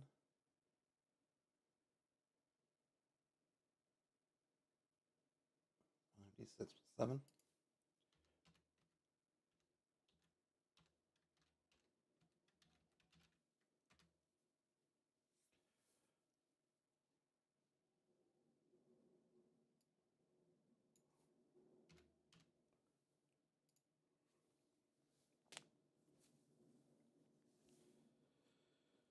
Oh, let's see. So mayhaps. All right. Well, a couple things. Let's pick the level. What I didn't do with the other guys, which I should have done. Maybe I'll go back and do. I got to figure out his level.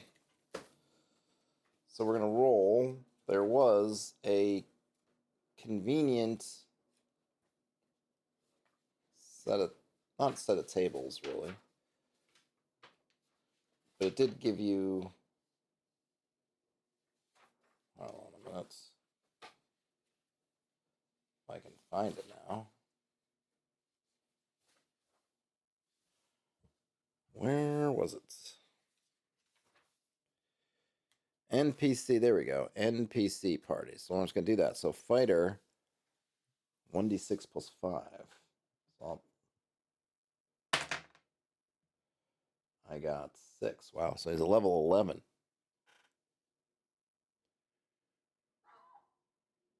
That is impressive.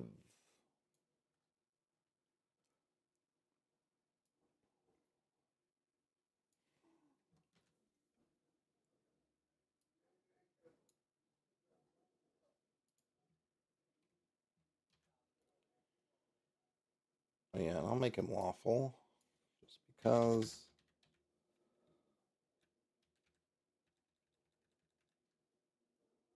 What is a level 11 guy? What is that, a lord? He is literally a lord. Looking for a lord, and he is a lord. I probably should do something. They have 1d6 plus 5. Should probably just do a 2d6. I don't think that they all have to beat this. I'll roll differently for the other guys. I think that might be a little bit too high. Just for everybody's going to be at least level 6. I don't know if I need that. But level 11, yeah, they're a lord. Lord, Lord, Lord, Lord, Lord, Lordy, Lordy, Lordy.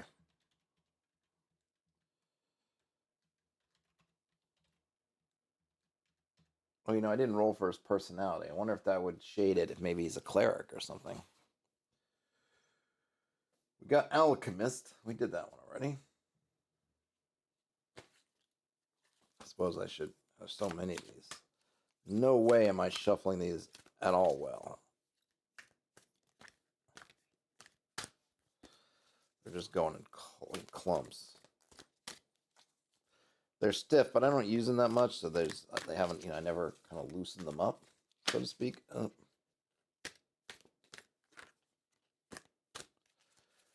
then I will cut the deck randomly,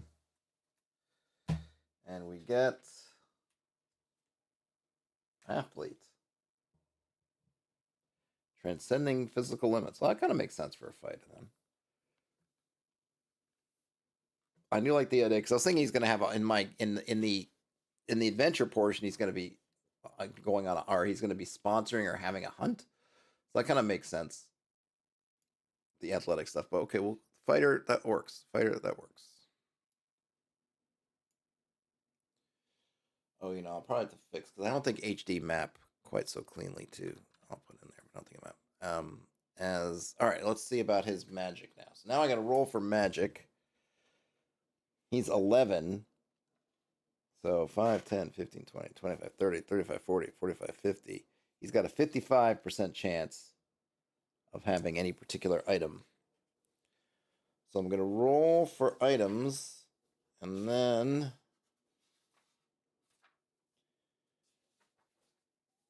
so first, magic sword. Oops, I'm cocked. Yep, you got it. 54, actually, barely. Now let's see on the 50. He's got a sword +1 +2 versus spell users. Oh yeah, who did I call this? This is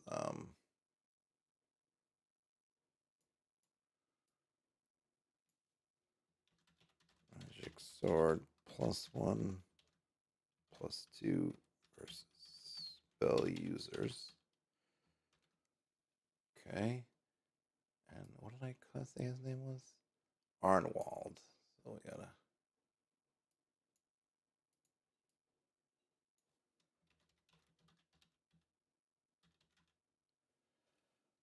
All right, so he's.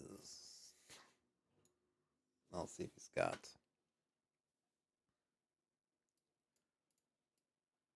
Times.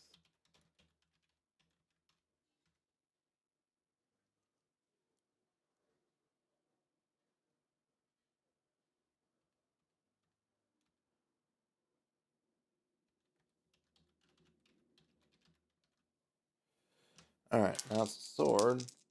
Does he have a potion? Does not. Does he have any miscellaneous weapons? He does. He's got 47. Axe +1.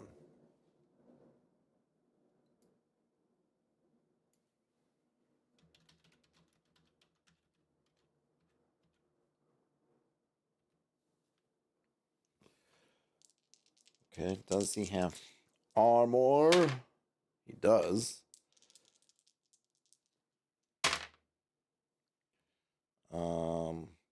77. No. Oh, I don't want. No, I gotta roll again. I don't want him to have a curse shield. 74 armor. Wow, armor +3, shield +3. Jesus.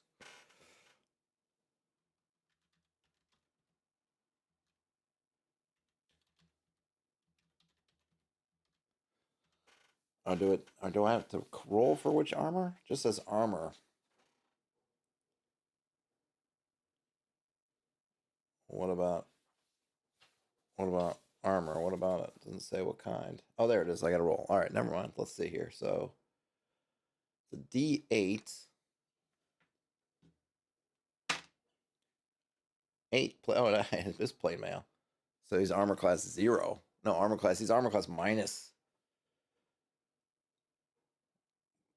Let's see, minus. What is it? Armor shield usually gives +1. That's plus. So he's -4. Holy cow! Shield +3. That's a shoo.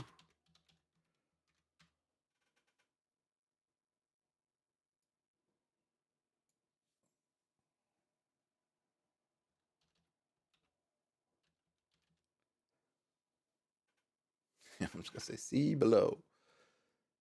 See below for all these notes. Oh, saves as fighter 11.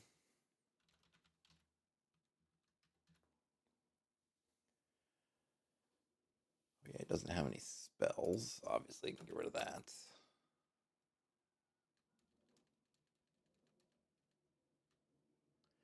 Magic sword +1. 2 versus spell users. Magic axe +1. Magic plate mail +3. Shield +3. Let's see. So that's armor shield. Oh, rings. Does he have any rings? This guy is stacked so far. No rings. Scroll. No scroll. Oops. Miscellaneous. Miscellaneous, yes. Come on, Gauntlets of Ogre Power. 81. Helm of Reading Languages and Magic. Man.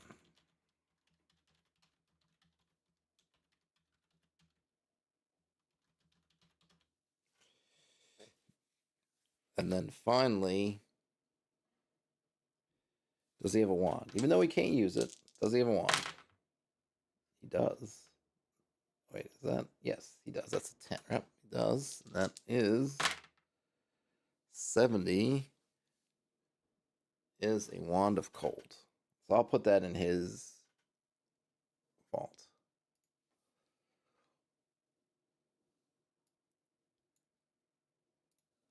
Let's start down here.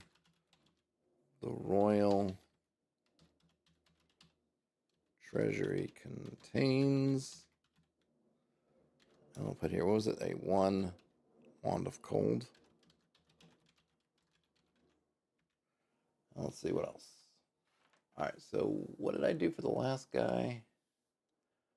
Methinks.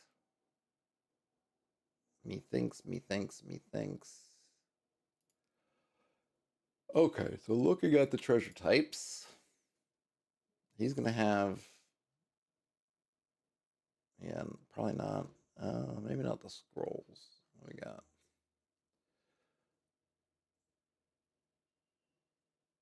I just don't love all those gems. But I'll do A. I think that's the one. Oh, he does have gauntlets of overpower. Wow. All right. Let's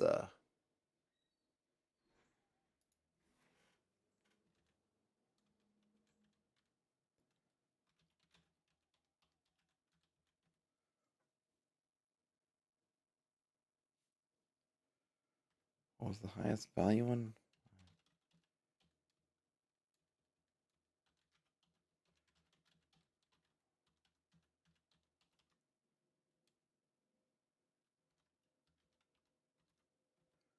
Worth pounds each.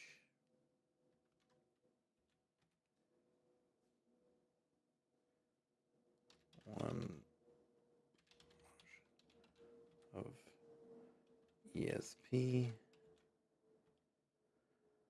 One magic. Oh yeah, I should roll through the magic sword. There's a lot of versus lycanthrope action here. For whatever reason, I don't know if it's the tables OSC is using or for the maybe the BX is using. They seem to favor that one, but I feel like I get that a lot. And then gauntlets of ogre power.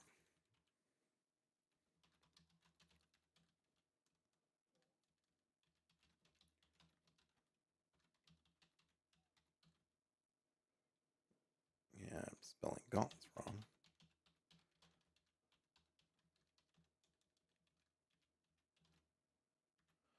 And one pair of gauntlets.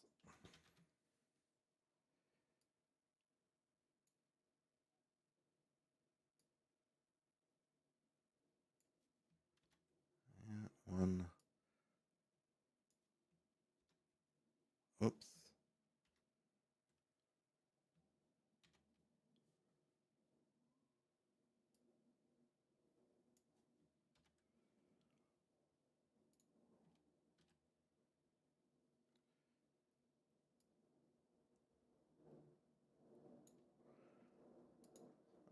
Yeah, I think this is doing this again.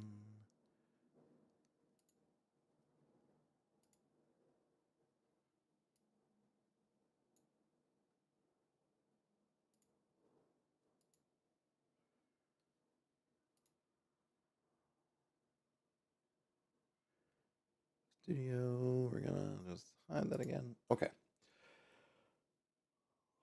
So what do we got so far on a plateau within the ring? Within a ring. Within a ring of high peaks, the capital of the Mountain King stands on a hill overlooking the misty lake. The royal treasury contains 6,000 gold pounds, 5 pieces of jewelry worth 1,600 gold pounds each, 1 potion of ESP, 1 magic sword +1, +2 versus lycanthropes. Oh, I lost my formatting. 1 wand of cold. And 1 pair of gauntlets of ogre power. He's not the richest guy in the realm, which is interesting. And then of the person themselves, magic sword +1 +2 versus spell users, a magic axe +1, magic plate mail +3, shield +3, helm of reading languages and magics, and magic. I suppose magics too. So now let's do the sword. Maybe I'll roll up the sword. Let's see. Let's go through the process here. Certain magic swords may be intelligent or have other special abilities as well. DM can create special magic swords or roll them randomly using the following procedure. Alright, so find out if the sword has a special purpose, which is what? Optional 1d20. Oh, okay. So there's a 5% chance. Basically, I got to roll a d20. If I roll a 20 on the d20, I'm going to get a special purpose. That would be really cool, but I didn't. I did not. I rolled a 1. The antithesis of it having a special purpose. Did I rotate this around again? There we go. Yeah, the antithesis of special purpose. So no special purpose. Determine intelligence. So we're going to roll d20 again.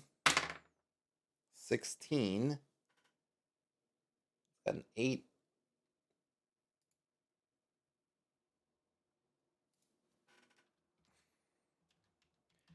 Arnwald's don't need to be. So int 8. Okay, 8 int. Oh, okay, so it's one or more primary powers. So 2 primary powers and empathy. What are the primary powers? Oh yeah, alignment. Lawful. Okay, good. I would have probably made it lawful because he's lawful and he wouldn't be wearing a sword that's not. Can't.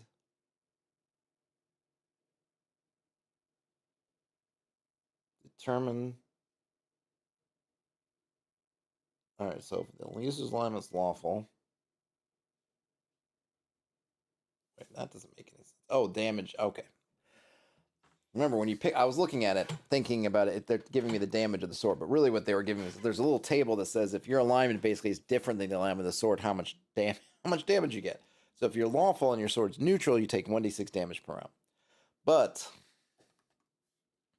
he's not, so don't have to worry about that. Now primary powers is a d100 roll.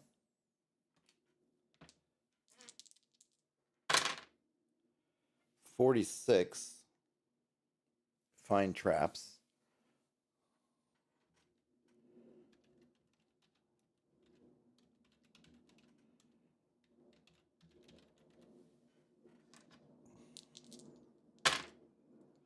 Cocked. 74 detect metal. Okay.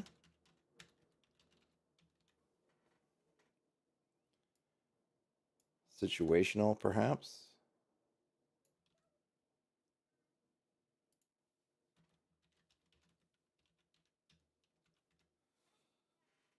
Did we do ego? Oh, it doesn't have an ego, does it?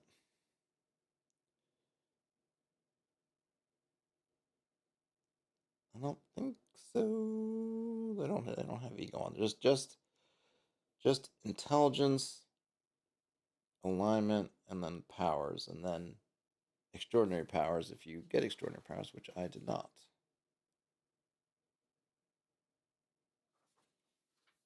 Okay.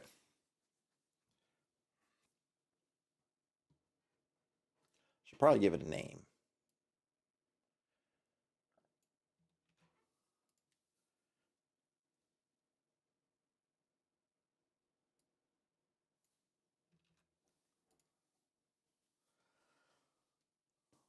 Oh. Hoo-ah, hoo-ah, hoo-ah. Where's some more now? Where's some Jamaica? Let's go, go, go.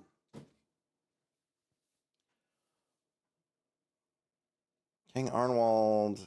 Yeah, yeah. Oh, yeah. I'll copy and paste the sergeants. Oh, I didn't roll up. I'll roll up Lord Marshal.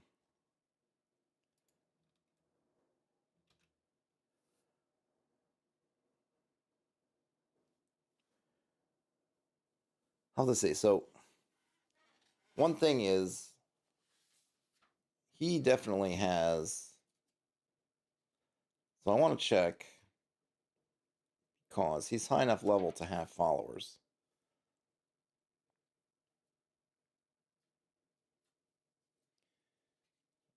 But where does it say?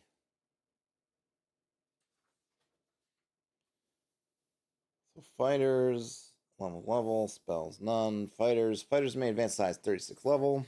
We're not talking about that.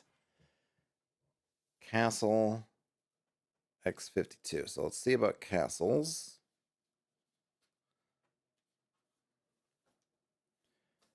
All right, castles. Their costs. Where are our followers? Where is it going to tell me about my followers? I mean, I got the DMG, which I'm sure has something on that. I want to see it. All right. The encounter, adventure, Beginning the adventure, organized. I'm just looking at the table of contents here. Specialists and mercenaries, would that be X21? Would that be correct? Okay, specialists and mercenaries.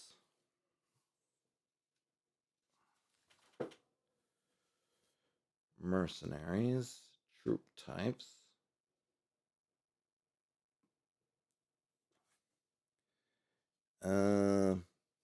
Would it be under charisma? It's got to be something. No, am I really? It's not really. It's really not here. Am I shocked and appalled? Appalled and shocked. Character alignments.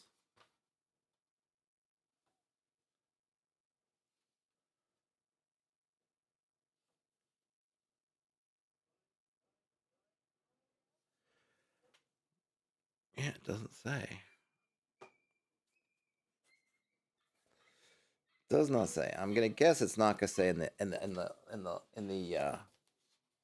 basic book, because basic doesn't has not to do with higher levels. Oh, so you got retainers, but maybe it isn't here.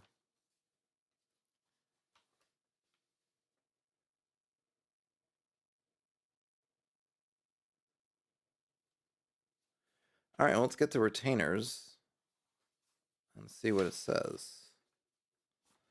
I would have thought for sure it would have been an expert, but organizing a party, movement, party size, composition, B21. Retainer. Using retainers. No. Let me look in that. Well, let's see. Got the DMG. Where's the DMG? It's gotta be here, right? Got to be. This is the DMG, right? Yes, it's not the monster manual. Yep. Okay. So we looked. We were not successful.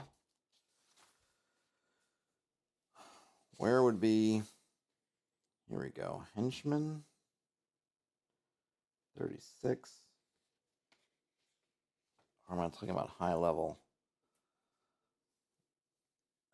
Might be. Well, let's look at 36. Look at 36 and then we'll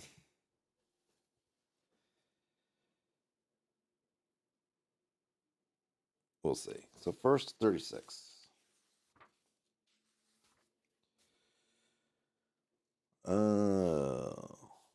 Yes or yes. Training status. I hope is it in the player's handbook? Would it be in the player's handbook? Let's see, is there an index? I think there is. No, there's not. Expert hirelings table. Morale. Oh no, here it is.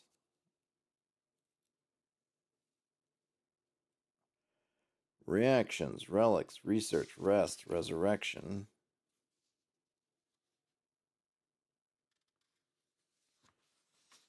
Anything on castles? He's got a castle, so if you get certain things when you get a castle, I could check there. Castles. 106 to 107.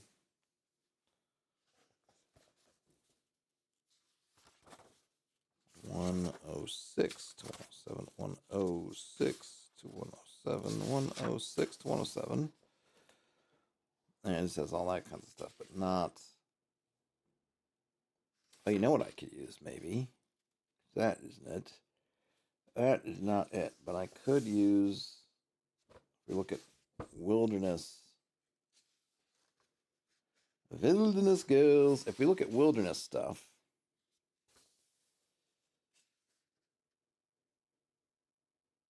There might be something. And that is because there's a bit about kind of coming across a castle and then someone comes out to decide whether you should challenge them or not. Here we go. Okay, So castle subtype, the master.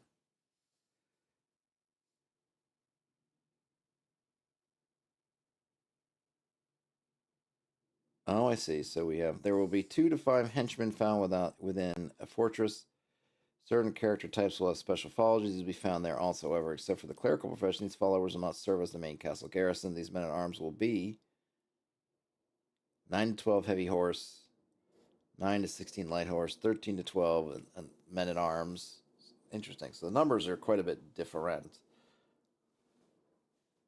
Um, okay, but at least they give us something.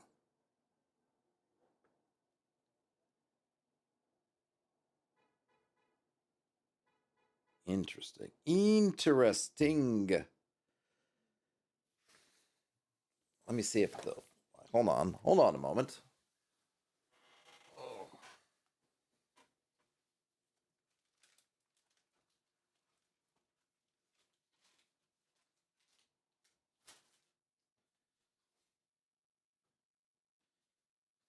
I got the white box stuff here. I'm curious what Men in Magic, if it says anything in there about what high level fighters get.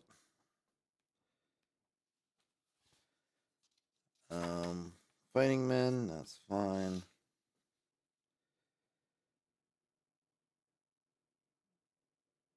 Top level fighters build castles are considered barons, and such they may invest their holdings in order to increase their income.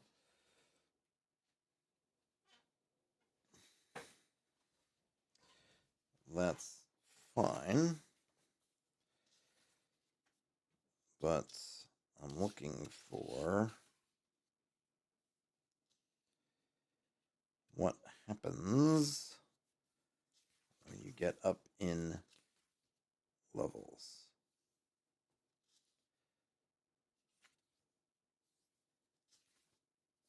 We get explanation of spells, and I think that's it. Okay, so now we gotta go to was it Monsters and Treasure, Underworld and the Wilderness? Monsters and Treasure. Does it have anything? We go to page 14, the Wilderness.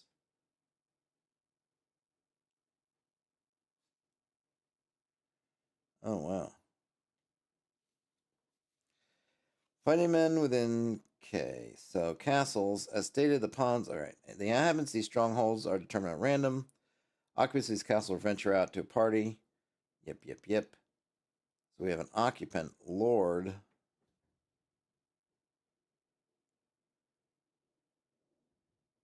what is that? Without. I don't know those little numbers. All right, so we can do a couple things I see here up front. So there's if the resident's a fighting man, there's a 25% chance there's a magic user. And there's not. There's also a 50% chance of there being a cleric. And there is. So we get a cleric, and the cleric's level is 3 to 6. 3 to 6. And let's see. Again. Level 5. Okay, so we have a level 5 cleric. All right. I'll come back to that. That's kind of what I was looking. Bang that. That's kind of what I was talking about. So we get a level 5 cleric.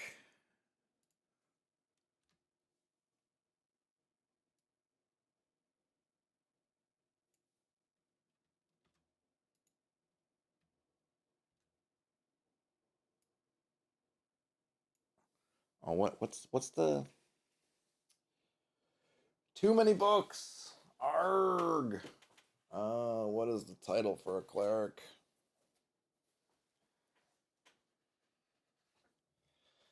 The title for a cleric is at level 5.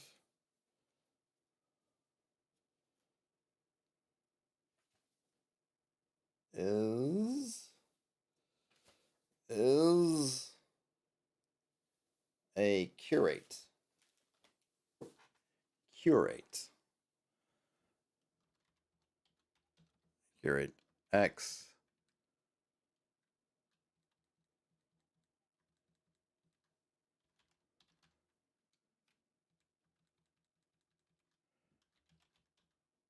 Arc 5. Oh, okay.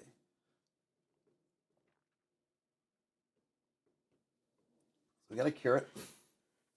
Curate X. Soon to be named.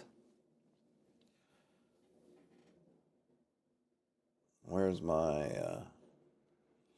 name generator?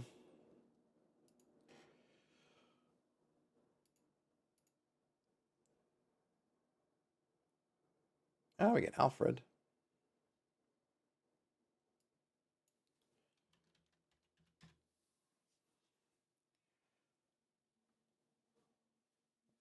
I think for the we have to get rid of the armor class for the characters. I don't think I mean the hit dice, not the armor class, sorry. Okay, so let me roll some stuff for so 5, 10, 15, 20, 25. So he's got a 25% chance of having various things.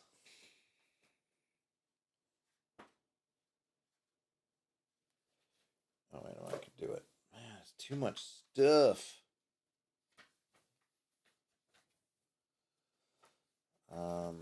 Same treasure.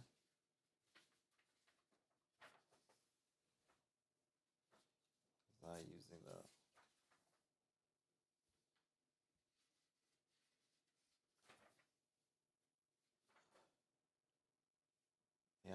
I'll use basic. I think had the oh that is oops maybe that was basic. All right, let me never mind. Let me go to expert.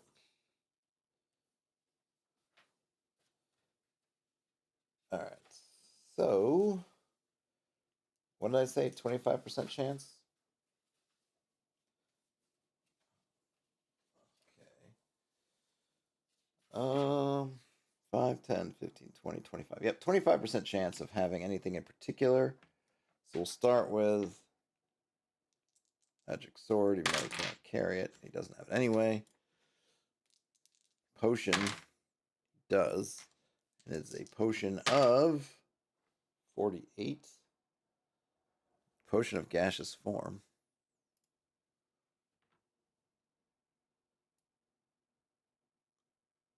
All right.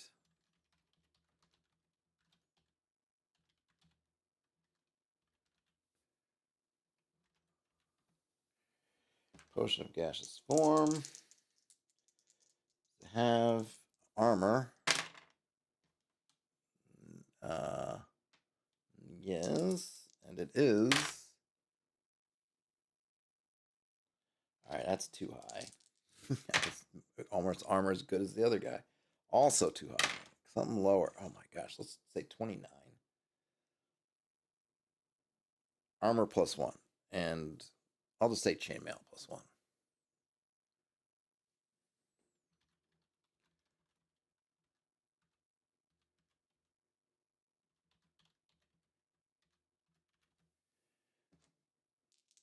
Now, does he have any rings? He does. He's got a ring of 56 is what? Ring of protection +1. Nice.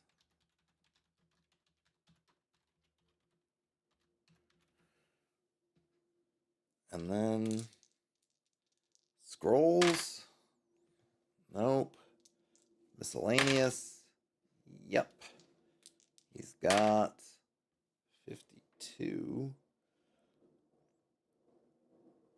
Elven cloak and boots. What do elven cloak and boots do?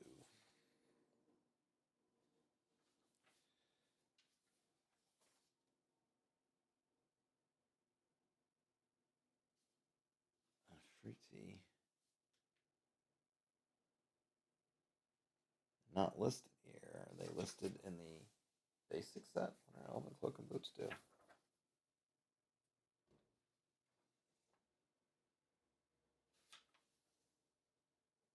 Rings, wands, and staves. Elven cloak of boots.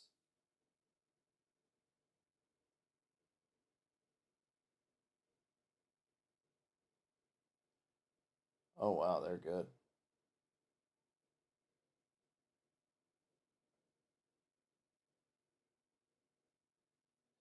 They are good, but I'm not going to give it to him. I'm going to roll back. Doesn't make, I don't know, for a cleric that sneakiness doesn't make a whole lot of sense. 60 gauntlets of ogre power again. Come on, let's do something else. I might need to pick one. 13 boots of levitation. Sure, why not? I don't know what he's going to do with them, but I like it.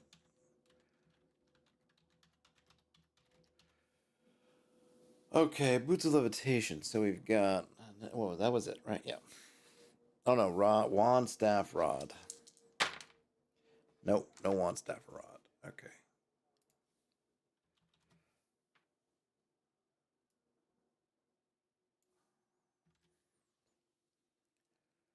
Protection.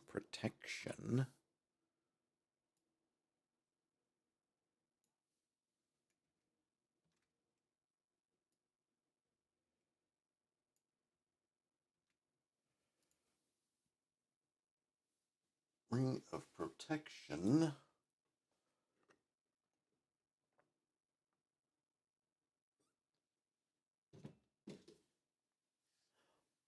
Okay, curate Alfred. Oh yeah, spells.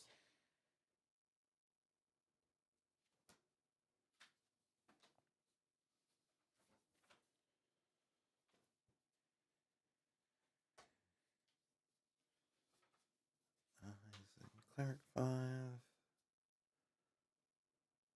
1 times.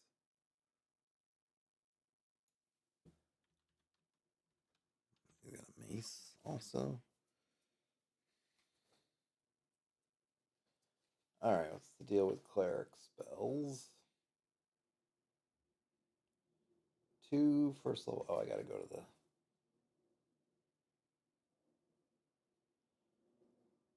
Uh,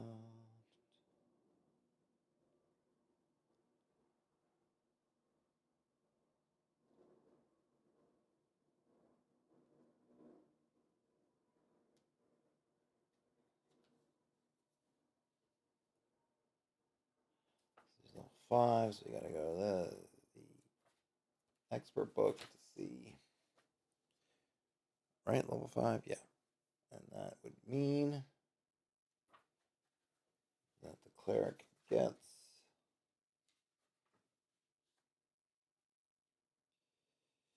a curate. 2 first level spells, 2 second level spells. Well, isn't that precious? Alright, so now, whoops, D8 first level spells. 2 detect evil.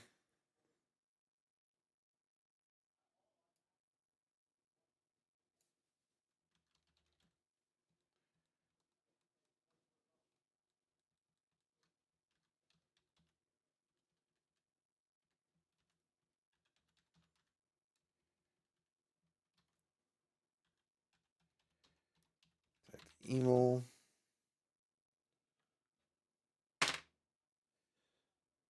5 protection from evil.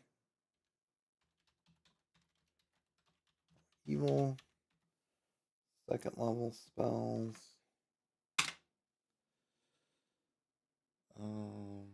Silence 15-foot radius.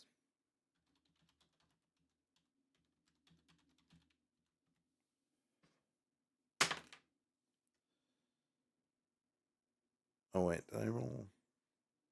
It was actually resist fire. I was looking at the wrong one because then that one. Alright, that's fine.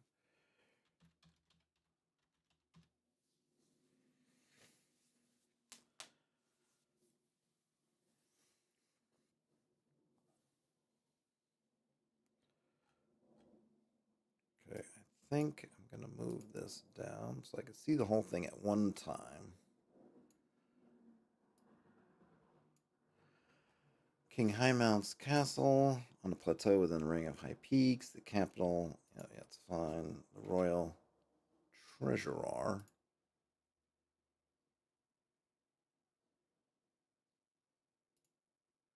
Royal treasury. All right. What else? Oh yeah, King Arnwald is relatively new to the throne, less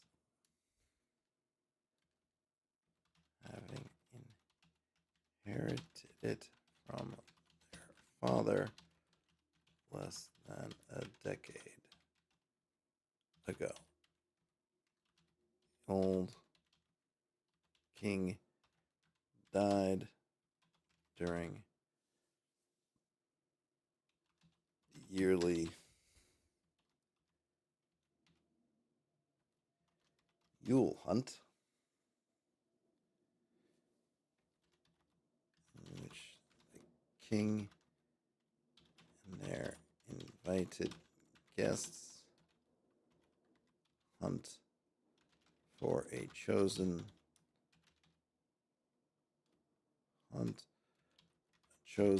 special beast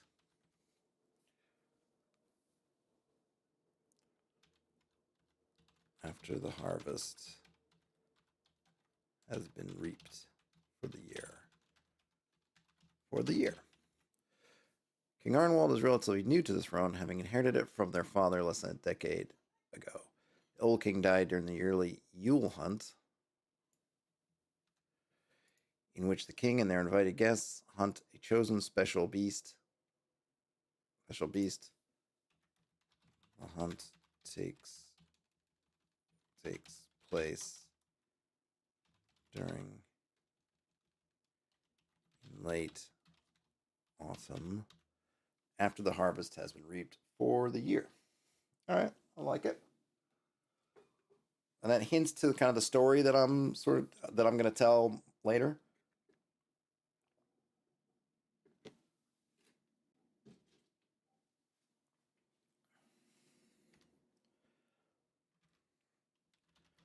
Young king is advised by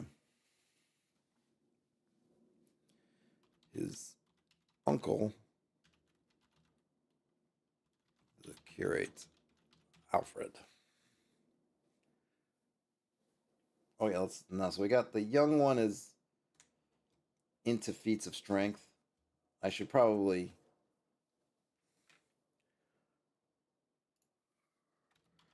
Arnwald is keen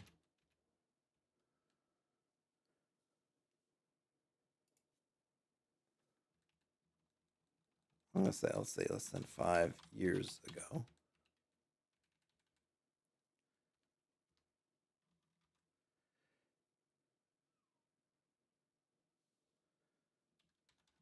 After the old king died, the hunt was put on hold. Arnwald is keen to reinstate it and prove their prowess,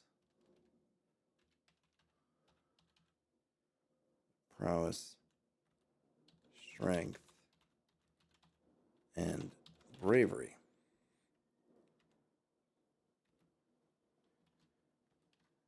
A dragon has been sighted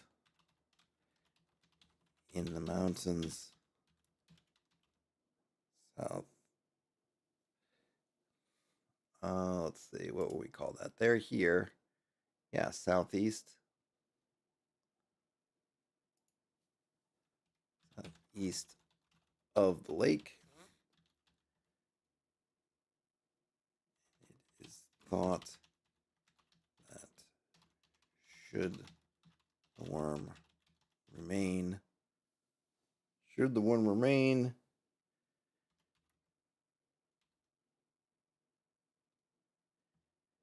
in the area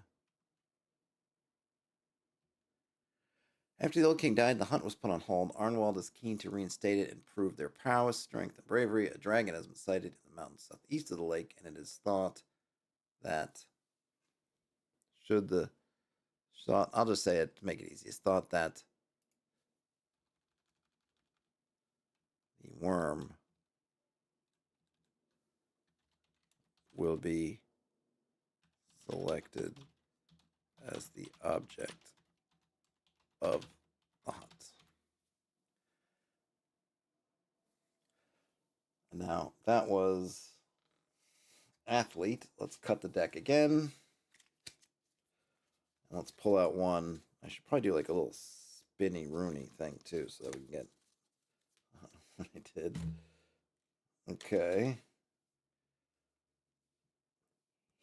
Hedonist pursues pleasure to the detriment of health, indulges at the expense of others. Oh, that's good because I pulled it upside down, so I figured that would be Shadow. So I like that. Then King is advised by his uncle, curate Alfred.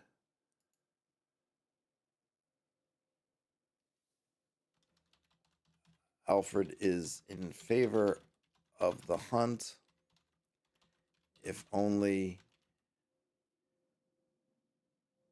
to serve, if only to, let's see. Okay, Alfred is in favor of the hunt, if only because it might lead to another death.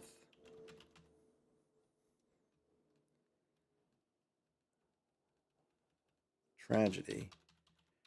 A tragedy that would propel them to the crown. The young king is advised by his uncle, curate Alfred. Alfred is in favor of the hunt, if only because it might lead to another tragedy, a tragedy that would propel them to the crown. They were responsible for the old king, the death of the old king, their brother, through negligence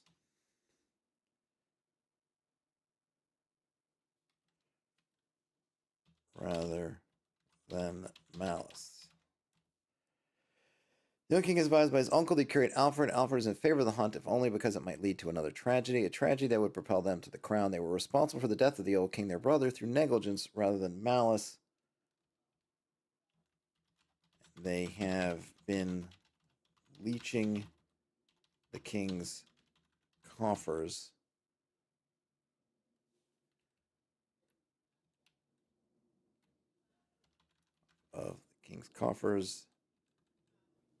to pay for their lavish lifestyle.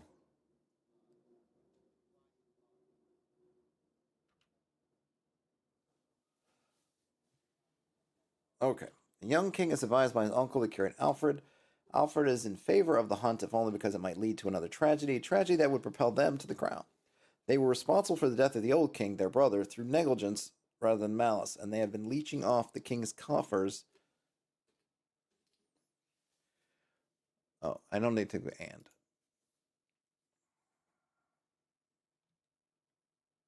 Rather than malice.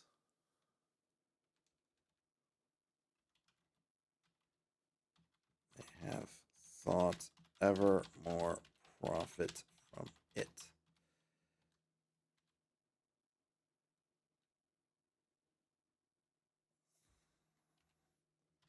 Unbeknownst to Arnwald.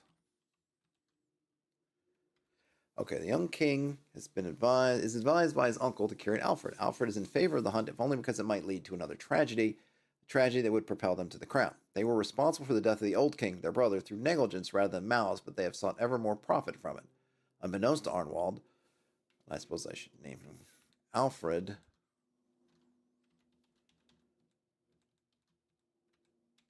has been leeching off the royal coffers royal coffers to pay for their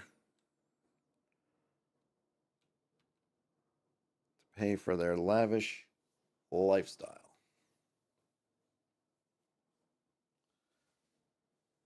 Sounds pretty good to me. Okay.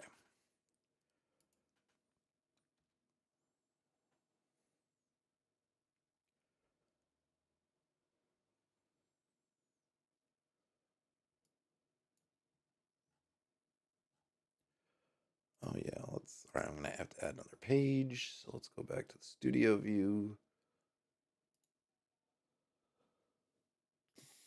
Okay. Here.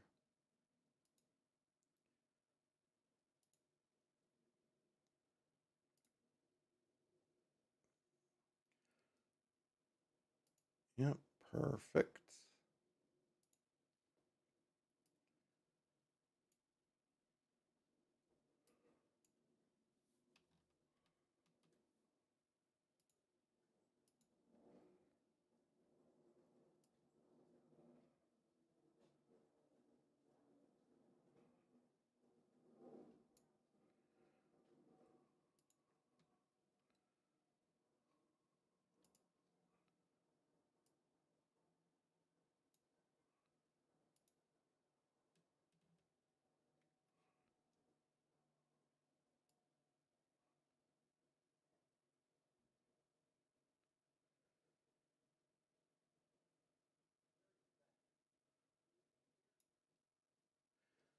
Sergeants. Okay, I got that stuff. Right. Now before.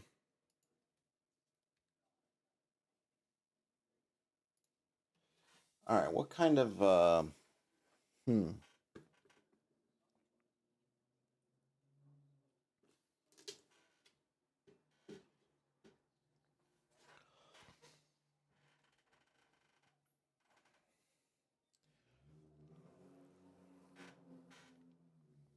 All right. So B4 is this, right? One, two, three, four, right? And then we have C4, which is down here. Wonder which one is. Well, I guess I'll do the temple.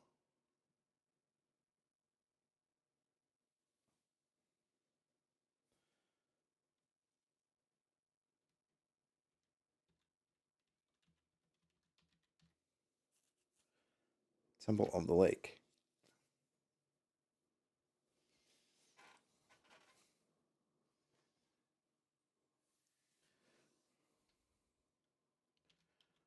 On the south eastern shore of Mist Lake.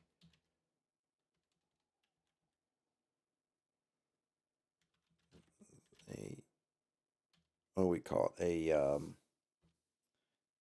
complex stone temple, complex of stone buildings, a domed temple, a pair of domed temple, pair of rectangular dormitories. Did I spell dormitories wrong? Dormitories. And a collection of gardens.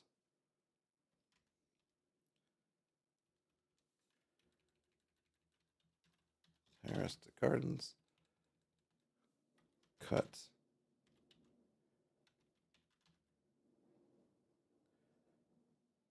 Cut into the slopes of the mountain.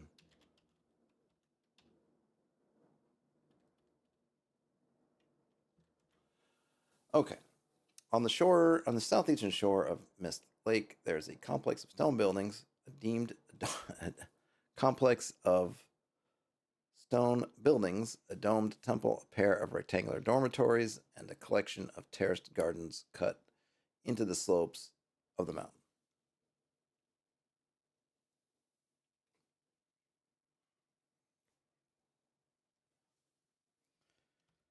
A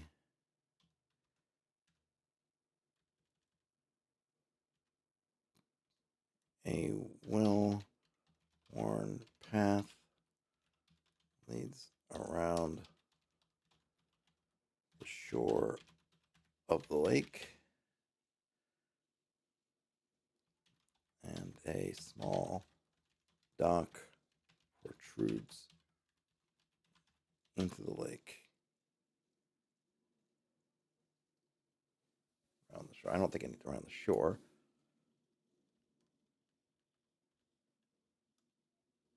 It's into the lake. Oh, excuse me. Okay. On the southeastern shore of Mist Lake, there is a complex of stone buildings, a domed temple, a pair of rectangular dormitories, and a collection of terraced gardens cut into the slopes of the mountain. A well-worn path leads around the shore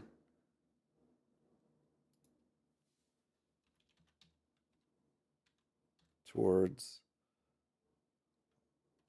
Well, I guess it just leads around the shore, and a small dock protrudes into the lake water.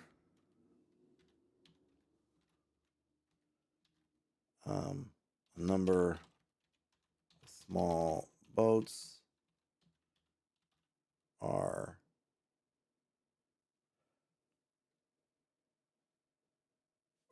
tied there. On the southeastern shore of Mist Lake, there is a complex of stone buildings, a domed temple, a pair of rectangular dormitories, and a collection of terraced gardens cut into the slope of the mountains. A well-worn path leads around the shore, and a small dock protrudes into the lake water. A number of small boats are tied there. All right, I'm going to need another one of these, but it's going to be small.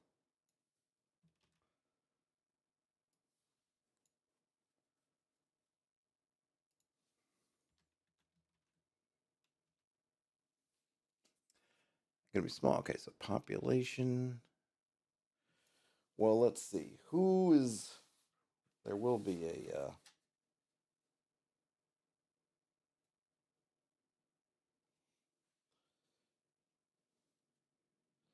Who is the head cleric? Patriarch. Or I'll call it matriarch. Let's call it a matriarch. Matriarch X.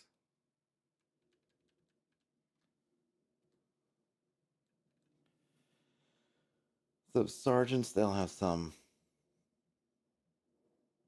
How many? I think it was 2d6 minus 2d6 minus 2. That's what I was doing, I think.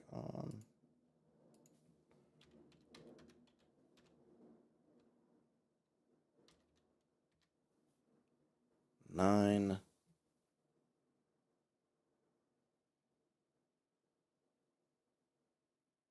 9 priests.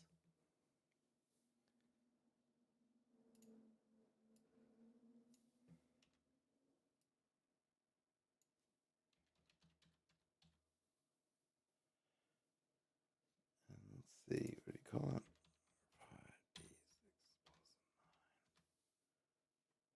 24 acolytes. Acolytes. And then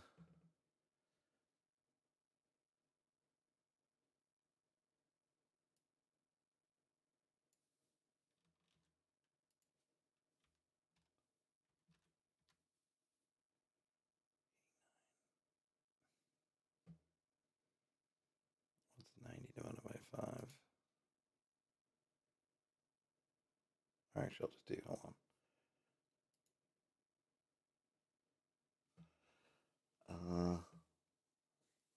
Let's see, 8.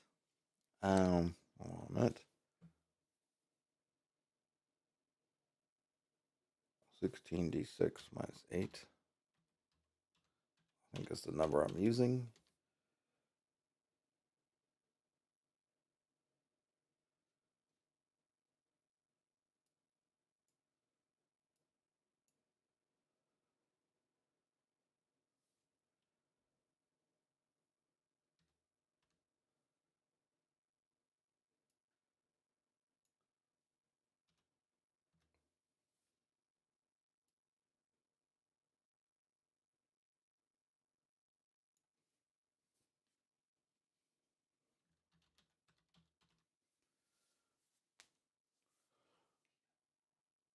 Okay.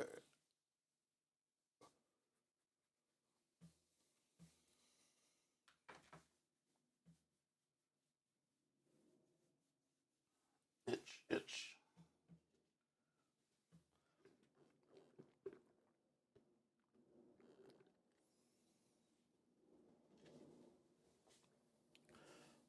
On the southeastern shore of Mist Lake, there's a complex of stone buildings, a domed temple, a pair of rectangular dormitories, and a collection of terraced gardens cut into the slopes of the mountains.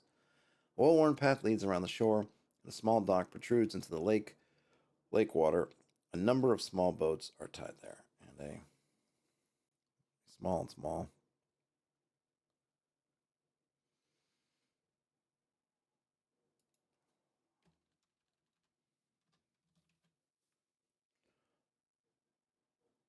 I need.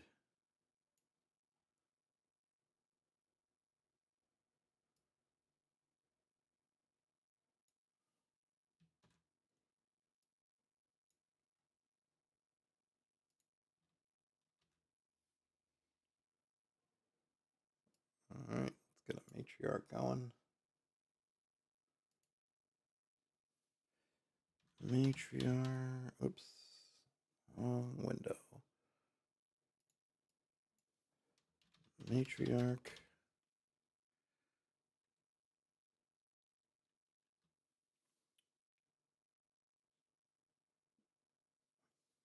Let's get a name.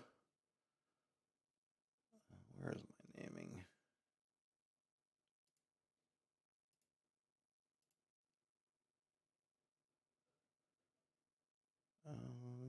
Do, do, do.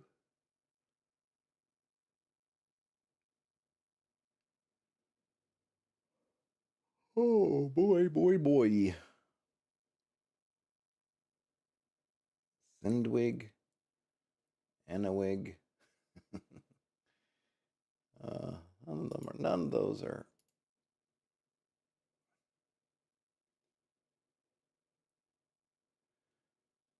Aladward. Wudrick.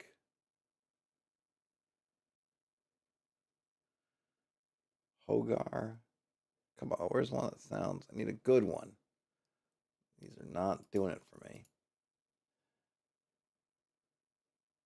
Solo. Solo. No, no solo. No, no, no. Sigsa? I'll just go with Sisa. That'll work.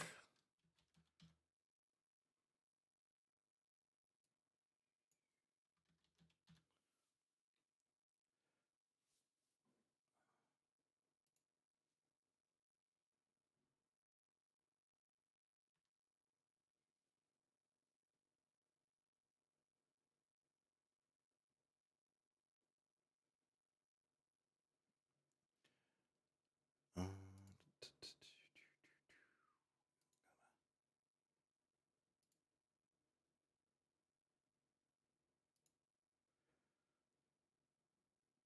Right. Okay. So under the temple is a hidden room unknown even to matriarch Sisa. In this room is an archway covered in arcane symbols. It appears that the archway has been walled up, but this is not so.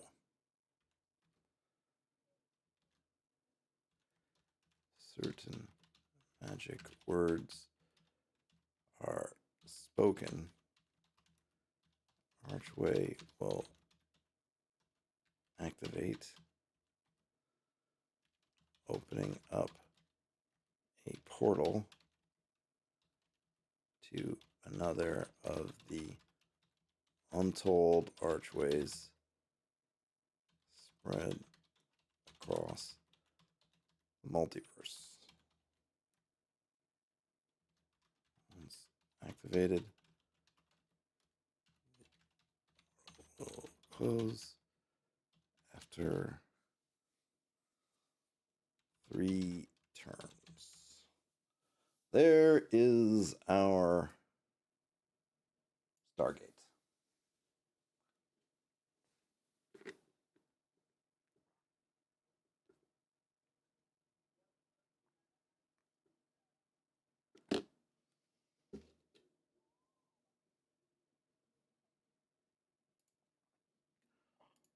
Or as we like to call it, a Fargate.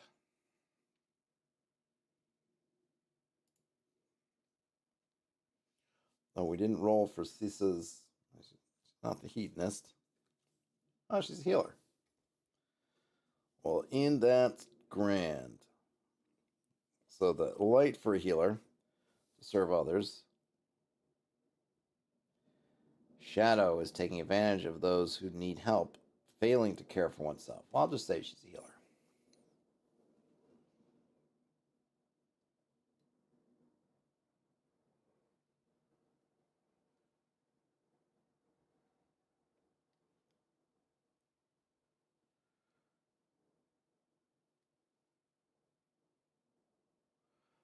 What spells does she have? So she's matriarch.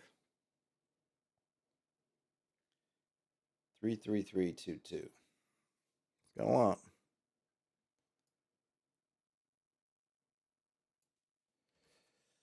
Three, 33322.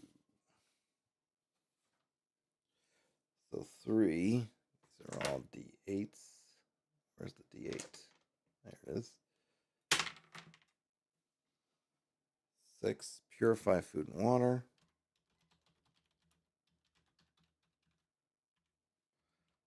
I don't need the bold, thank you.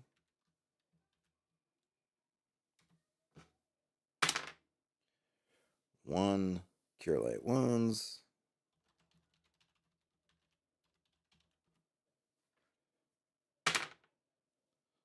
9. Oh, that's the wrong one. Where's my right one? Where did it go? Oh.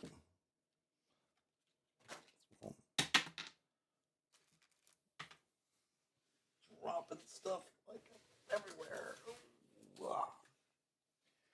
What I get? 4 light. Okay, another 4 second level now is hold person.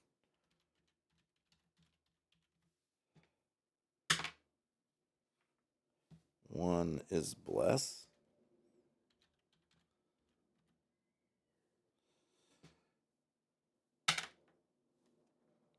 8 is speak with animal.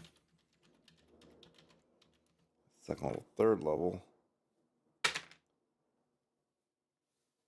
Is it 33222 or 33322?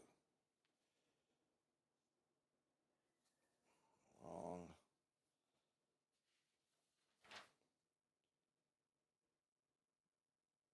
33322. Okay. Sorry, 1. Oh, I did speak with animal. Continue light.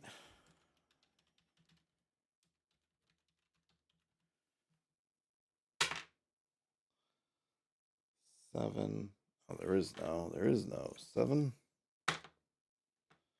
Can't. What is that? I think I have that already.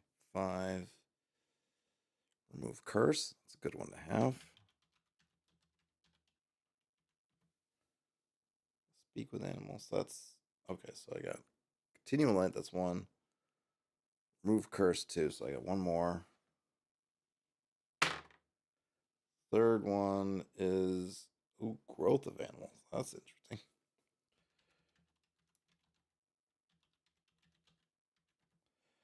And then lastly, 1 commune. No. Create water. Oh, you're by a lake. Do you need to create water? I don't know. 6 sticks to snakes. And lastly, 2 Cure serious wounds. And then finally, commune. Get it. That's a good one. Oh wait, it only should be 2. I'm gonna get rid of create water. God, there's only 2 at this level, not 3. And then, sorry, I got 1 again. So let's leave it alone. Quest. Nice. Another good one.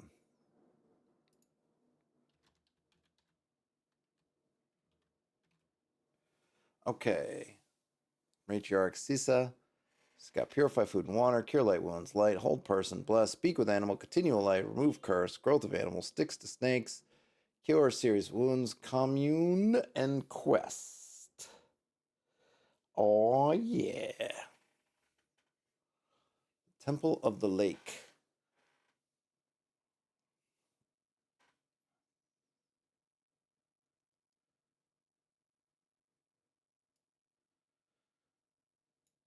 Okay.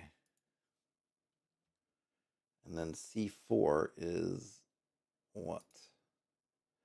That's over here. So it's definitely mountains.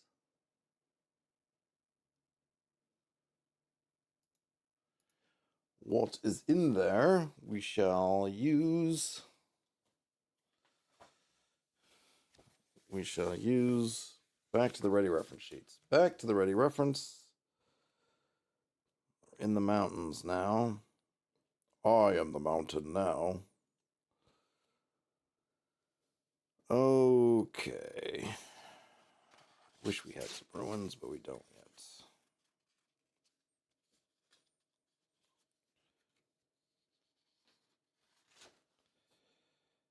All right, let's see. We're in the mountains, so we got to roll at D10. We get 4, which is uplands, 1 to 20.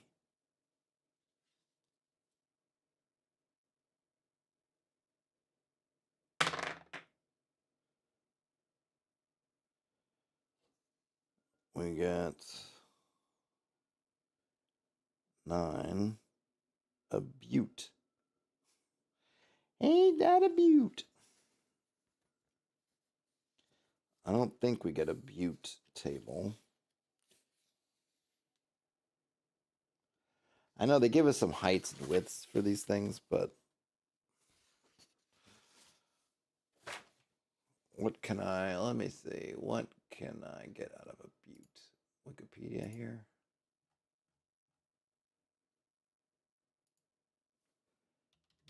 Butte, aka butt.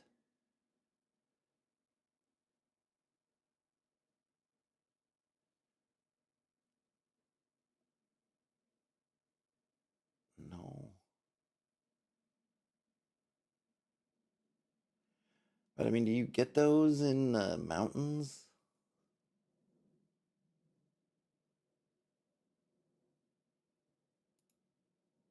I guess a plateau. Sure.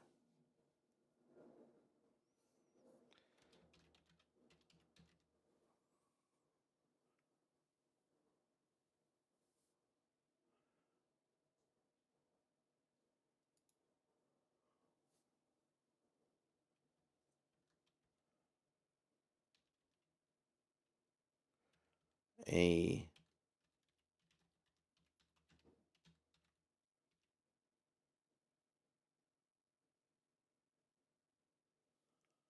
hmm.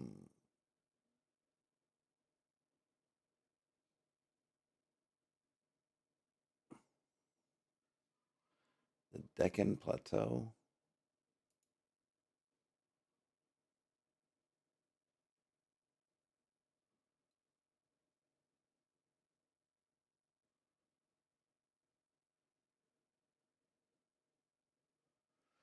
Hmm.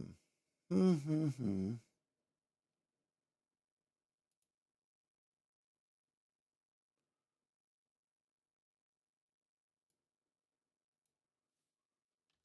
With a flat top that rises. Well, I guess we do get for our butte 62 to 72.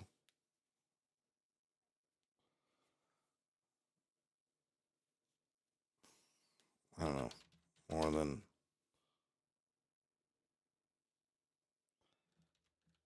60 feet above the surrounding. A stony upthrust with a flat top that rises more than 60 feet above the surrounding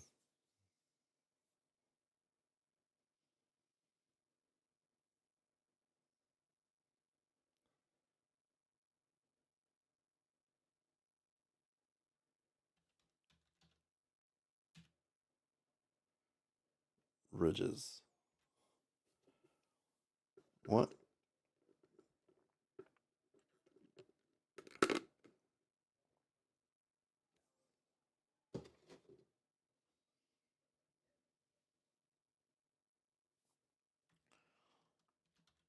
Only visible from, what did they say it's called? A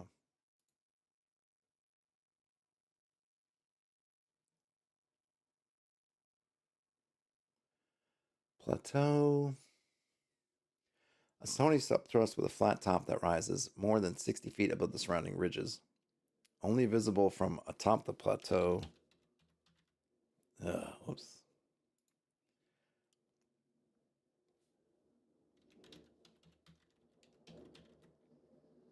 Is a circle of stones, circle of megalithic stones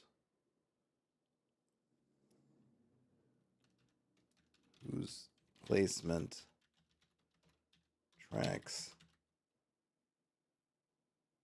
the sun, moon, and major stars. Stony upthrust with a flat top that rises more than 60 feet above the surrounding ridges. Only visible from atop the plateau is a circle of megalithic stones.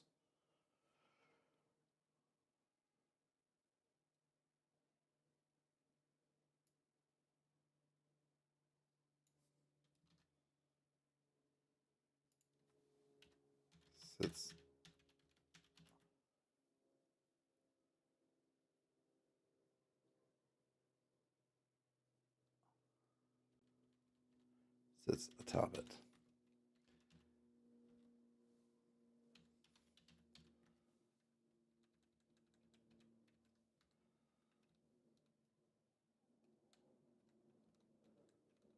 The circle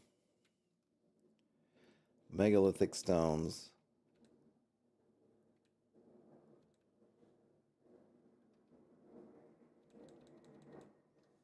the pattern of the stone placements track the sun, moon, and major stars. The circle is not visible from below the plateau. A stony upthrust with a flat top that rises more than 60 feet above the surrounding ridges. Circle of megalithic stones sits atop it. The pattern of the stones. Pattern of the stone. I want to use something, but not placements is not right.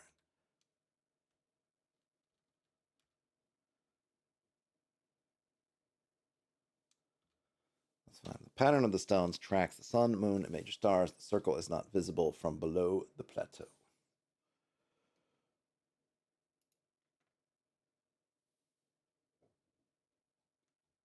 And then am I down to? I am down to those two.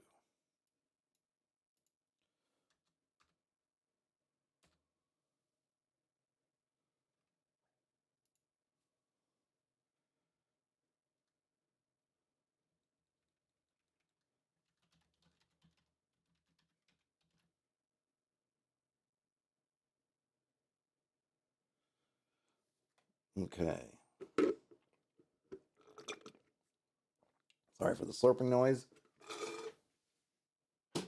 Finishing up the Jamaica.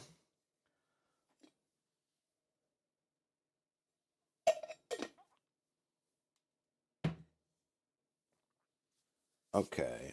Stargazer.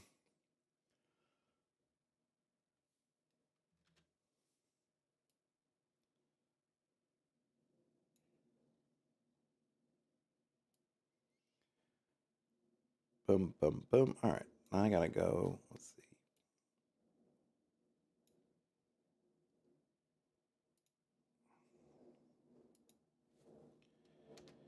Yep. Deep lake. That.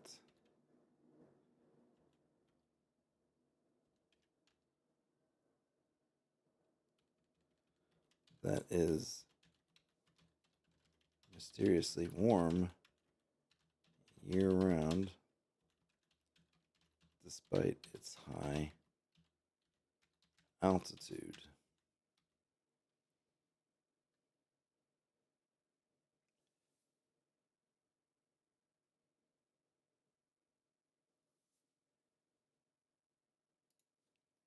Like,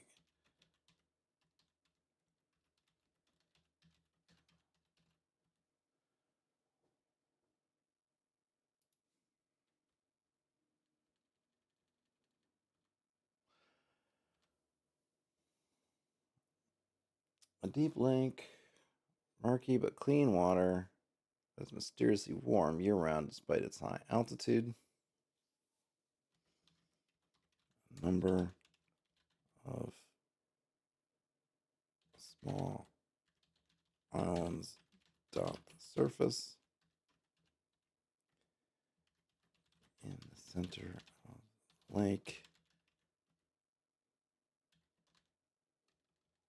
on a cluster of these.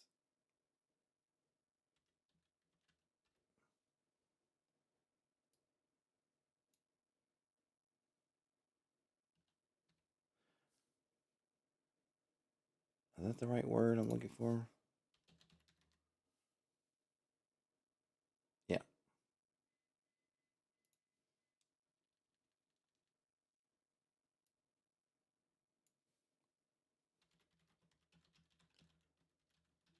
Is a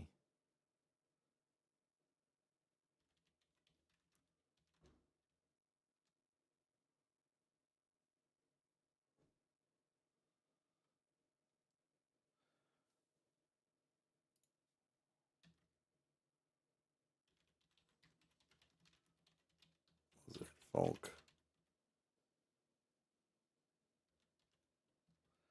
They're like being able to live on a cluster of these tiny islands. Deep lake of murky but clean water that is mysteriously warm year round despite its high altitude. A number of islets dot the surface. In the center of the lake, a community of lizard folk live on a cluster of these tiny islands.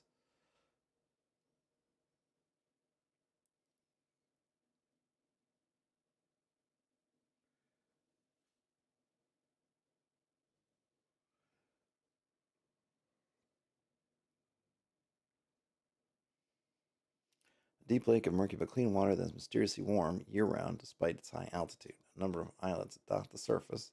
In the center of the lake, a community of lizard folk live on a cluster of these tiny islands.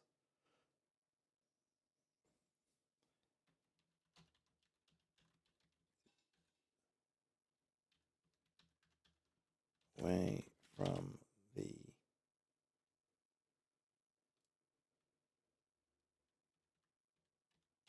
keep to themselves.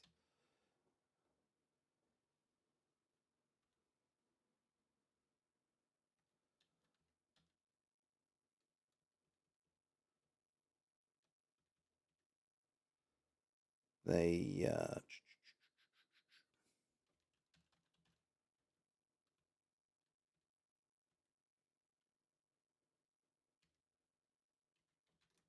only rarely interact with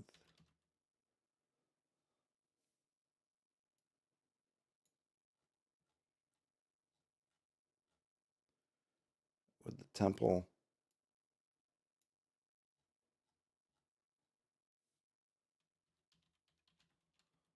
or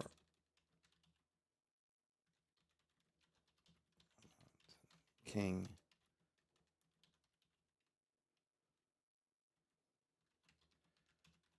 prefer to stay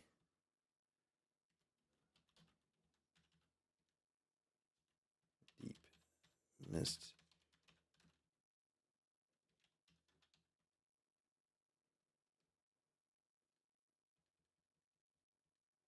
in the mist shrouded. Okay, let's say a deep lake of murky but clean water that is mysteriously warm year round despite its high altitude. A number of islets dot the surface. In the center of the lake, a community of lizard folk live on a cluster of these tiny islands. They only rarely interact with the temple or the folk of the Mountain King. They prefer to stay in the mist shrouded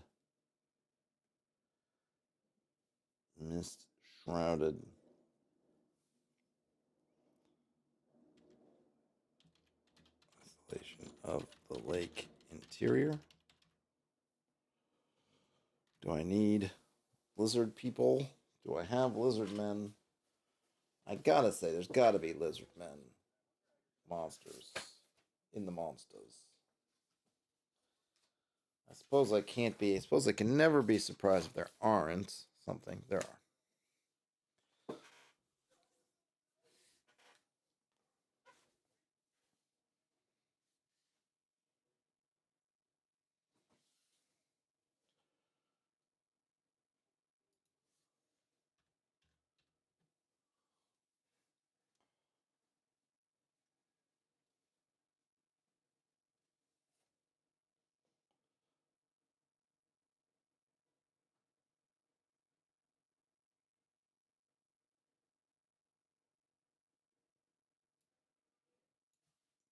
Keep.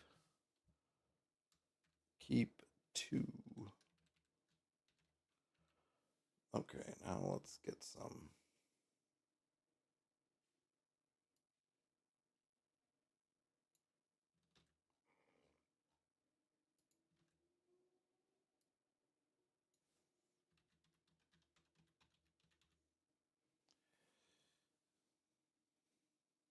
Yeah, they're neutral.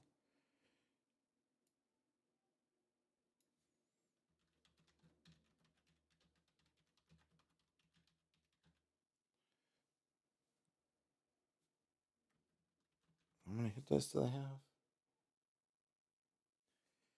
2 + 1.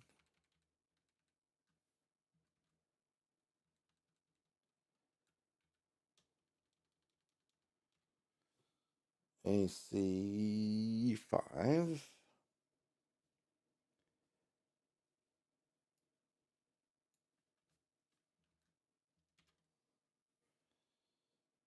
Attack by weapon.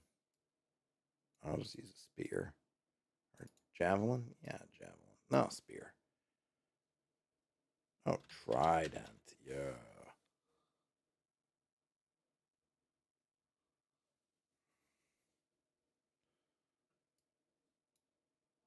2.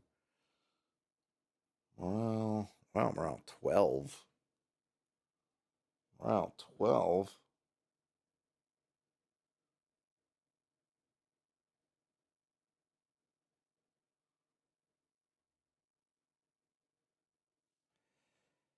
I don't think so. I don't think so. I'll give them morale 8. 12 seems crazy. They'd never retreat, never surrender. No. No, no. Actually, I'll give them 9.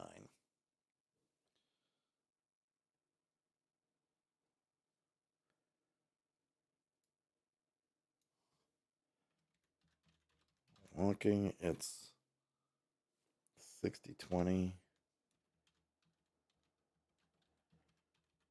Swimming, it's 120-40.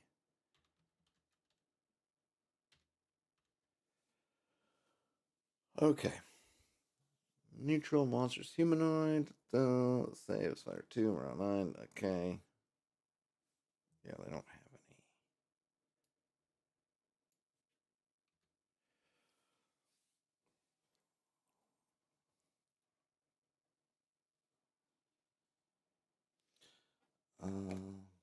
Yeah, damage.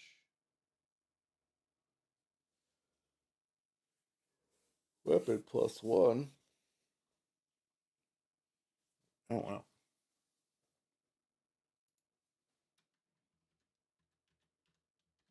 They're strong, these lizard men. This doesn't mean I'm strong. Um,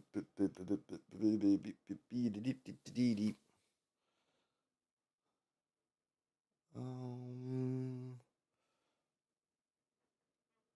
okay.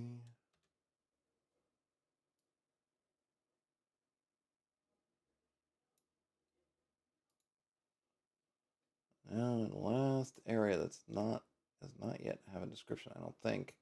The green flood.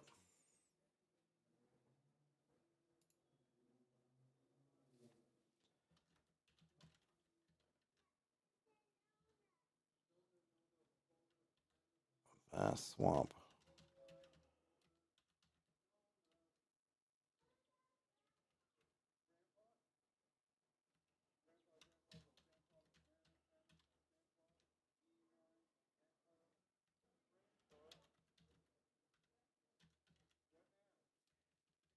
In a wide, shallow basin filled by the.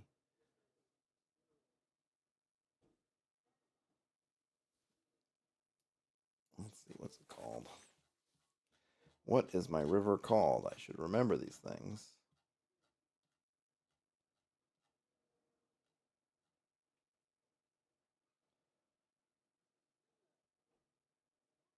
I need to go to my tumble down. Yep.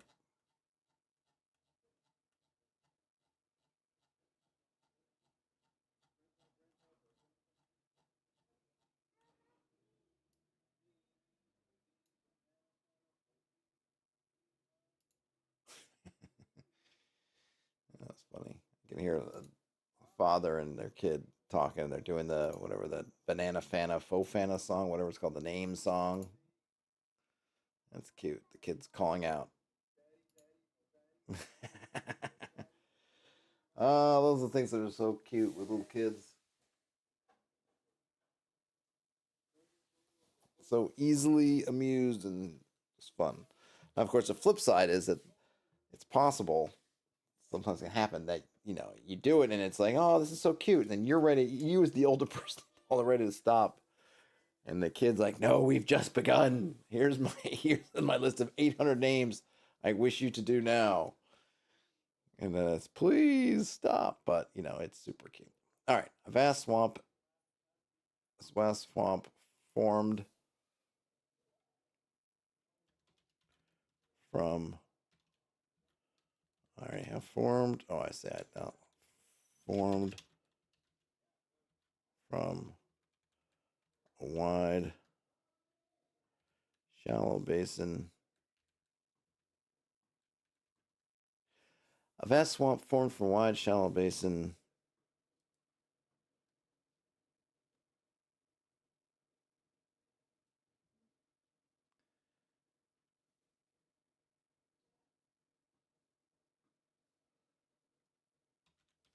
Flooded by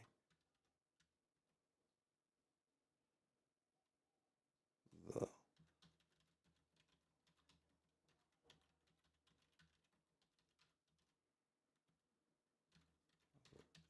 cascade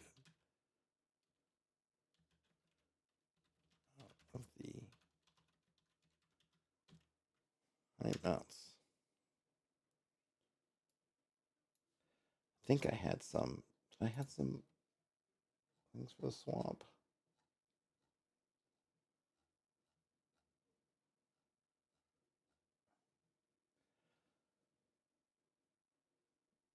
What do we got?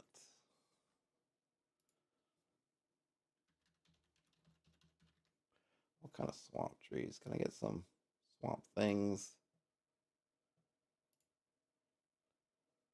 Well, it's freshwater.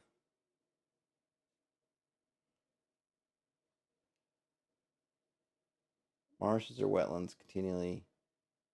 Oh, so it's a marsh, actually. A fast. Okay, so there you go. Correct myself. What's this?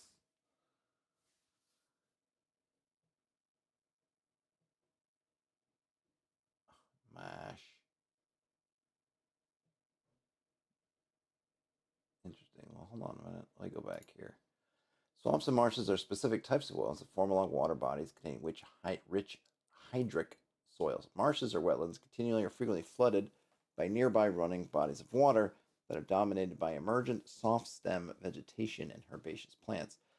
Swamps are wetlands consisting of saturated soils or standing water and are dominated by water tolerant woody vegetation such as shrubs, bushes, and trees. Well, I'm not sure. So, continually frequently flooded by nearby. So, maybe it is more of a swamp, actually.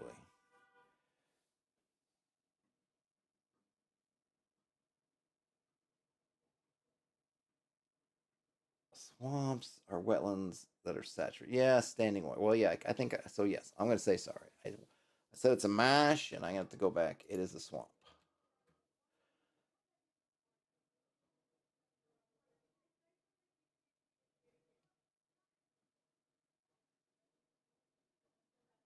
I think.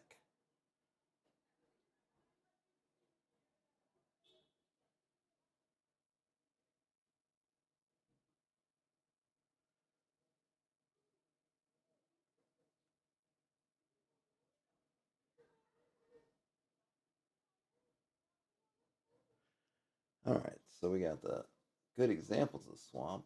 Actually, Amazon River Basin, which is interesting. A river floodplain, I should say. So, what are some good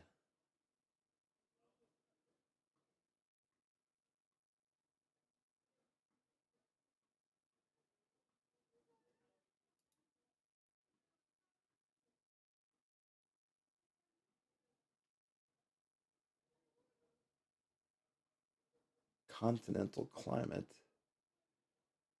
Okay,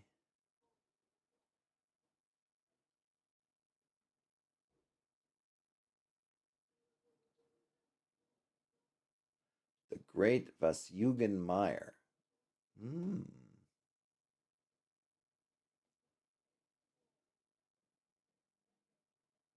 But what kind of looking for trees?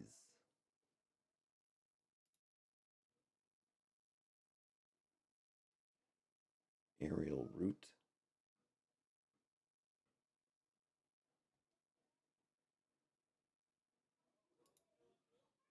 Freshwater swamp forest. Lower reaches. Okay.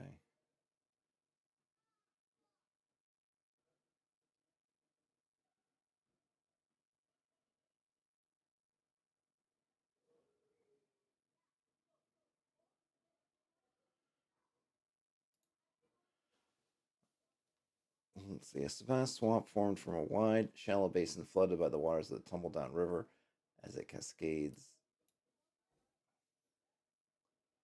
out of the high mounts.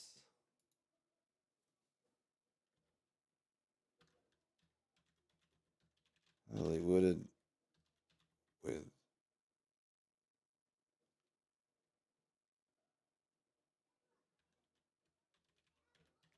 drooping.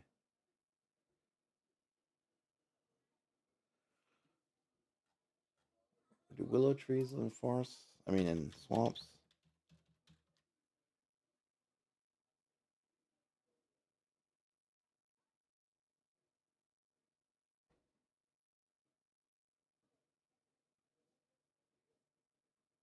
Leaves, buds, leaves, flowers.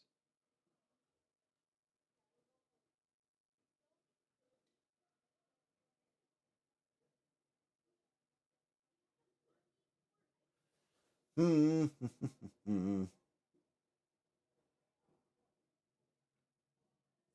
I still need to know. It's not telling me what I need to know about swamp trees. I need more. I need some trees. How do you get swamp trees, get tree trimming in Brooklyn? I get it, it's an ad, but still annoying to me. Jesus, ad and ads.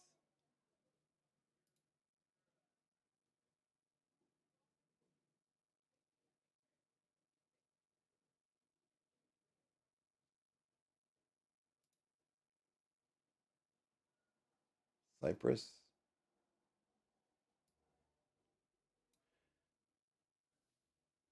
with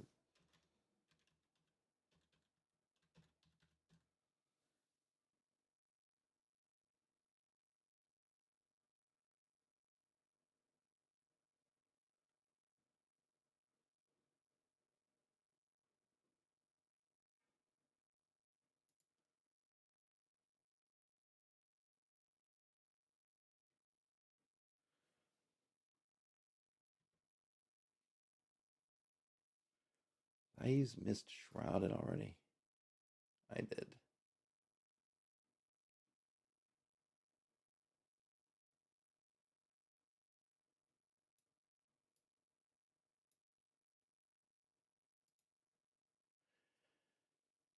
Heavily vast swamp form, heavily wooded with heavily wooded, heavily yeah, wooded with cypress trees.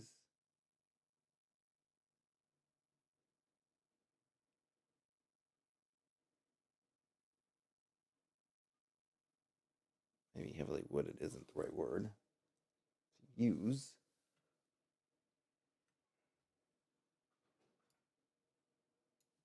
Plants. Let's see what other plants we got here.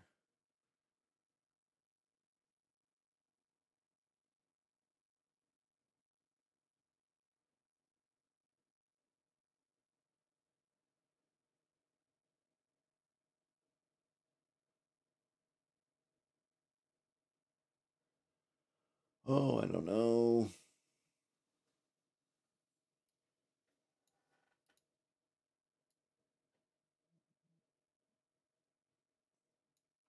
Cascades out in the mountains.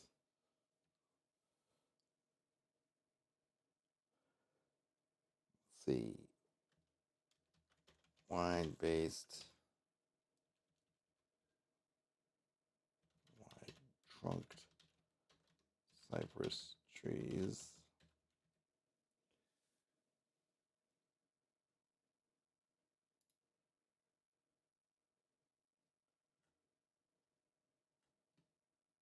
I need some wetlands. Oh, stop giving me ads.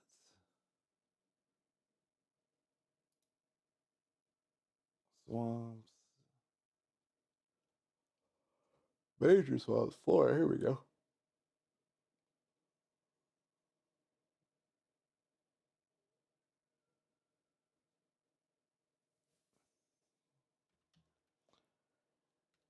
Cat.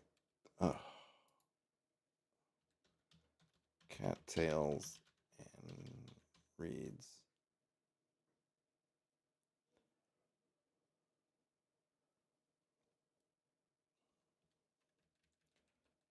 Wide scale. Okay. Wide trunk cypress trees.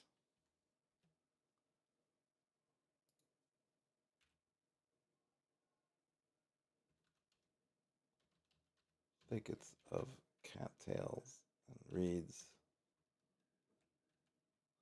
And that's the water lilies.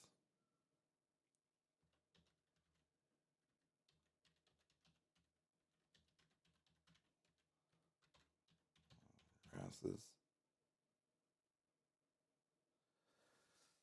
Swamp grasses. A vast swamp formed from a wide, shallow basin flooded by the waters of the Tumbledown River as it cascades out of the high mounds. Wide trunked cypress trees, thickets of cattails and reeds, water lilies, and swamp grasses. Vast swamp formed from a wide, shallow basin flooded by the waters of the Tumbledown River.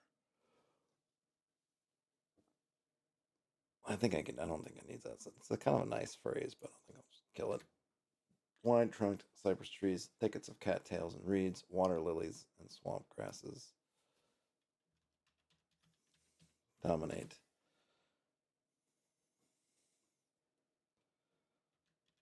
Low hanging fog obscures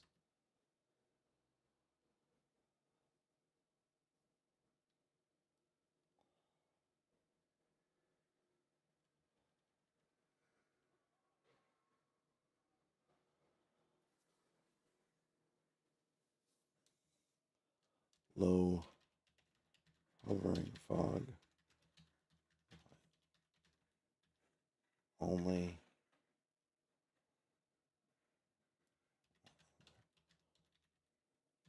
full sun. Otherwise, it drapes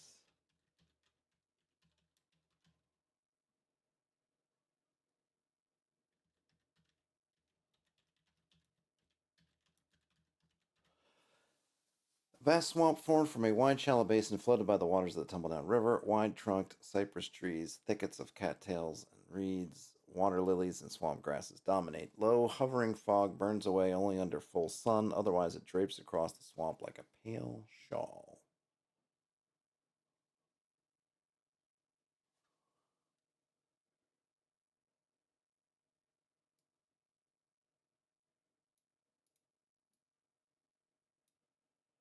What's another word for wide?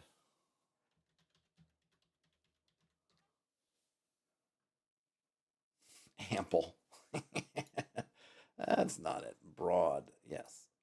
Broad trunked. That's a good one. Ample. Ample. I don't when I think of ample describing things, and wide doesn't really, not what I usually think of. All right, so this one, there's a basilisk. I remember that. I remember there's distinctly being a basilisk here.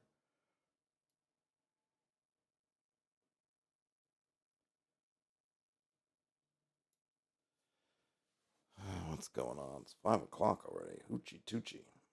Lemon scoochie.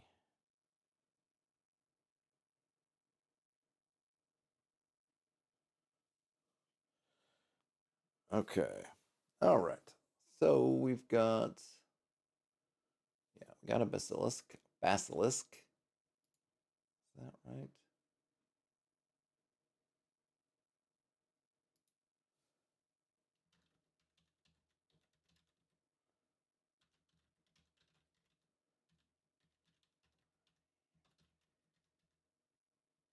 In the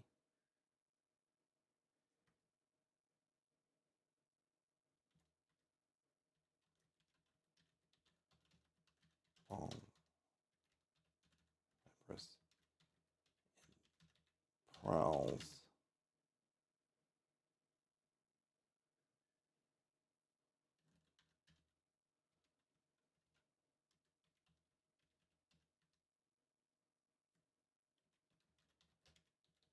It will take animals can, but it prefers. Hey, Krister, no problems. No problem. I'm not even sure. Gosh, it's already been. I'm on. What am I on? Hour 6. Whoo boy. um, I'm not gonna be going until midnight. Faux show. So I may or may not be here when you get back, but appreciate hanging out for as long as you did. And hopefully I can get a basilisk. What I feel like I'm gonna have to do is I'm just gonna have to kind of submit what I have, which is 90% done, 95% done. I think after the end of this, because there's still some stuff I feel like I need to fill in and do, but I might just have to say here's the on hold edition, and then go. Because I feel like by the time I get all the polishy kind of stuff, but we'll see. Let me see when I get this done. Okay, a basilisk made its lair here in the trunk of a large bald cypress. It prowls the swamp for prey. It will take animals when it can.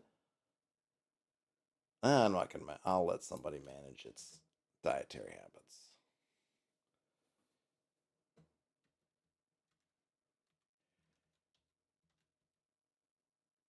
After petrifying its prey,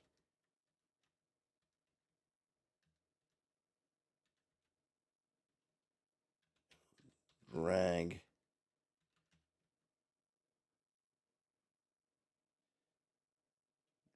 them back to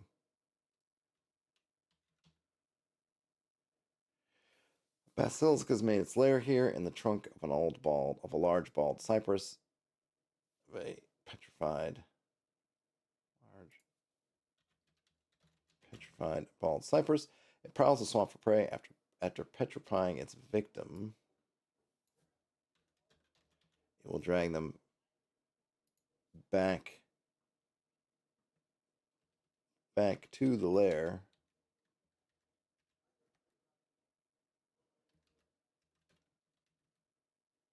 where it will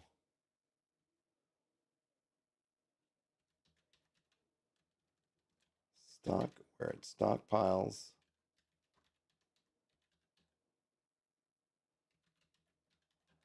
and eats at its leisure. Does that make sense?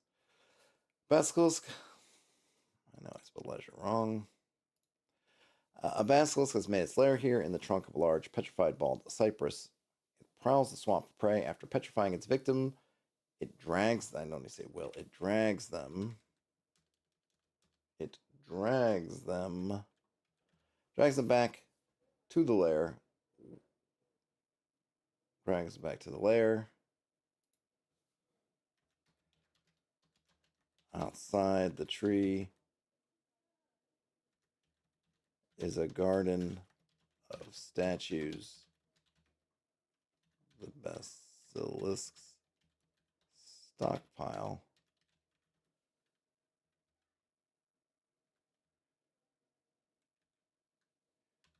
which it feeds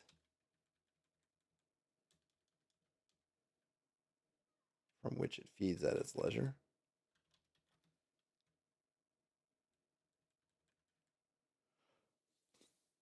Okay. Basilisk has made its lair here in the trunk of a large petrified bald cypress. It prowls the swamp for prey. After petrifying its victim, it drags them back to the lair. Outside the tree is a garden of statues.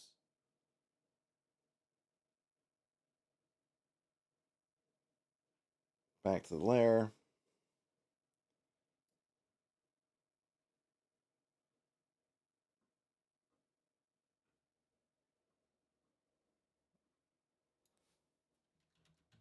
The stockpile resembles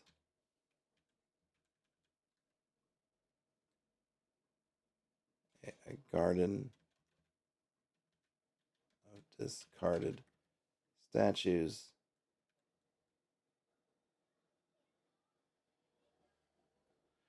The stockpile resembles a garden of discarded statues. The basilisk, oh, yeah. Okay, from which it feeds. It's leisure.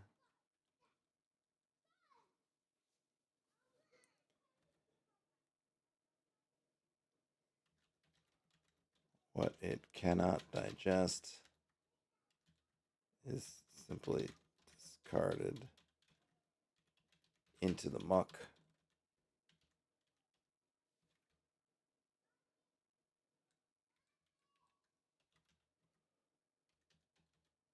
Basilisk in the muck about its home.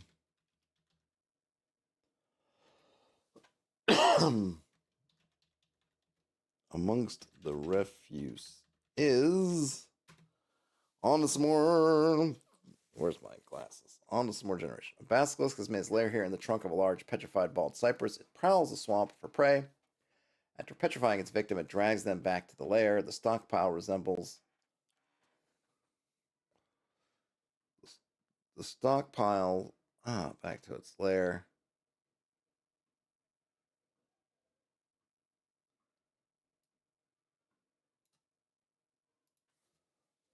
The stockpile of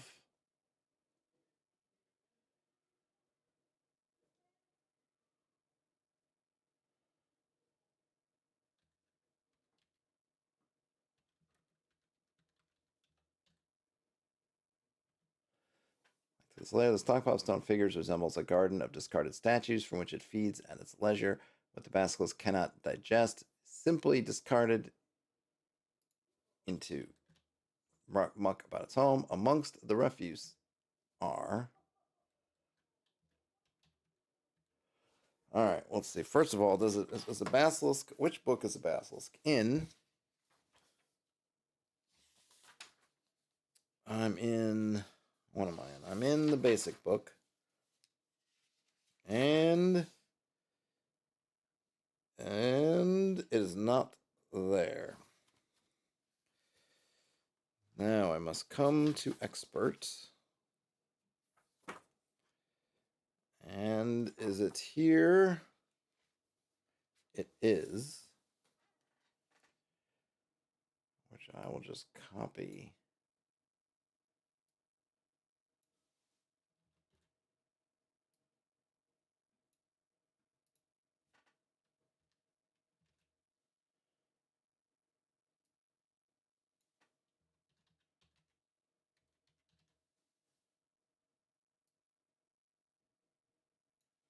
They neutral? They are neutral. No, it is neutral. Yep.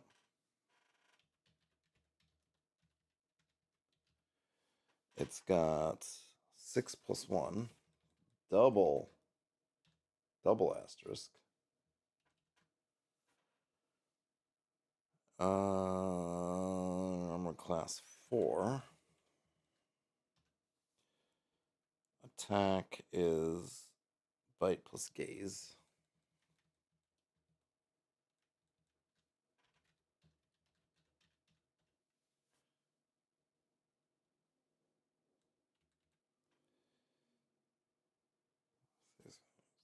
Six, 9, 60, 20. Oops. 20.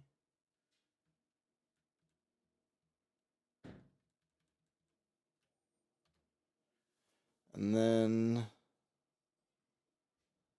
damage 1d6 plus petrification.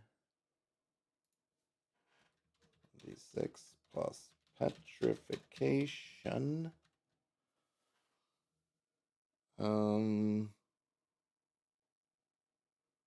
Okay, now we'll do its treasure type is F. Where's my treasure type?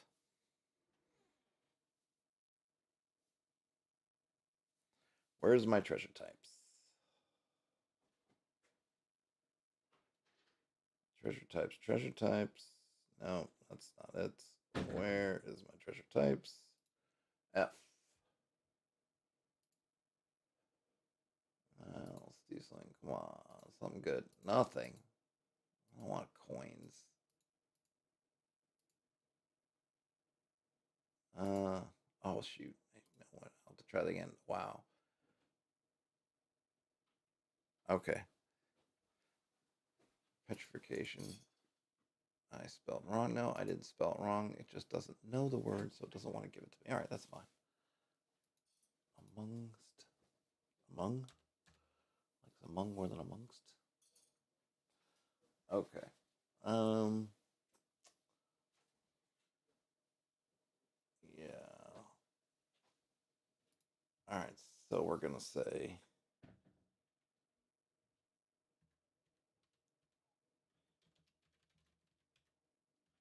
copper pennies.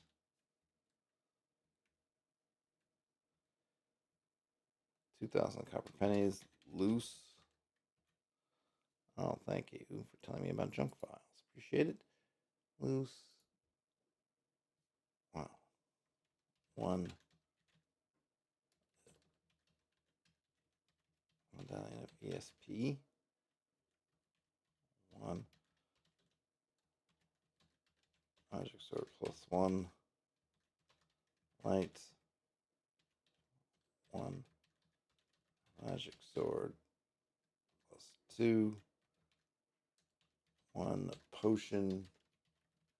Hey, Frederick. One potion of gaseous form. And one. Man, another more more protection from lycanthropes. Jeez. That's all I get.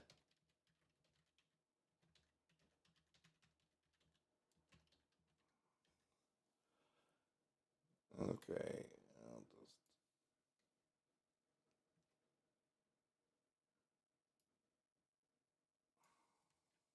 No, I don't mean to do that.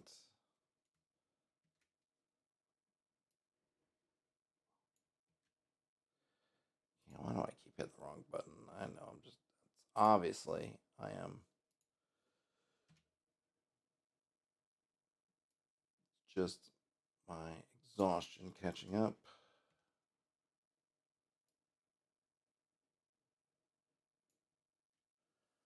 Okay.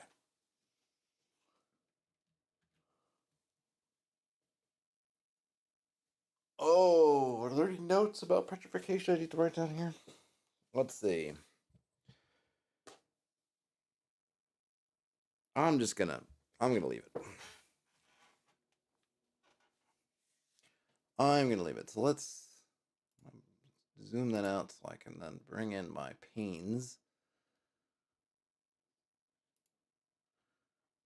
This should be description. Oh, I forget that it undoes that. I have to do this again.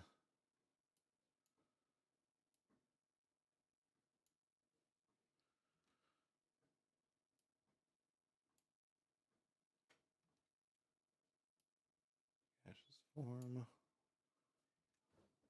One protection spell. I keep hitting the wrong buttons. Doing this too long. Okay.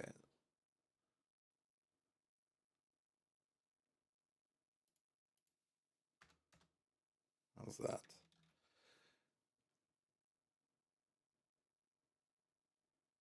Is really petrification?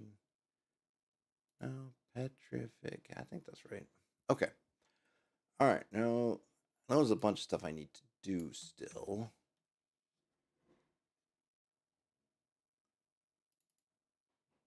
Oh, yeah, the forest wardens, right. Come back up here.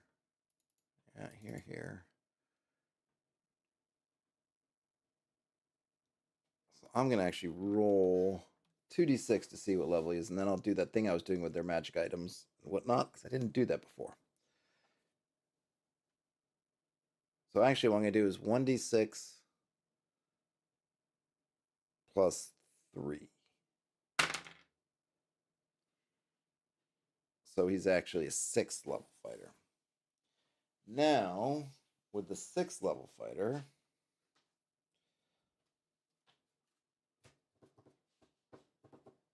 I had that thing in the DMG. Where did it go?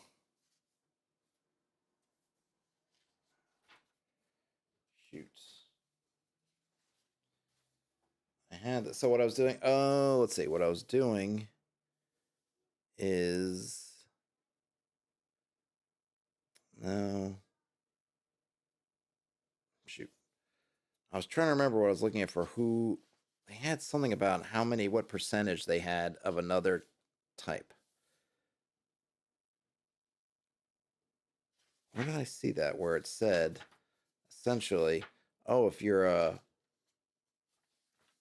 fighter, you might have a such and such with you. If you're Now I can't see it. I lost it. Oh no. Oh wait a minute. Might have been. Was it in here? Was it here? Was it here? Yes, it was. Okay.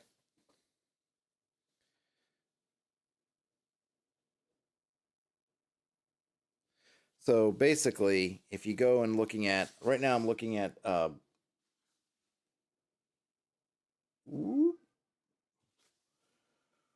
wilderness, underground and wilderness. It's looking at basically populating retainers and things. So basically stated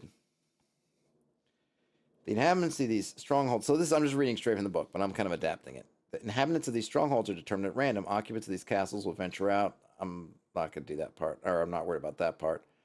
Determine the occupant of a castle as follows, and then essentially theirs they just have lord, superhero, wizard, necromancer, patriarch, or evil high priest. And then you roll another die, which tells you basically their guards, retainers. So evil high priests have either trolls, vampires, white apes, or specters, which is a super interesting list. Patriarch might have heroes, superheroes, treants, or hippogriffs. Necromancer might have, chimeras, manticores, lycanthropes, or gargoyles. And some of them are just tough because they give you these. They truncate them, but that truncation makes it kind of hard to go. So wizards might have dragons, chimeras, wyverns, or basilisks. Superheroes might have myrmidons, rocks, ogres, or what the heck's an S-buck? Starbucks? I'm sure S-bucks. I'd have to look up. Why is that? It's not reading to me. And then a lord might have champions, griffins, myrmidons, or giants.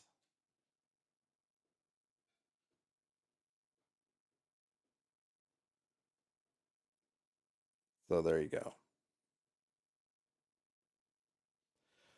So I'm kind of using this really for this part. So if you when you have the castle resident, there's a percent of chance that there might be basically another classed character there. So if you're a fighting man, there's a 25% chance for a magic user and a 50% chance for a cleric. If it's a magic user, there might be 25% chance for a fighting man or 50% chance for an apprentice, and then cleric 50% chance for 1 to 6 assistants. So there you go.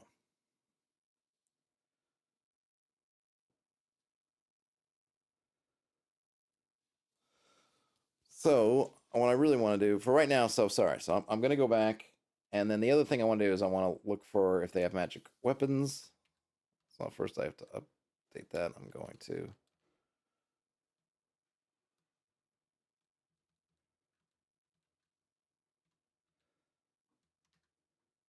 So what they do now is you add 5% for each level of the character. So this idea of randomly determining treasure for these NPCs. So you roll, you go so you do each type, and you're going to roll once for swords, once for potions, once for armor, once for rings, once for scrolls, once for miscellaneous, and once for wands, staffs, or rods. And I think you're just supposed to ignore the ones. So this guy's a fighter, so technically he can't use a wand or a rod or staff, nor can he use. I guess that's the only thing, right? So you're just supposed to ignore them. Since I didn't roll treasure for him, yeah, what I'll probably do is add a treasure hoard and put that in it. If he can't use it, doesn't mean he would throw it away. But first, I got to roll to see if he's got some stuff anyway. So first, let's do magic sword. So he's 5, 10, 15, 20, 25, 30. So he's got 30% chance of magic sword. Does not have it. Potion. Does not have it. Armor. Has it. He's got 15. That is a shield +1.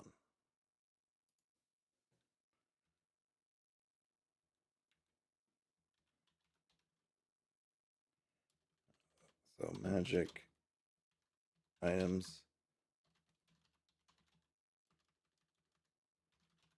Magic shield. Actually, I'm already saying magic shield. Whoops, +1. He's got that. All right, so now that's rings. He does have a ring.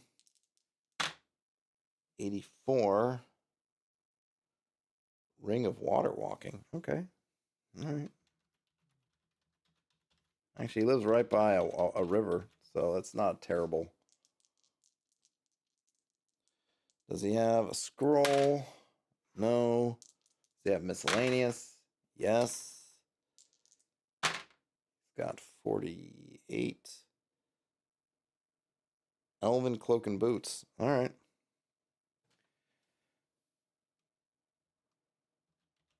Elven cloak and boots. I might need to look at. I gotta remember. I think that's generic enough where I can just leave it. I'm not worried about it being. One thing I forget is that I'm pulling stuff directly out of BX. None of these are particularly. They're not named. They don't have. So does he have a wand, a staff, or a rod? No, does not. But he's got that, so it's pretty good.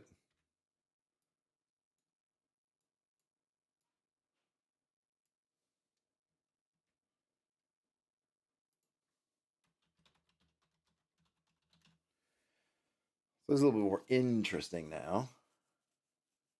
+1 shield, a ring of water walking, and an elven cloak and boots. Okay, that's him.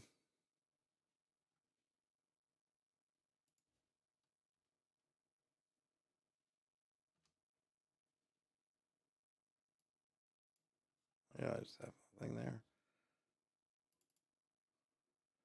That's that page. Now what else we got? We've got Rattling Treasurer we did. Oh yeah, Adara. We kept forgetting to give them armor class. So Adara basically as a dryad has what armor class?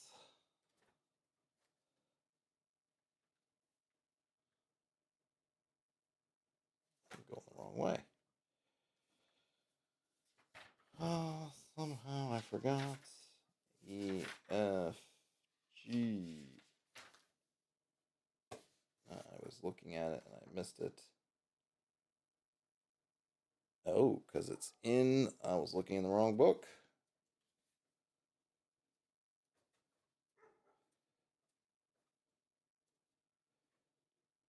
Spiny rockfish. Dryad. Armor class 5. Okay.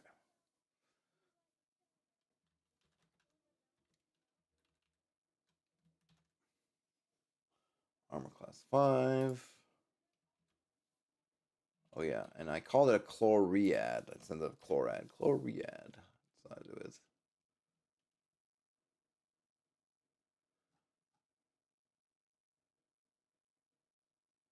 We did that. We got that. Pigling. We got that. The lion tamer, Marball. The boulder field.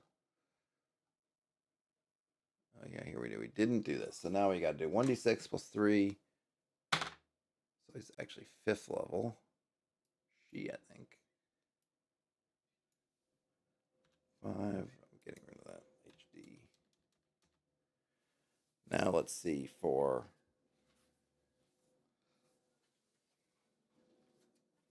her magic items.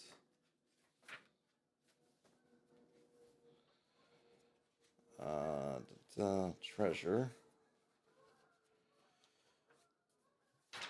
Okay, so she is being 5, 5, 10, 15, 20, 25. She got 25% chance of stuff. So magic sword. Oh, she got it. So she got one. And it is 91. Sword plus 2. So I'll go through the magic. I'll go through the magic bit.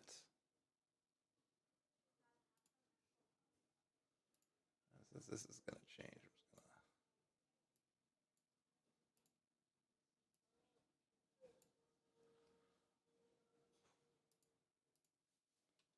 Okay, magic items. Sword plus 2. So let's roll for its.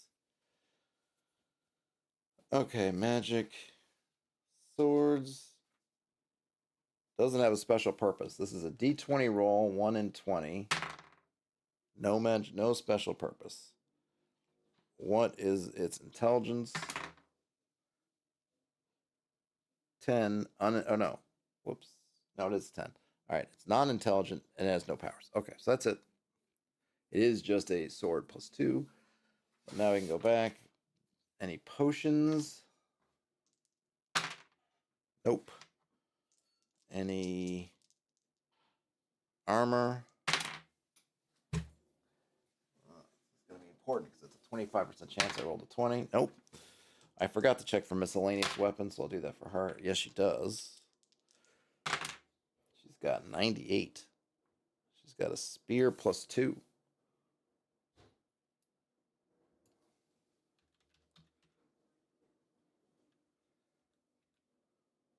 Wow.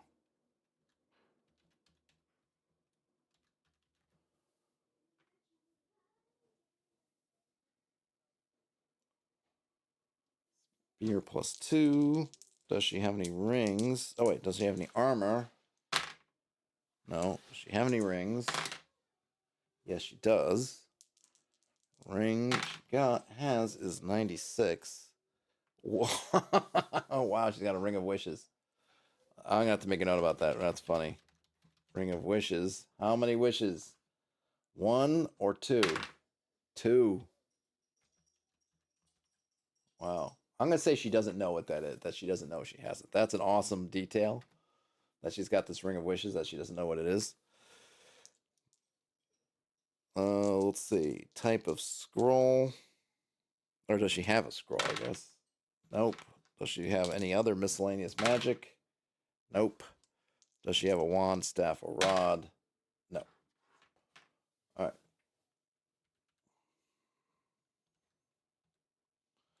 That is pretty hilarious.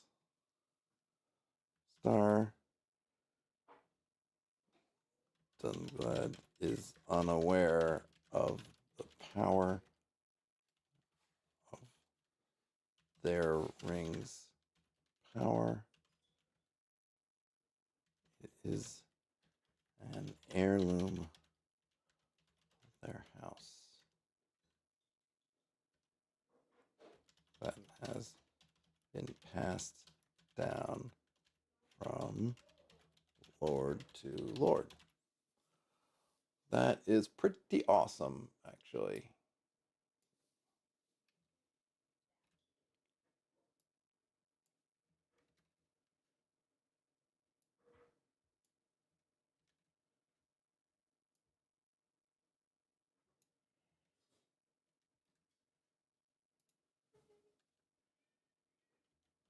They never take it off. Just in case you're wondering, no, they don't take it off. Okay, that's her. I did Lord Wolfmang, who turned out to be a warlock. Oh yeah, what is a 6th level fighter called?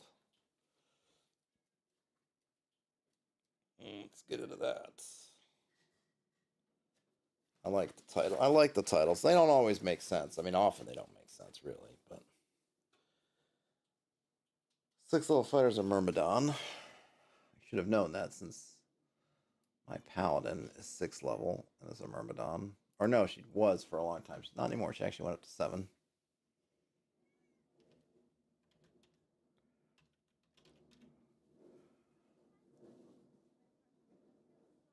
Oh yeah, that means what level was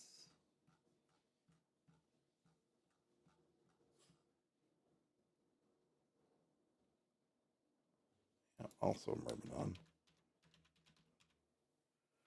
Oh yeah, and now let me see. There's a 25% chance they've got a magic user, and a 25% chance they've got a 50% chance they have a cleric. So magic user for Bramhelm, nope. Cleric for Bramhelm, yes. So we'll say the cleric is 3rd level.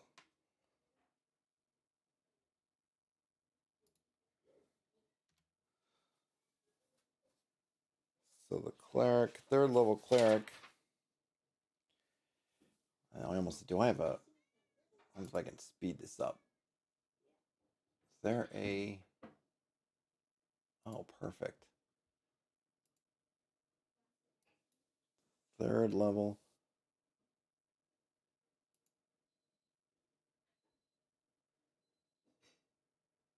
Yep. Oh, this is gonna help. I need to rewrite it, but let's see.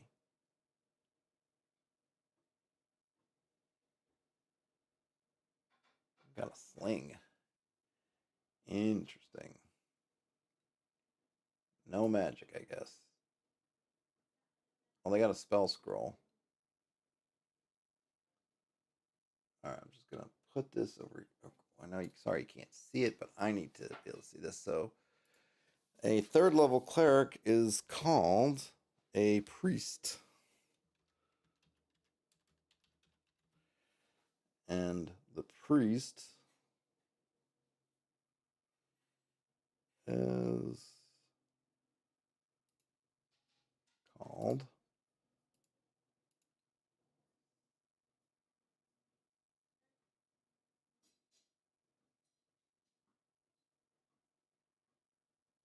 Baled. Sure. Priest. I'm not gonna. I don't. Priest doesn't sound like I'm gonna use Baled.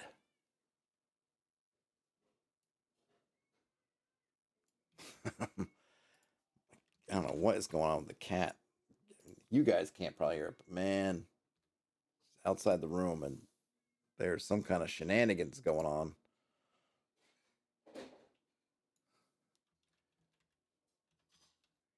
priest,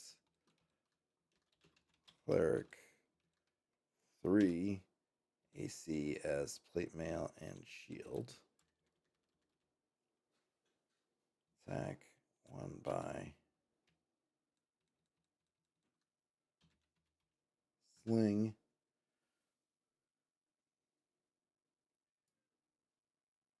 As cleric 3. Sure, morale 9. Sure was normal. Alright, just magic items, spell scroll.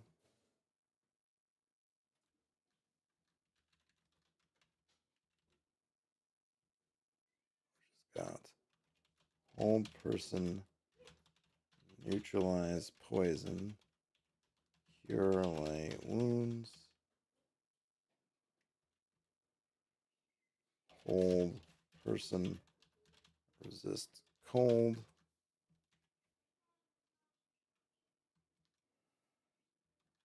Actually, I guess this I wanted this, but this want this above that. So then we have spells, resist cold, cold, cure light wounds. Oh, that's it. Okay.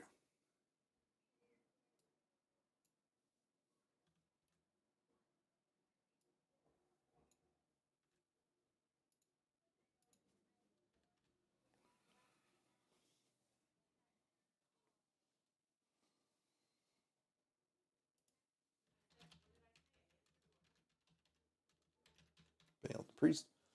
Okay, human priest, that's fine. Now that's all for him. Oh, you know what I need to remember?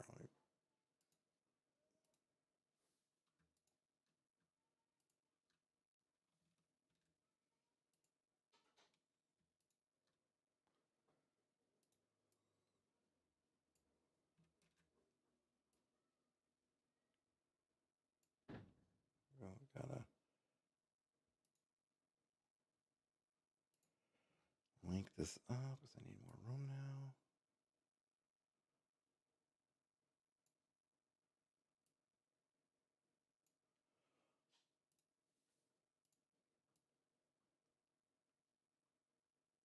There we go. Okay, so now that. Okay.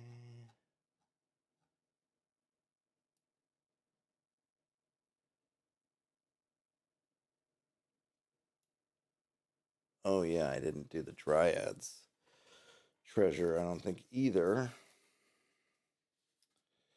What does a Dryad? Or did I? No, I didn't. And this is the wrong.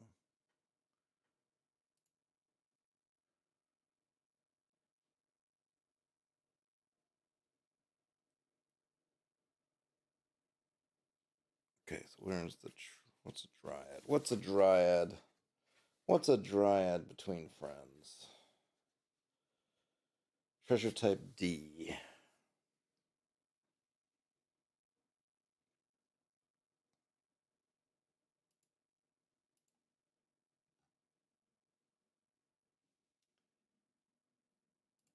Treasure type D. Alright, let's give me something good. Give me something good. I just don't like all the gems. Nah. Boring. Boring. Are they all like that? Whoops, the wrong one. Oh my gosh, boring. What is treasure type D? Is it literally just gems? I'm not into it. I'm not into just gems. 15% chance. Gosh, all this jewelry. Jeez Louise. All right. Well, let's try it. Should I go back to. Yeah, it's next percent monster. Come on. All right. I'm just going to give a sword. This versus lycanthropes coming up all the time. All right. So I'm going to change.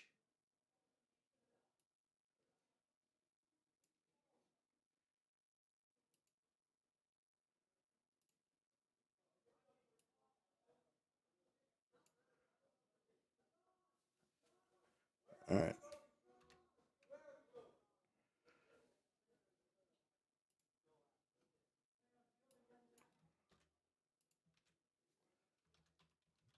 Beneath the garden are 3,000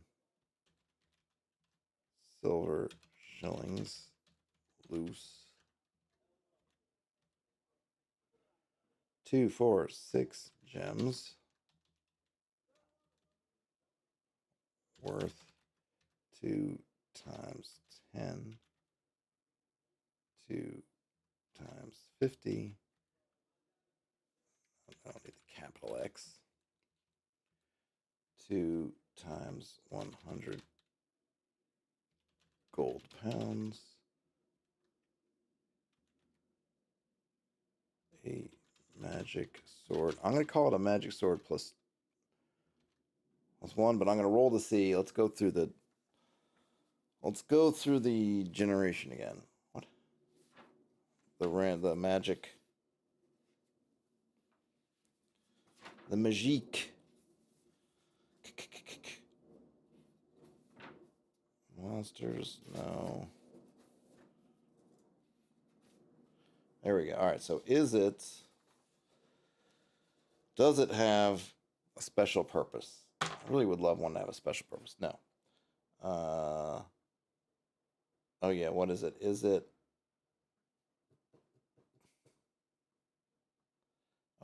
I didn't check alignments. I forgot. It is lawful.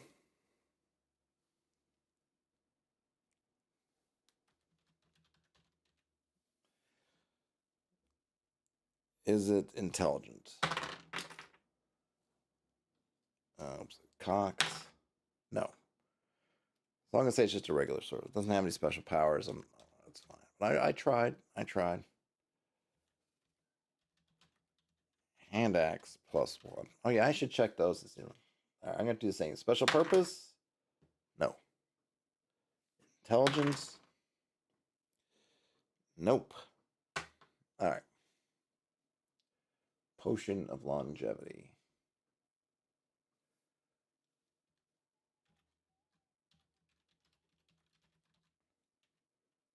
Long.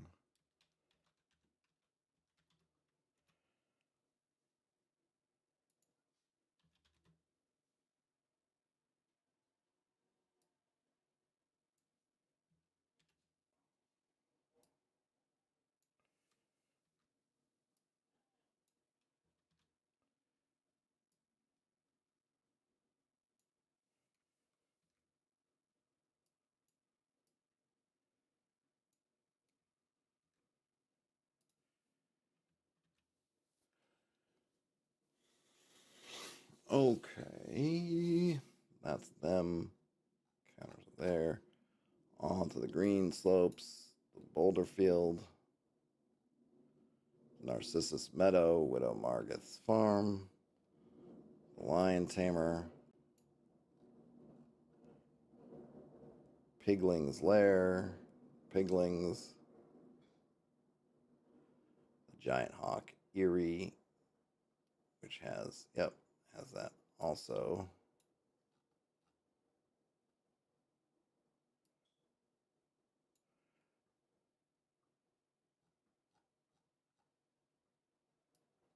And I think we got the mounts.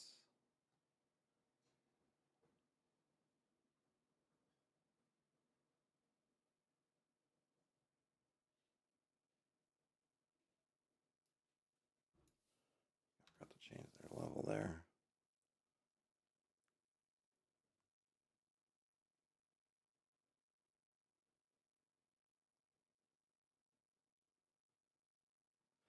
Oh yeah, so it is special purpose for the sword plus 2. Come on. Cocked. I'm gonna roll it again. Nope. Intelligence. Yes. Wow, it's 20. All right, so this is good. So the sword's intelligent.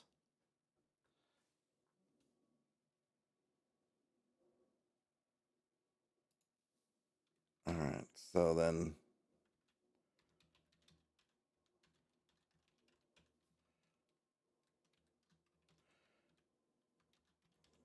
int is 12. It's got 3 primary, reads magic.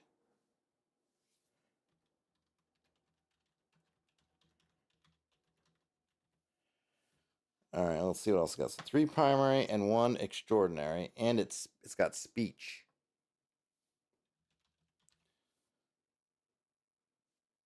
And I'm gonna assume, oh, I didn't write her. I didn't do her alignment. So let's see. I'll just roll for the swords alignment, and they'll have matching alignment. 18. Chaotic. No, neutral.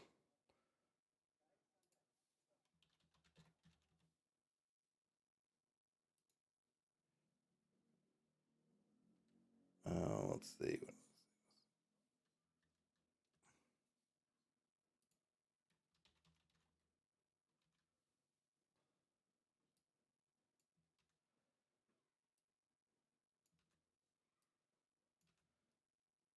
All right, let's see if we get some cool powers here.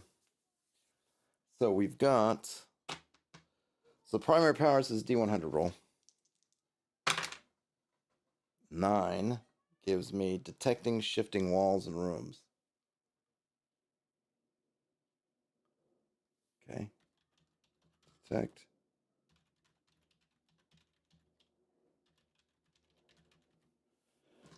That's 1. 41 is find traps. So kind of all of a piece. And the last one, 83, detect magic. Now it has an extraordinary power, which is 24 ESP.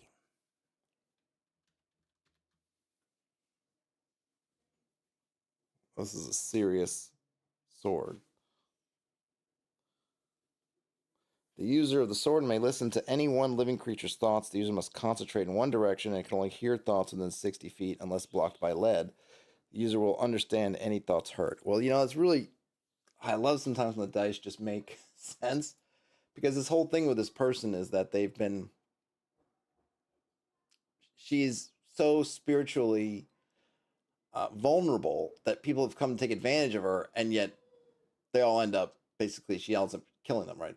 Killing them in the name of, you trying to fool me. And so it makes sense that if they are insincere, and she has a sword and she's got a sword that can read magic and find, and detect magic and do this ESP trick, she's not someone you're going to be able to fool. So it's really pretty interesting that she ended up with that, which is cool. So now I can see if 25% chance she's got a magic user with her. Nope. 50% chance she's got a cleric with her. Yes. And the cleric is 4th level. So I'll have to add. Oh yeah, and I'm gonna let's let OSC generate. I should have copped to that earlier. That would have made things easier. All right, so we're gonna go. Yes, we want that. 4th level cleric, reaching expert. Wow, another heavy hitter.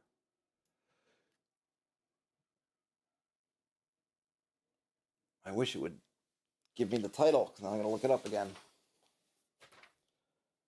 4th level cleric is Cleric is a vicar. The Vicar of Dibley.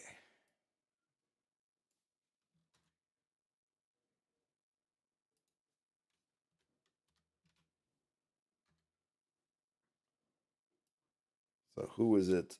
Who is this vicar? The vicar.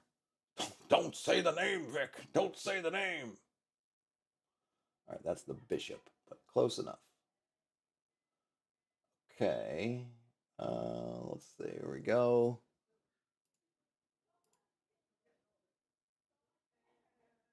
Water has come up a couple times. Water, my mother. Let's see. Balbert. Fridmar. I like that. Fridmar the Vicar.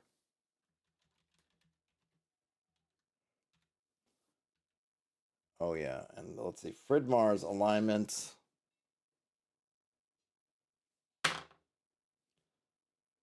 Neutral. Everyone's going neutral.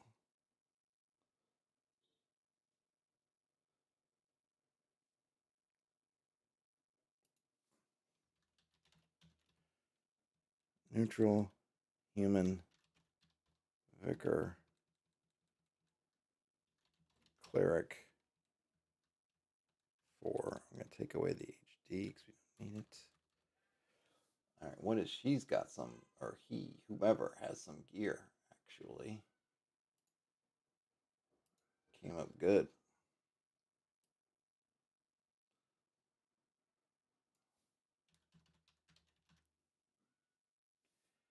Got a mace.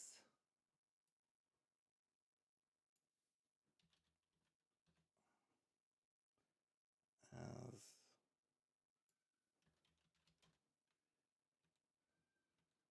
4. We don't have morale. It's fine. She's only got morale 6. So we'll give her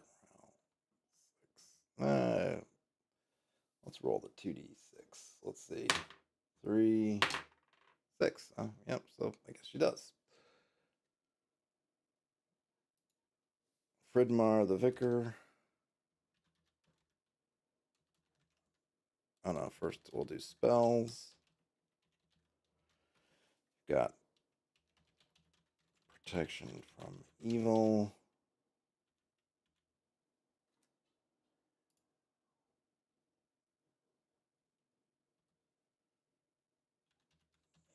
Detect magic. Speak with animals. And then magic items. Plate mail +2. Shield +3. Wow, those are some seriously good stuff.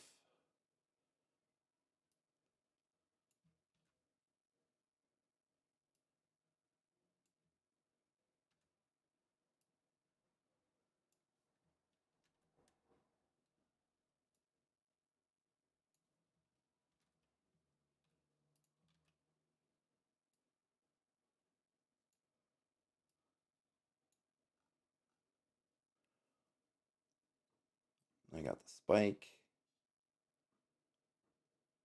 Oh yeah, I didn't roll for him. I did roll for his magic, but I didn't roll to see if he has any cohorts. So does Wolfmang have a magic user underneath him? No. Figuratively speaking. Does he have a cleric? Oh no, sorry, does he have a wait a minute. It's for magic users check sorry, they check for fighterman. So no fighterman now that they have an apprentice. They do have an apprentice. And the apprentice will be level 4. So I need a level 4 magic user.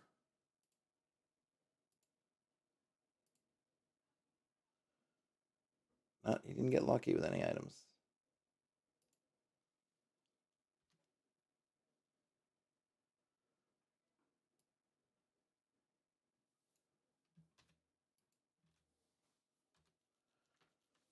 All right, so level 4 magic user is called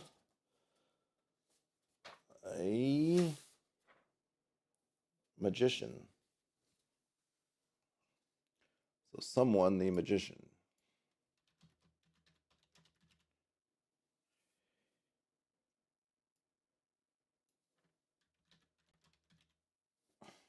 Let's see. And he's actually chaotic. Hold on 1 second.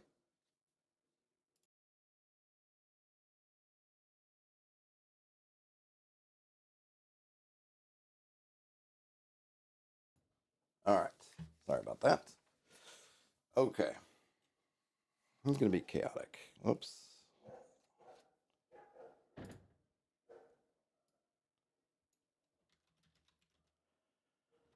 Chaotic human magician. Yeah, I don't need the getting rid of the HD.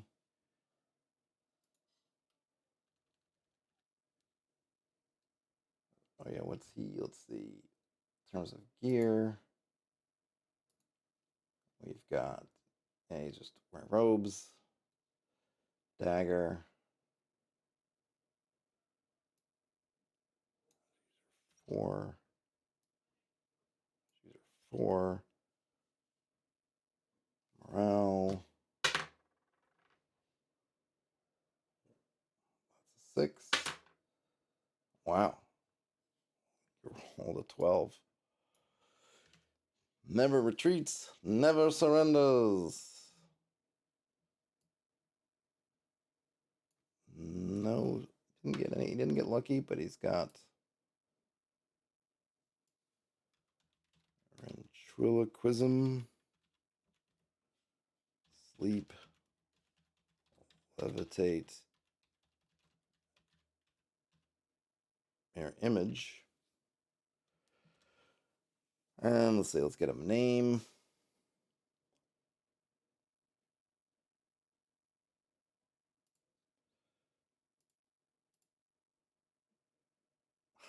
Rico, yeah, Rico Suave. Let's see. Girthoff, Snurskath, Jorloff. There we go. Jorloff the Magician.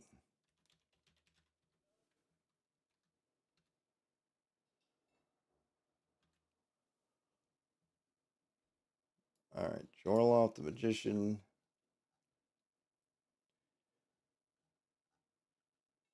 Yeah, Alfred. We got the curate Alfred.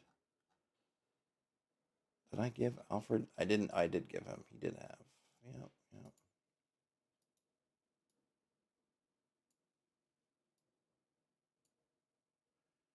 Oh, I didn't check to see if Matriarch Sissa. Well, she has.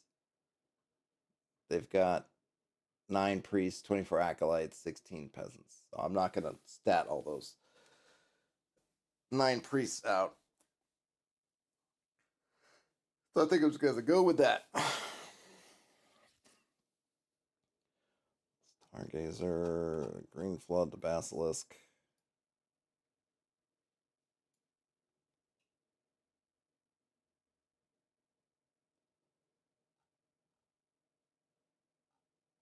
All right. I gotta do random encounters or wandering creature checks.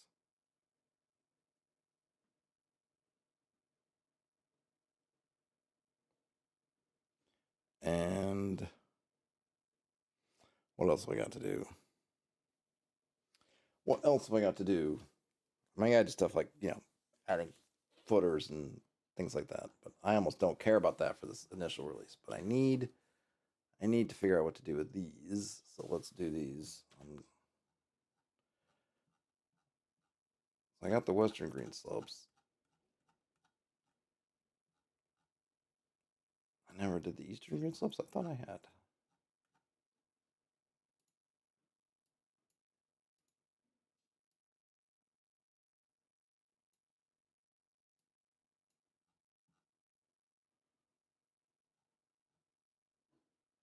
Hmm. Unfortunately, I don't like to end them. I want them to be together.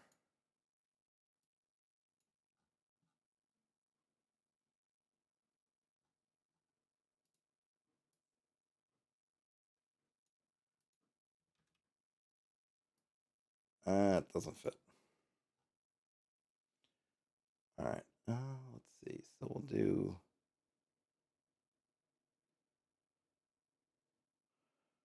Where am I? I'm on. Right.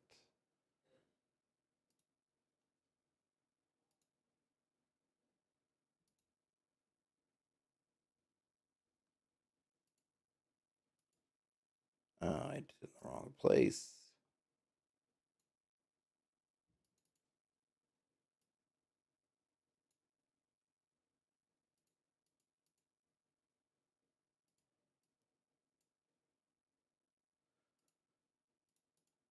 Yep. That's what I needed.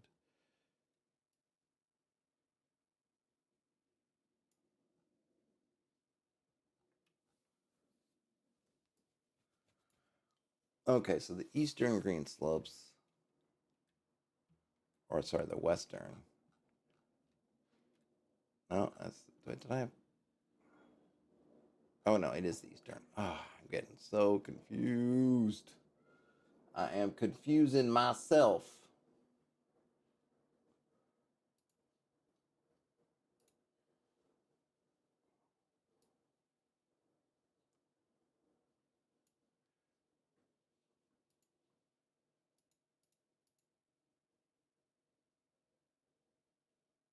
Oh, the Bombardier beetles. Did I put that?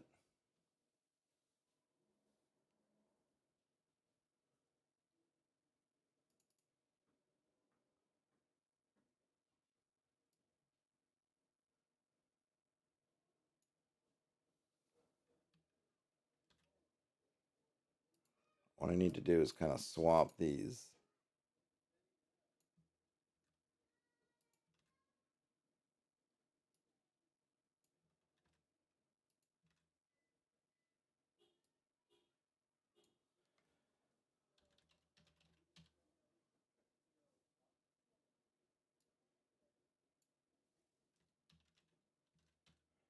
We don't have the spiders over here.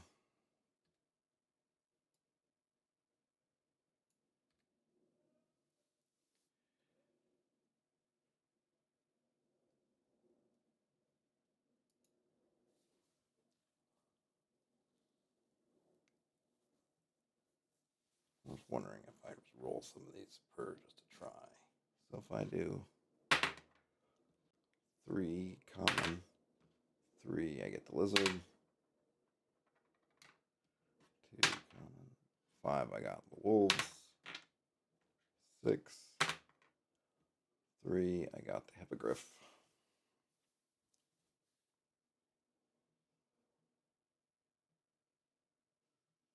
What other critters? I had some other critters that were here. Oh, the giant cats, right? The mountain lions.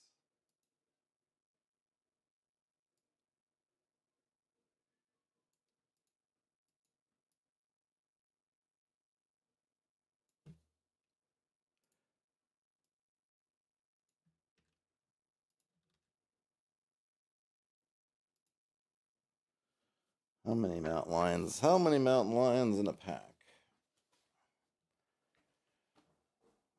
Lion, mountain. Oh, just 1 to 2. Well, is it 1 or is it 2?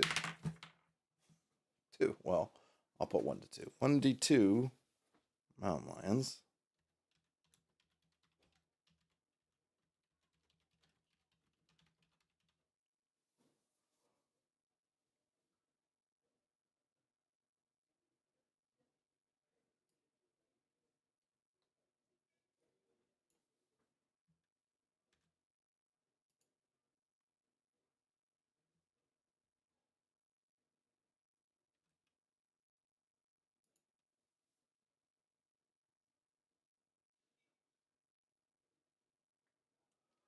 And what else do I have?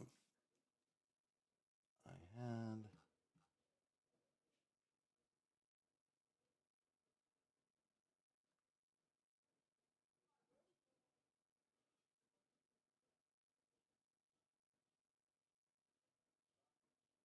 Oh, there was something else I thought.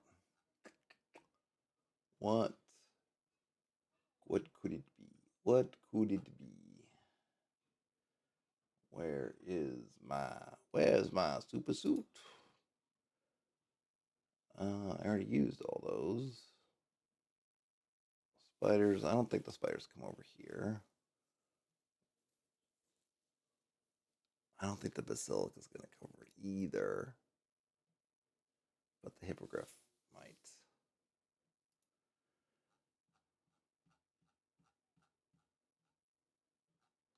All right, what I had, where was my other?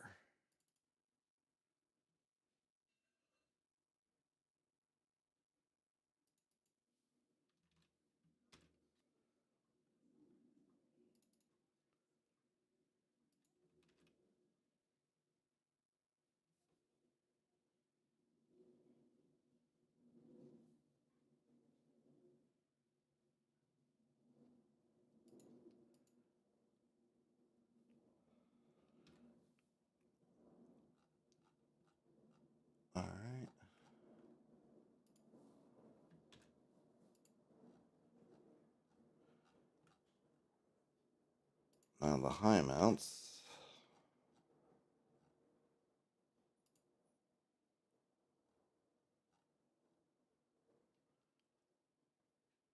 Oh, that's funny. The high mount has ended up in the wrong spot. Yeah, Misty Lake, you don't belong there.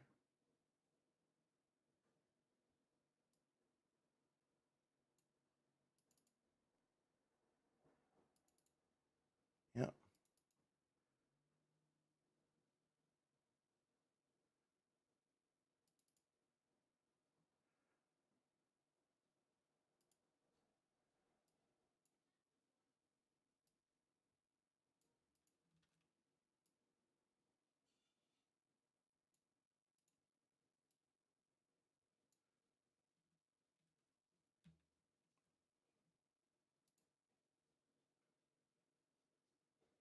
Actually, oh, whoops.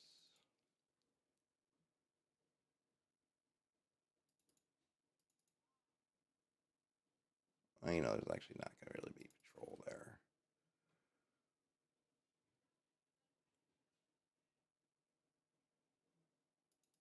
Oh, yeah, there actually. I'm sorry, there would be a patrol there, I guess.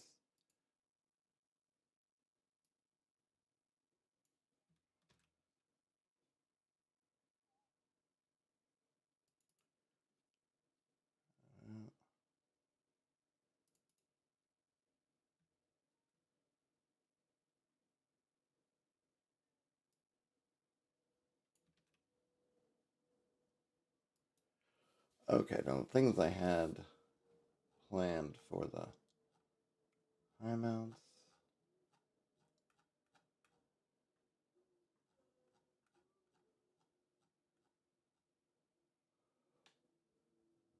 Oh, yeah, the giant snake.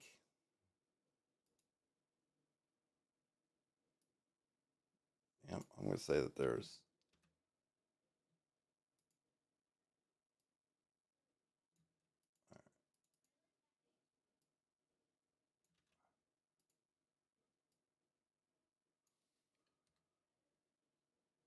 I'm going to get rid of all these.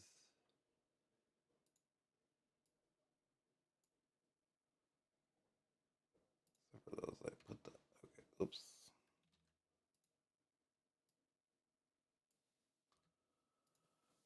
All right, so we've got. I forgot there was the Hydra, the dragon. Well, that's definitely rare.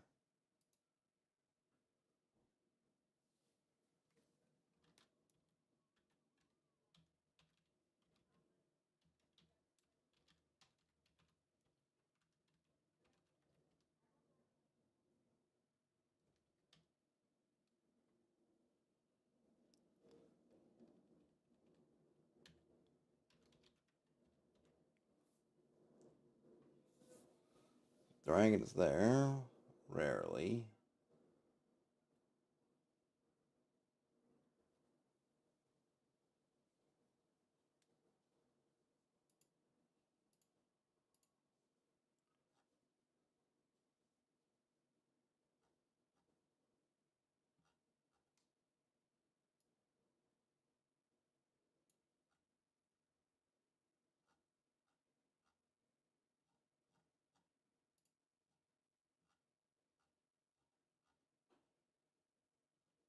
I don't know what's going on here.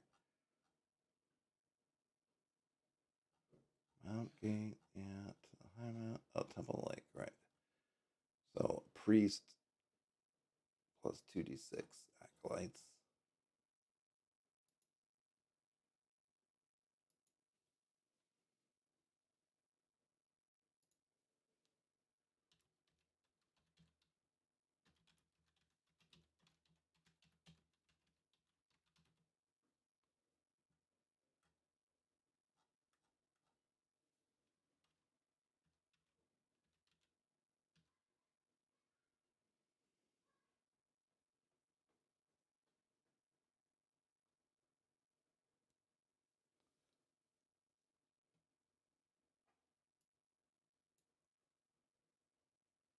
Oh, I'm having a hard time.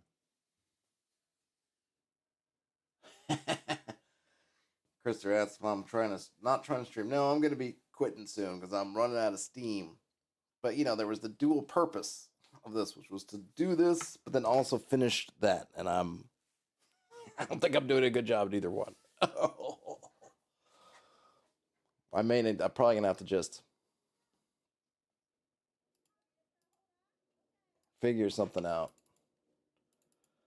I need more. I need more critters. Well, I don't need more, but some of them, I had these placeholder critters. I'm like, oh yeah, I'll have a chance. I'll go back and I'll kind of flesh out what they are. But now I'm sort of out of time. Out of time. I'm out of touch. Being able to do that, and they don't really fit what I want just out of the box, if you will. So what I can do, like, I can kind of steal some. The piglings aren't coming up size, so, but I guess the hippogriffs and the giant hawks can be around.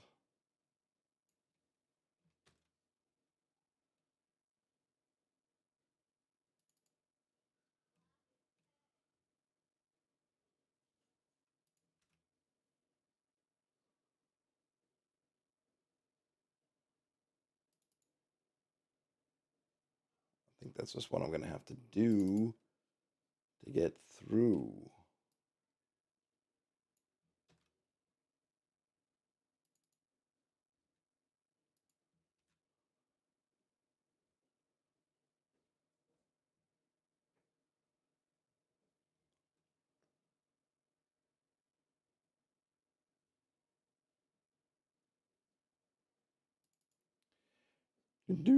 To get through. Right here.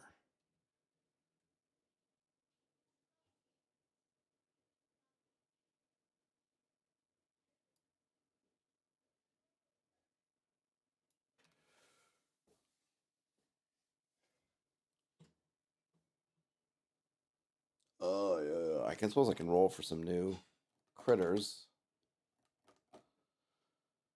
if need be.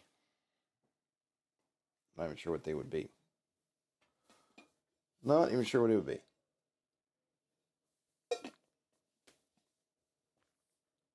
Okay.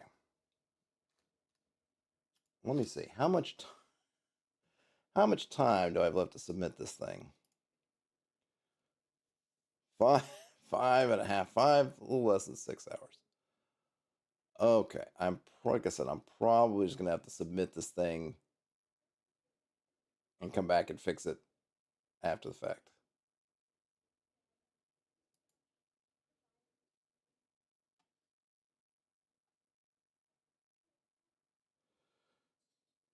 Because I am not.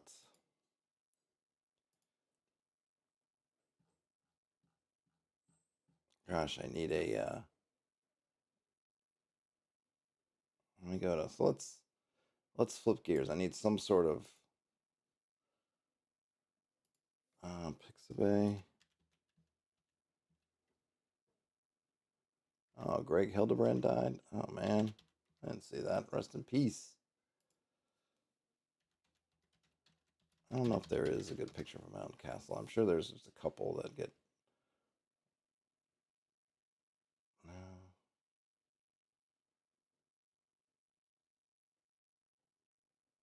I like this one, but I've seen it before. I've used it before.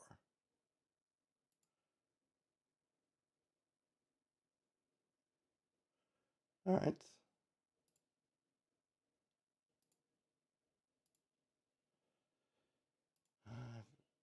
Thank you.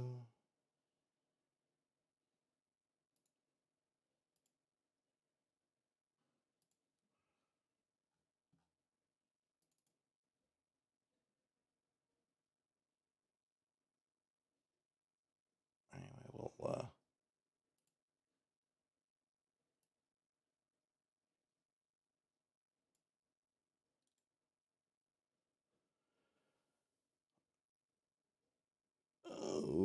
Okay. Do I have a way to? Where's like a place?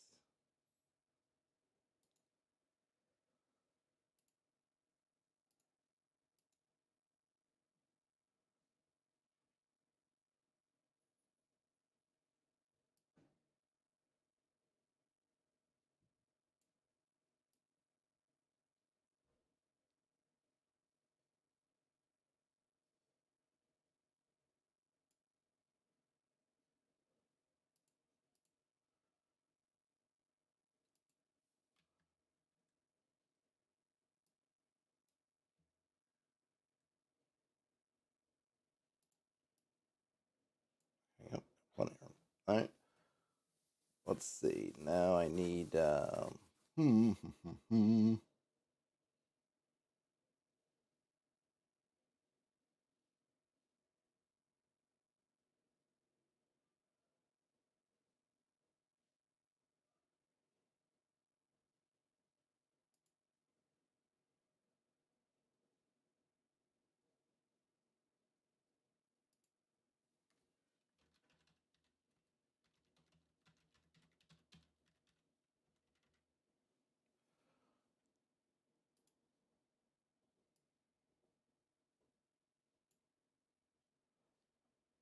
let's see. I don't want. Well, alchemy's okay.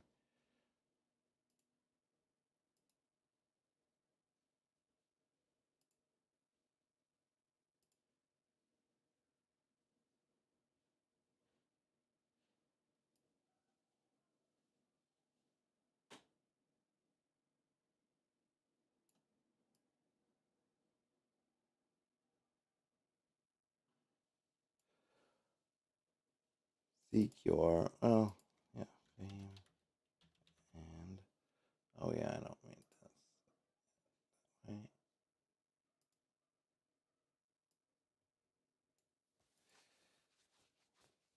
Okay.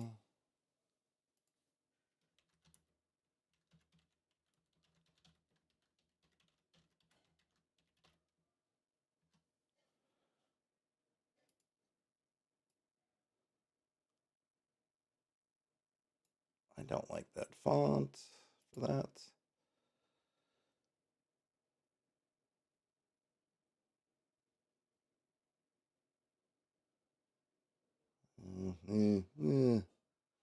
No.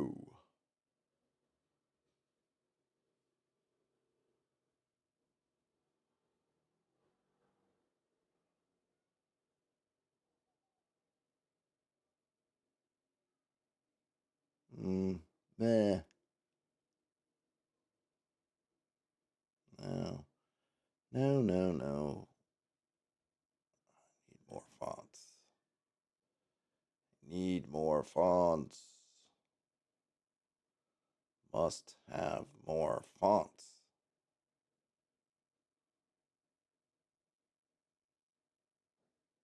No. Gosh, no. I mean, that's not bad, but there's the classic. Uh, no. Uh, no, I don't like the way that looks. Okay. I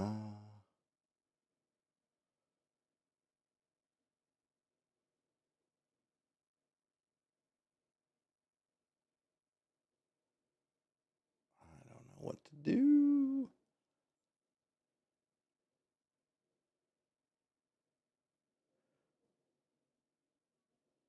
Crypt keep.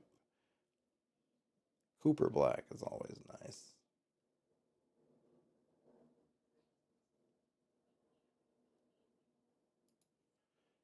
Maybe this one I'll make Cooper Black.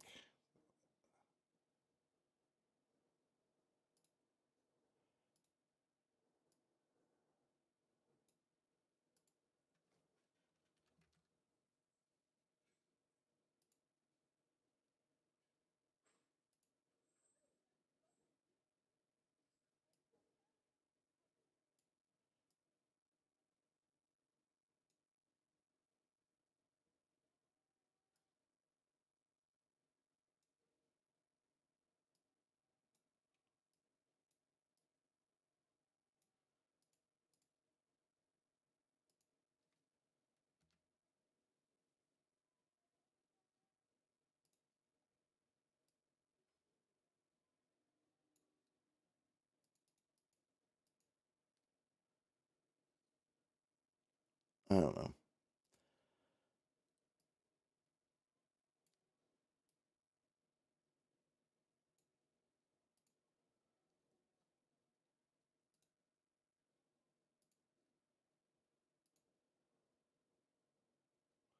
Now, all right, let's see. I have my other document that's got my.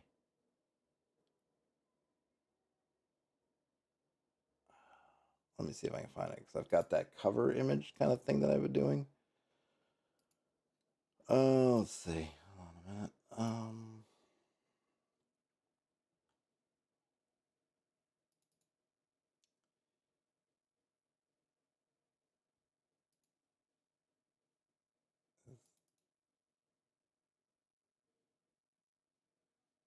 Yeah, this whole bit.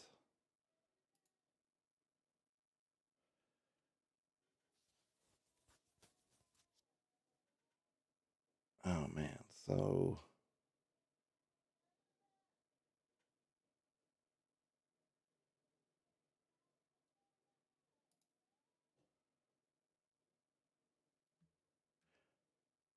oh, those are some skulls. No, I don't need that. No, no, no.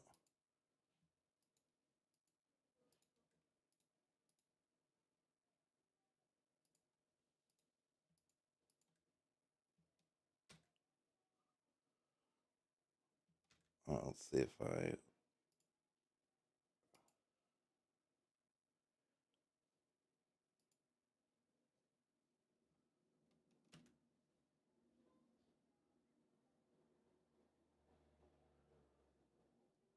That didn't quite work the way I was looking for. What?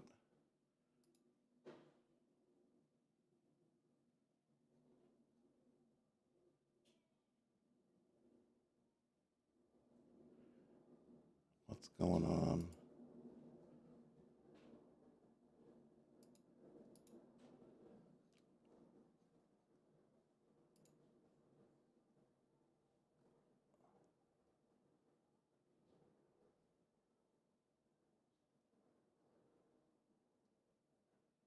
Oh, I see. Well,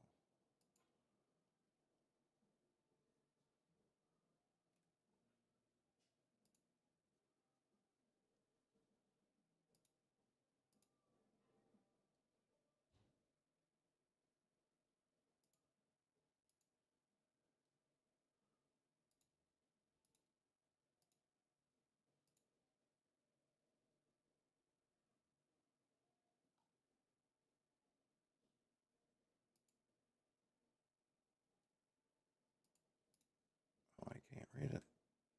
Oh, that doesn't work.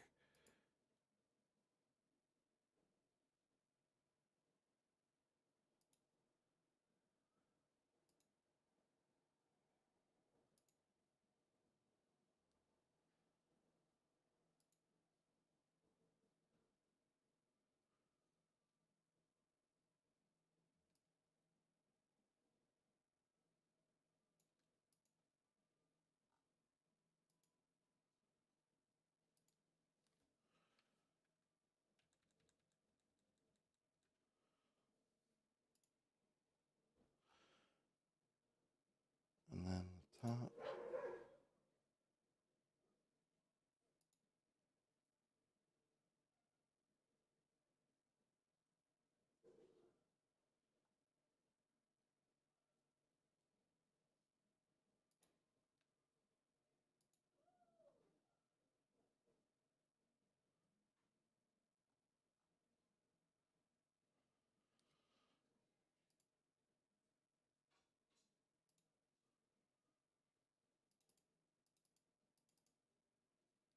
Is that?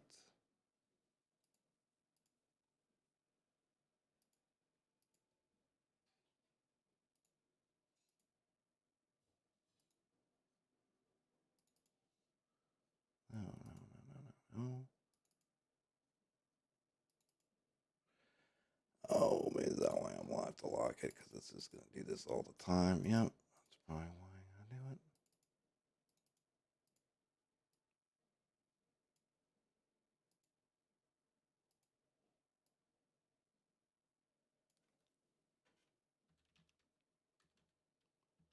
Sandbox.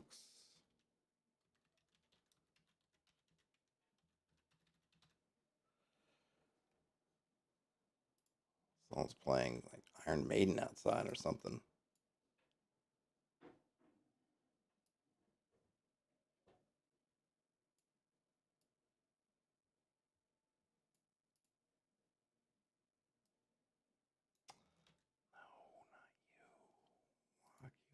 too.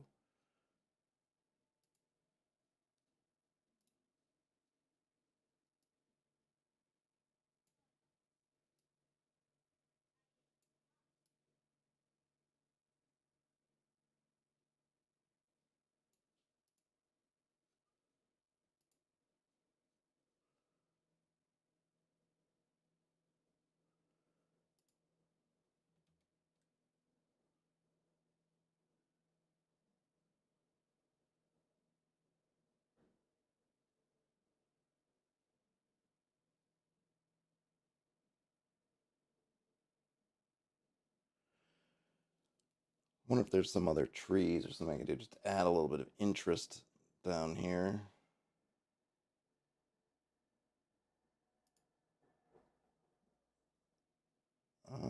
Let's see.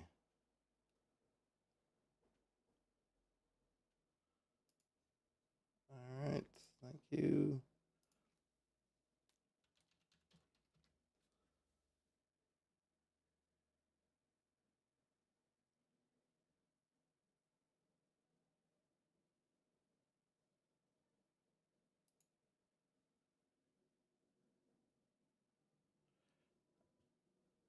I don't know. It doesn't look.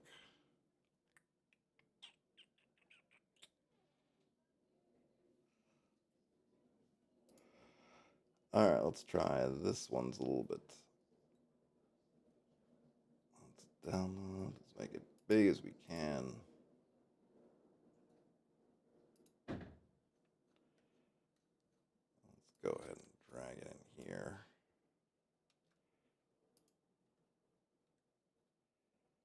I know you're giant.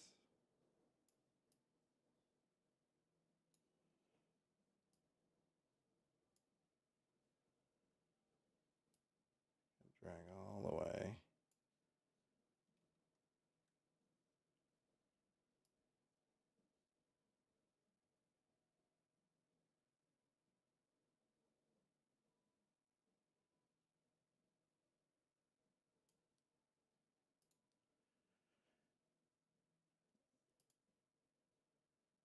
Let's see. How can I do this?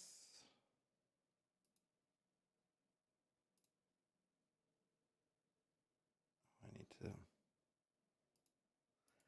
All right. I'm not. I haven't done this a bunch in.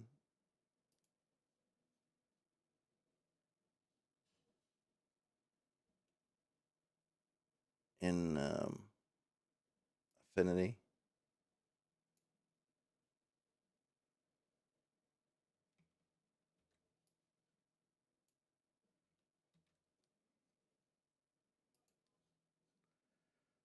I don't know if I go to just.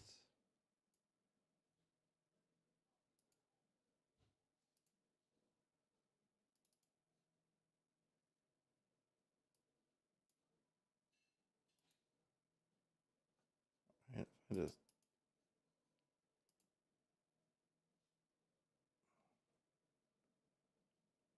Oh no! Wait a minute.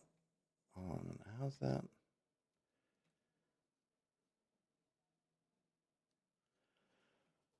Oh, what is happening?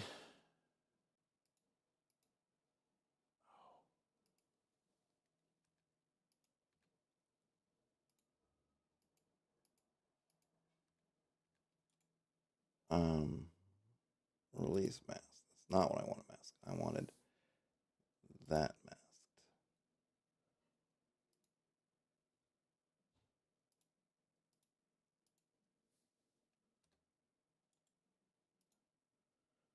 I can delete that, right?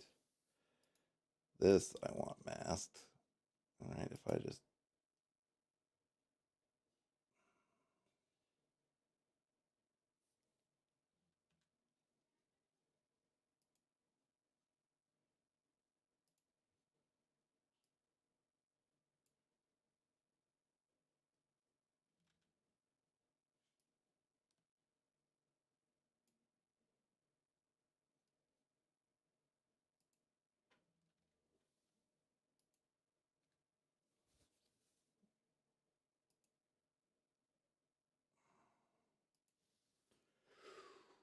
I am not fill, type none. I see gradient.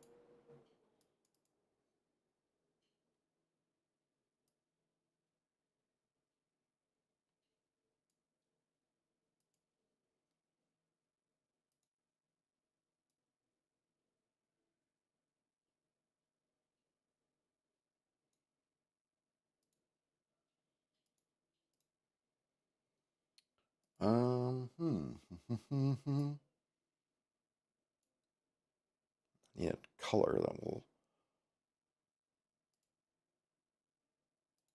Maybe I need to.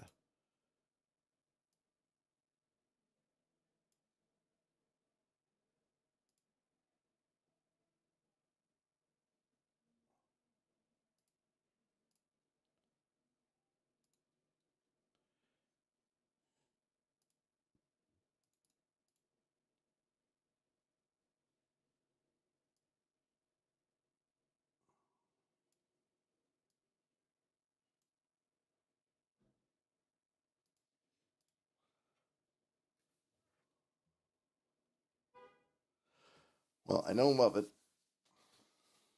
but it'll do till I can fix it.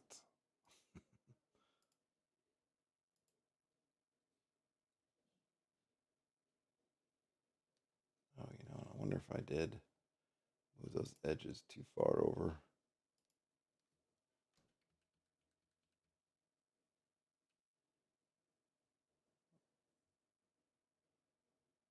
There we go.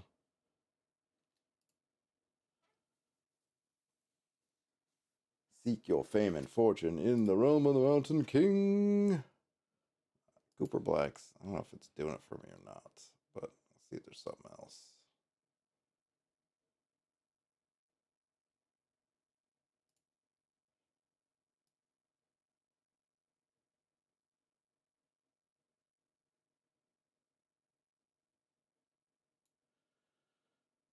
Oh, really good. I would say no. Thank you, Krister, but no. You you flatter me. What it is it'll do for the moment. That'll do, Donkey. That'll do until I can do something better. I should probably move this picture down.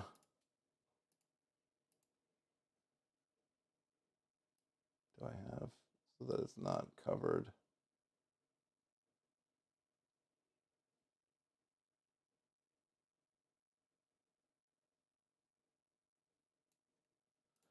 There we go.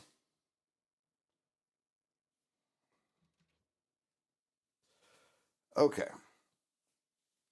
I've got a cover. I've got a half finished. I've got a half finished Aventura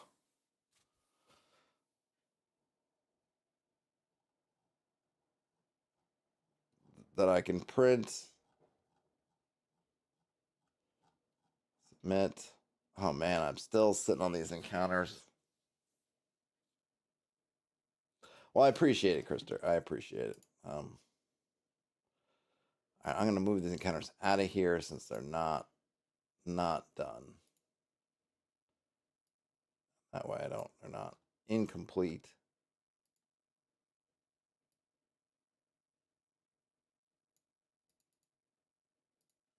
There's some. Why is there another?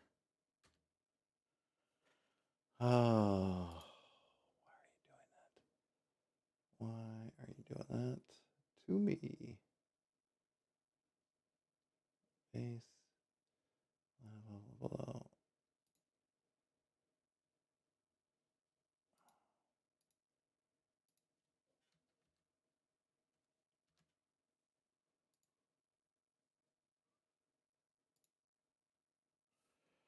That's so weird.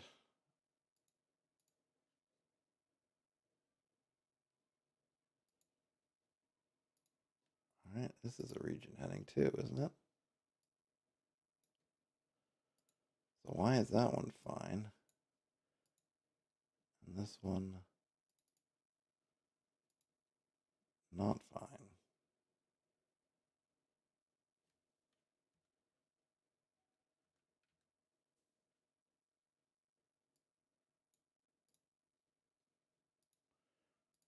All right, there's nothing here.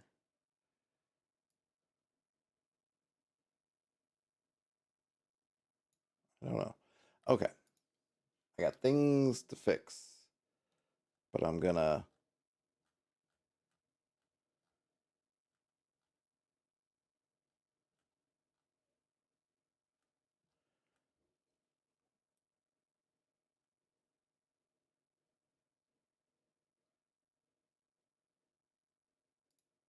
I'm going to yes. All right, let's save file. All right, I'm in there. File, export, PDF.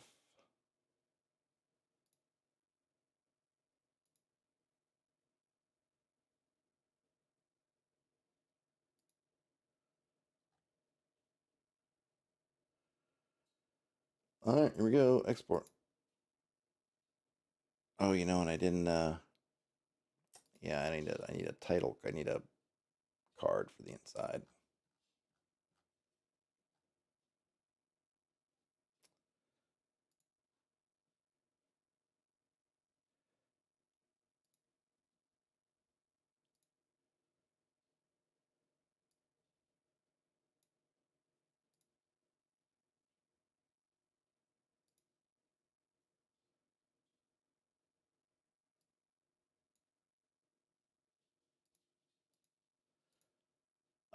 Oh, is that it? Do I have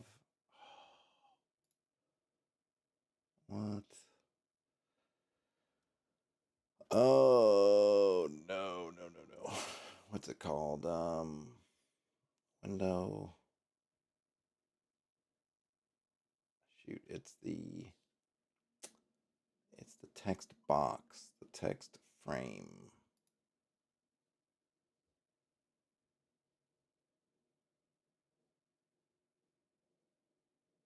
Oh, no, it's not it. That's fine.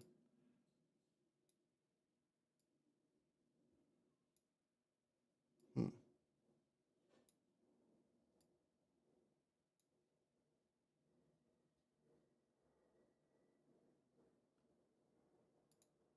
Hi. Running. Realm of the Mountain King. Written by. Written.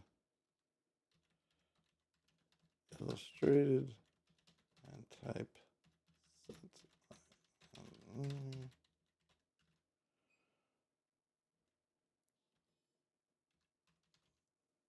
Photos.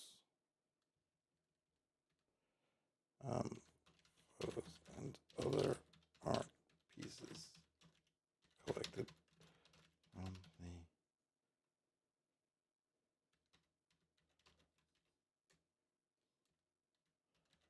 public domain.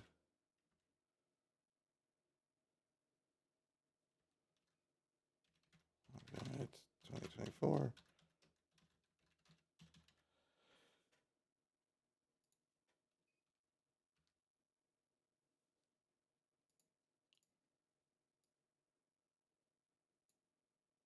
I'm not sure why this is italics.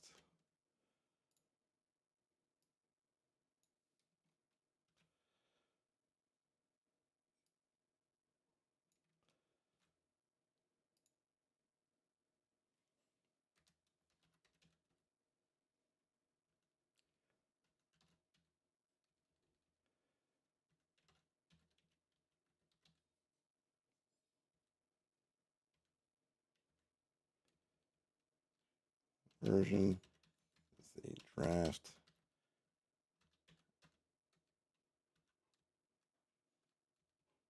This version of the text is a draft Ashcan edition to submit to the Hex Halloween draft going game jam. If you are reading this anytime after November 2024, please check for an updated and finished version of this adventure. Okay.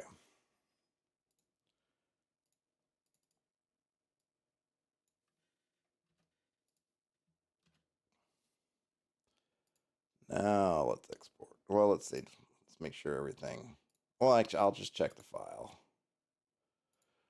The file shall tell me everything I need to know.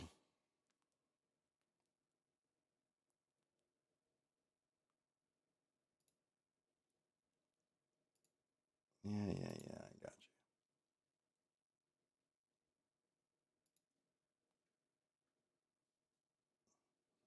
you. Okay.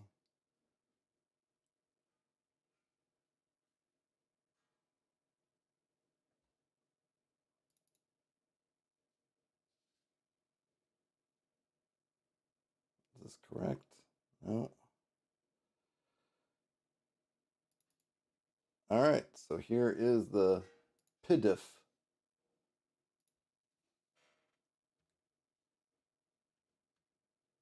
Main room. Green slopes.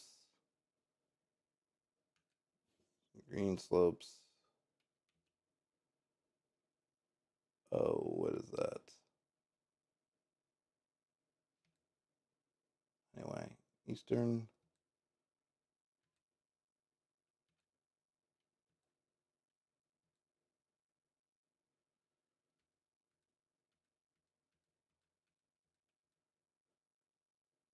All right.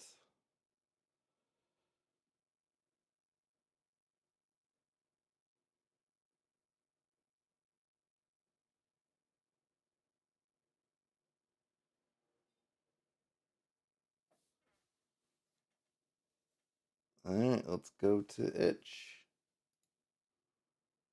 First, I need to go to my project.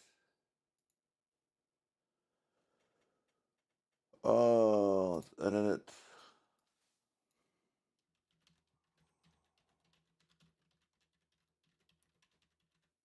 King.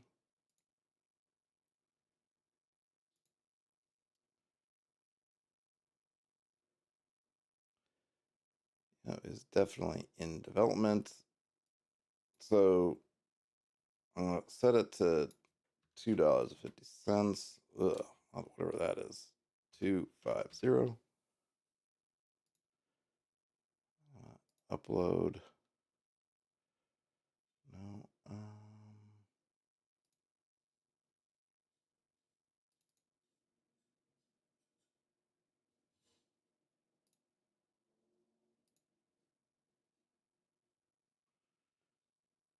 Now let me do this.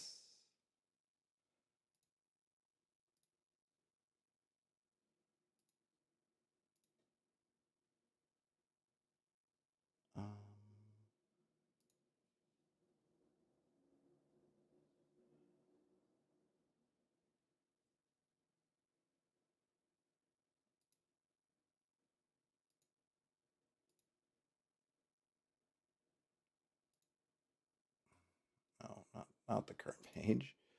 All right, let's go here. And we can file, export the current page to a JPEG. Fine. Cover. Come here, right? Add a screenshot. How big are screenshots supposed to be? I need to squoosh down.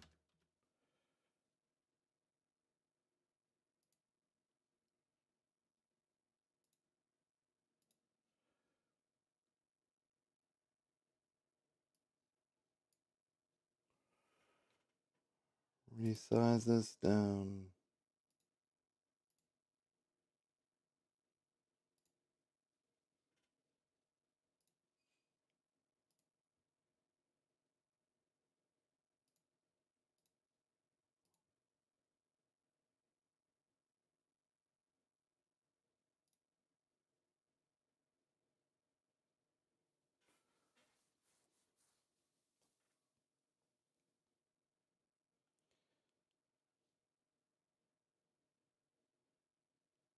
Okay, details.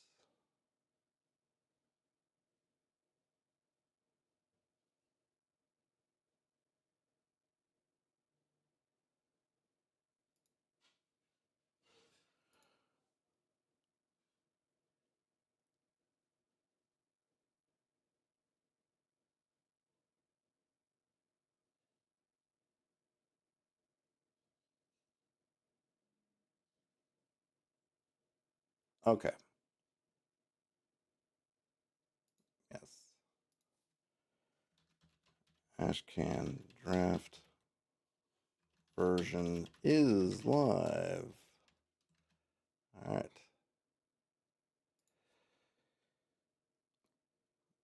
Okay. This is an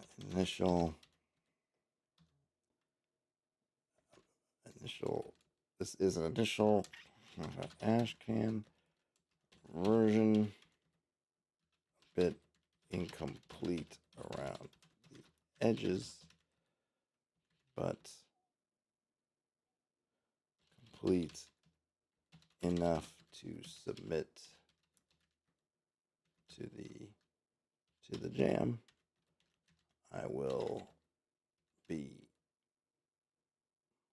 finishing and polishing up this soon and adding more to it down the line. The current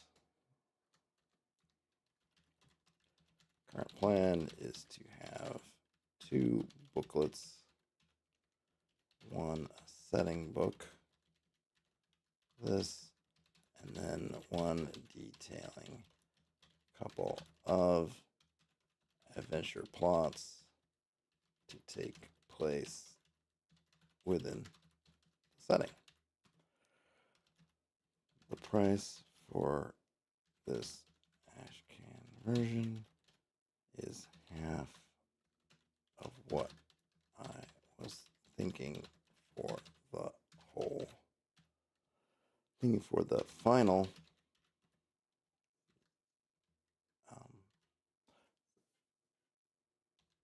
If you want to get the final, purchasing this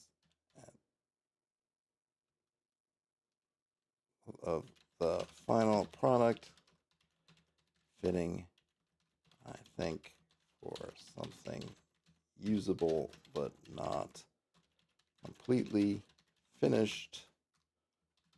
Game on. Game on. Let it. All right. Yeah, I don't think I have anything. Let's see what it. Please select one of these options. Oh, major update or launch. Yes.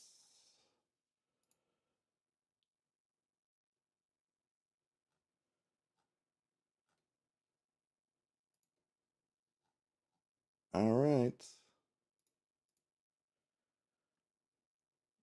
All right. And now, game jams.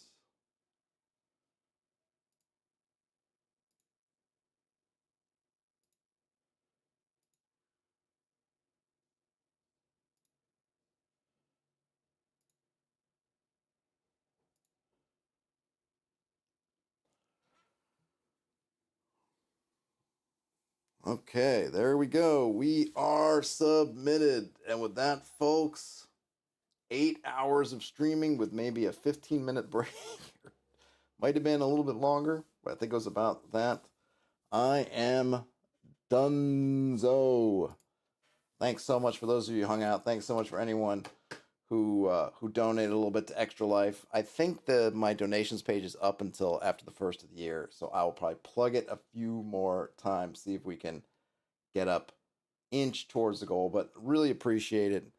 Um, I'm exhausted. I'm gonna go get something to eat, hang out with the fam, find out what's what, and I will talk to you soon. So enjoy the rest of your day, night, whenever you end up watching or listening to this, everybody. Game on. Talk to you later.